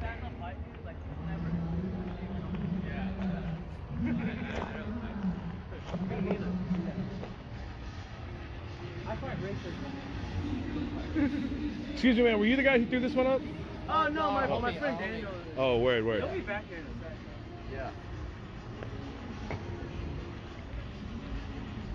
So you can see, guys, a lot of people are taking out their aggression or their feelings. They're just putting them out there on, they're using art to express themselves. It's really powerful. People like to see it, and I'm sure for those who were there, it's just really good to see. Excuse me, can I ask you all a couple questions? I'm on Central Track right now. Do you guys mind being on camera? Word. What's your name? I'm Robin. What's your name? Mika. Were you guys at the protest today? Yeah. What did you feel about it? It was really fucking powerful. Yeah, it was, and it was really amazing to see everybody turn out because it was way more people than I think I've seen the past week. So. Were you there from the very beginning, or did you meet the protest group later on? I think we got there around 2:30. What did you feel when you finally started seeing how big the protest was, or when you saw there were more people coming in? Fucking excited. Yeah. That was awesome. Yeah. Have you ever been in a protest that big before? Not that big. Probably not. No. Not that big. What did you feel? Have you been to other protests this week? Yeah. Which ones have you been to? I don't remember exactly which days we went. I know we went to like 3 of them before today. Yeah. What have you seen so far that makes you feel like this is working or gives you hope? I don't know. I mean, like, the police were congregating around there, but they never actually came into the park. That felt like sort of significant. I mean, it could just be that, you know, they're biding their time, but yeah, it was good that they didn't come up and grab anybody or spray anybody or anything like that. So. How do you feel the protests have been going so far? Do you feel like they've been peaceful? Do you feel like they've been dangerous? I feel like they've been really peaceful. It's the cops that make it unpeaceful once they start deciding that they need to riot. Yeah, I haven't seen anybody do anything destructive. Yeah, no. Have you felt afraid around any of the protests? Like, no. Fuck no. And I don't blame people if they do smash windows or something. Yeah. Like, it's not nearly as important as life. Yeah. How far do you think this is going to go? Or how long do you choose to participate? I'm hoping this is I hope it goes, I hope it goes way more. Is there anything you'd like to leave for the people of Dallas? Something you'd like to say? Keep fighting. Yeah. Black Lives Matter and fuck the police. Yeah, and thanks for showing up. Yeah. All right, thank you very much for your time. Thank you. So you see, guys, you hear this echoed all throughout everyone I've talked to and the ones I've been to personally. They've been peaceful, and that the cops have provocated and escalated the situation. They said right there they're not afraid unless there are cops showing up, and they're not afraid of their fellow protesters, which I think is a pretty powerful statement, and goes to show where the line is for people getting caught into it, or where the line is where people feel dangerous is when the cops show up. See more graffiti over here, guys. The last 3 I showed you were really the only ones I saw that were protest related. I'm sure there's some small tags around here that are protest related. I'm gonna go look and see if there's anyone else. Talk to some more people, guys. For those tuning in, thank you so much for tuning in, watching, showing your support, guys. Make sure if you enjoy this type of content, what we're being able to do for you, make sure you hit up the Central Track Patreon. Make sure we support. If you like doing this, make sure you support, and we can keep coming out here and keep doing stuff like this. We'll walk back over and see if if I can grab the gentleman who did that purple tag over there, see if I can figure out if he's here or not.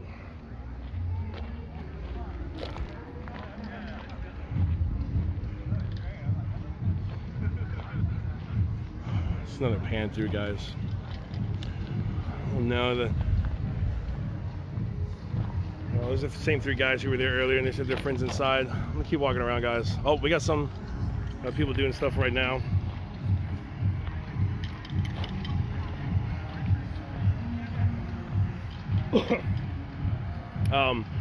I do know, if you're interested in protests or what's happening tomorrow, there is a protest at 6 p.m. starting at Deep Elm Brewery, and the goal is to march to Fair Park. I can't recall the organization putting it together, but I know that seems to be the move for tomorrow. I'm gonna go inside, guys, a little bit, see if we can find someone to ask questions, talk to. Music might get a little loud. Let's see.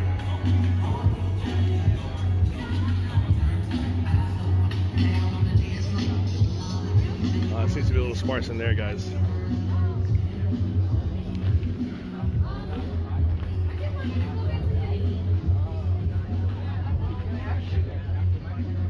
Oh, there's famed local DJ Sober. I'm going to see if I can get a couple words with him. Yo, Sober. Yo, Sober. I'm streaming for Central Check right now. Would you mind if I ask you a couple questions? Live? Is it live? Yeah.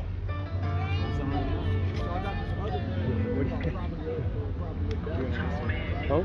I'll just like I love the protest. All right, guys. I'm here with DJ Sober, famed, legendary Dallas DJ. Provide a lot of party turn-up jams for a lot of us. I saw you were out at the protest today. What did how did you think about the size of it today? Man, I thought the turnout was great. Yeah. It was hot out there, and like Dallas showed out. Yeah. I got there around 2:30, I think, when it left the park. Yeah. And was there, and so kind of the party broke out afterwards. But it was dope, man. I felt really proud to be from Dallas, just how thick it was. Yeah.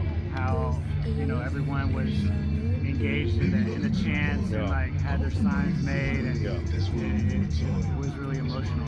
What have you seen so far at the protest that either makes you feel like there's going to be some sort of change from this, or something that really touched your heart at the protest so far? Man, I mean, just the fact that it's steady going. I mean, like, I don't think anybody who's out there plans on stopping anytime soon, and with the virus and everything else, I mean, we don't have anything to do. I don't have anything to do, so it's like I want to put my energy into that, and I could feel that energy from the crowd, just like emulating, like, you know what I mean? Yeah. And just people feeding off each other. I mean, again, it's unfortunate that it took what we got to for this to have to happen, but I think this is it. Like, things have to change, and I don't think that people are gonna let up until we see real change. Is there anything you'd like to leave for the city of Dallas? Let them know something. Tell them something about you've seen, or you encourage them, or. Man, just vote. That's the main thing is coming up. So I encourage everybody who's not registered to register to vote. Get out there and vote. I mean, if protesting isn't your thing, that's fine. Like, just to educate yourself and others and share knowledge, and but let's all fight this together. All right, appreciate your time, man. And also, like, thanks for rocking with me for all these years, like giving me this platform, because I wouldn't have a voice or anything without you guys. So I appreciate that. I love y'all. Appreciate it, Sober.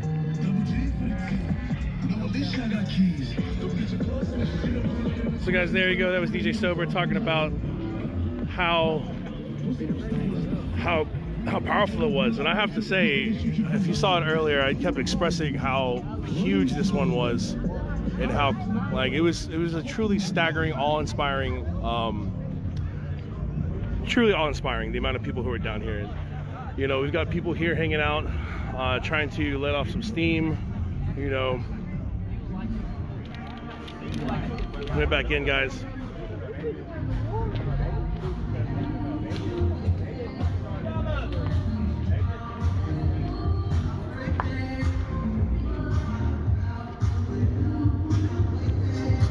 You know, people hanging out, and something I wasn't on the stream earlier. They're at the end of the protest today. After the speakers, they're playing a couple tracks, Swag Surf, and I think Mr. Hit That Hoe, and a couple other Dallas, like, just good anthems. And you had a lot of different people dancing together that don't really dance together, and you had a lot of people coming together and having fun at the end. And that's what we're doing. Is if we could have stuff like that all the time, you know, I mean, it just shows the type of unity and how Dallas is sticking together, and Dallas is partying together, Dallas is burning in the sun together, you know.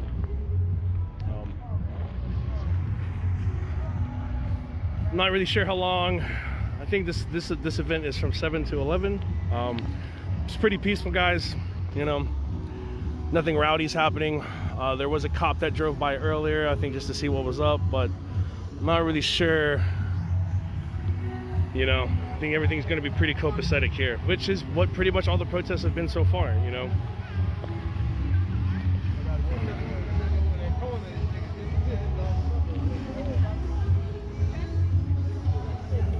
Just moving around, guys, seeing if there's anybody's interested in.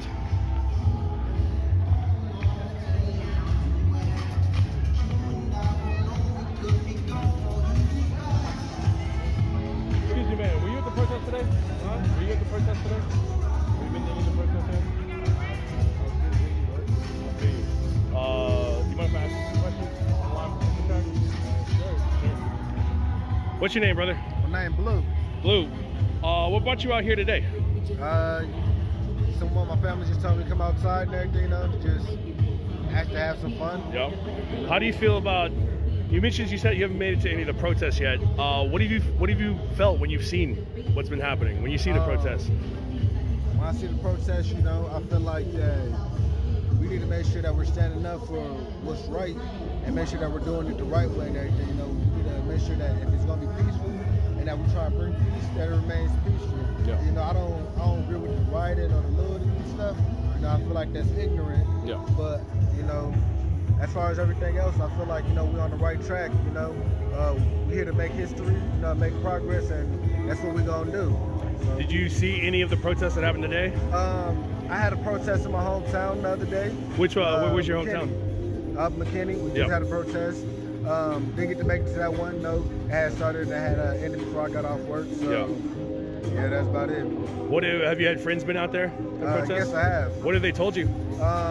You know, it was like, you know, it was peaceful. They went around the city and everything. When they told me where they started from and where they ended up at. I haven't had any friends. I had one friend tell me about a riot, but that's about it. I haven't had any other.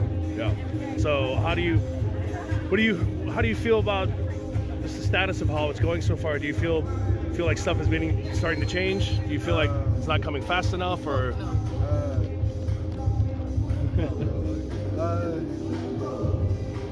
Slowly but for surely, you know, I just feel like we just have to trust in the process. We have to keep aiming for what we want and for what we need, and we need that change. You know, we need to be treated as equals, as human beings, and you know, that's what we're going for. All right, cool, man. Thank you for your time. You're welcome. You mind if I ask you some questions? Sure. Sure. I'm doing this for Central Track. What's your name? NC. Have you been to any of the protests this week so far? Yeah, sure.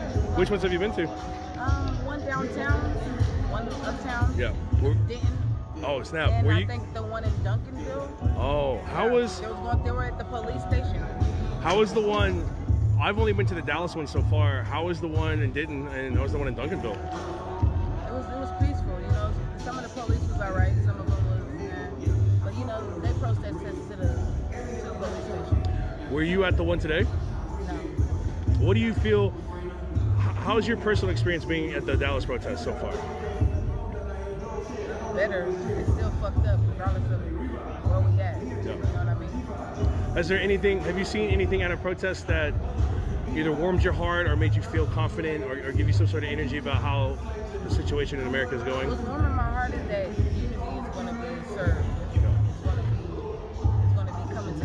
as far as everything else, shit's still fucked up. But at the same time, we're gonna keep going. It's gonna keep stirring. You talked about unity. Can you talk about the types of people you've seen at the protest so far? A lot of minorities, a lot of honestly, a lot of Europeans, they were doing more of the looting than the minorities. Yeah. I've seen a lot of that.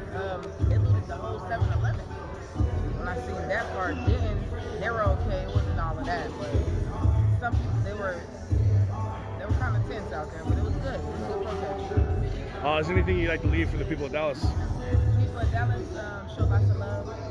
You know, keep your family close. Everyone that's close to you safe. Thank you for your time. So yet again, guys, you see protests have been moving out, not just in Dallas. I was at the one in Plano Thursday night, I believe. It was a small group, probably less than 60 people, predominantly young kids. And you know, they've had ones in Frisco, Carrollton, Denton for sure, Allen. Everybody out here has, it's not just in Dallas, so you know, if there's other places, you know, if you can't make it to Dallas, I'm sure there's ones in your city that you can find as well. Yo, K-More! Oh.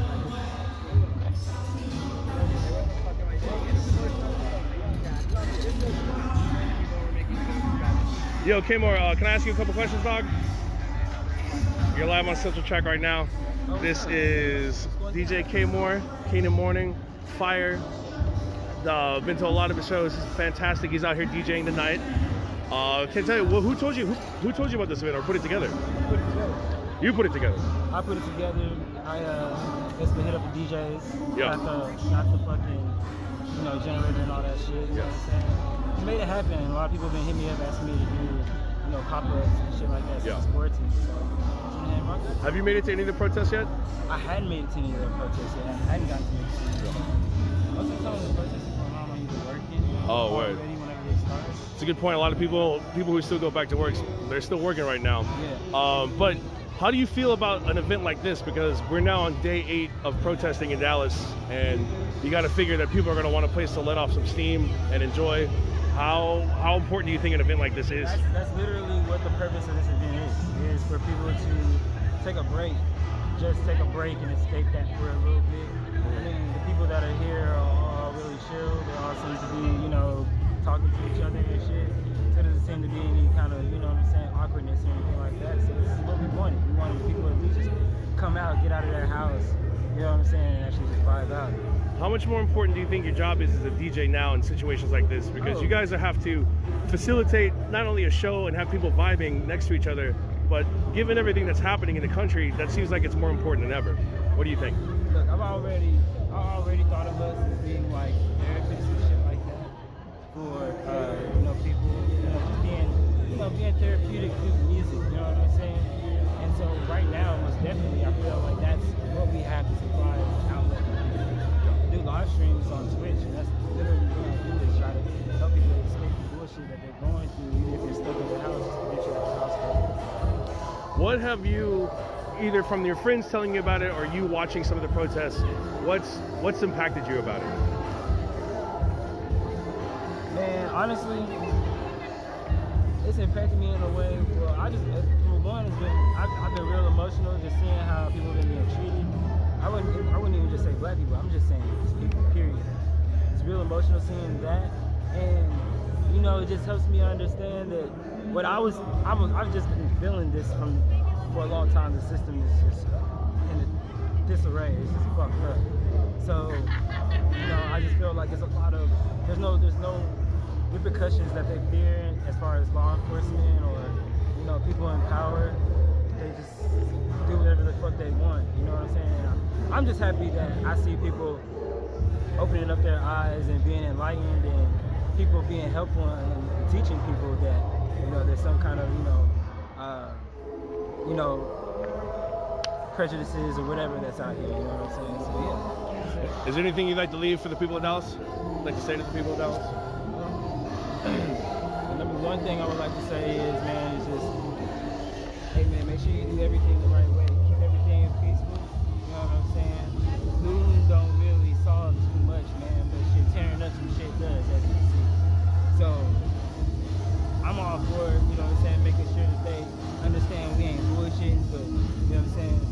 make sure that we have a plan behind that and we execute that plan.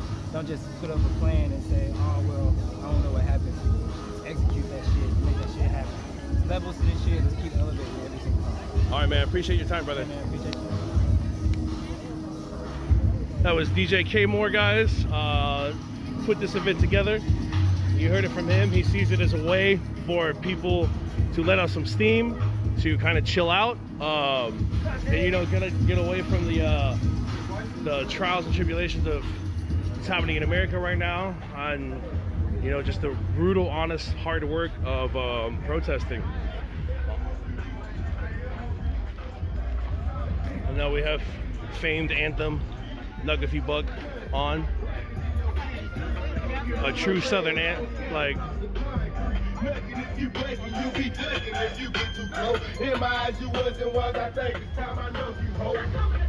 So guys, I think this is going to be a short one today. Everybody's kind of chilling out right now. Everyone wants to decompress. You see that people are doing it. And I just wanted to end it on...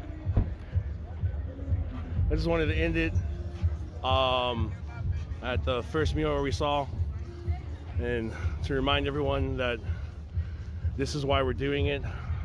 You know, and you can see some of the beautiful graffiti here. It's not directly related to the recent unrest in America, but I would like to end it on the one we saw in the beginning.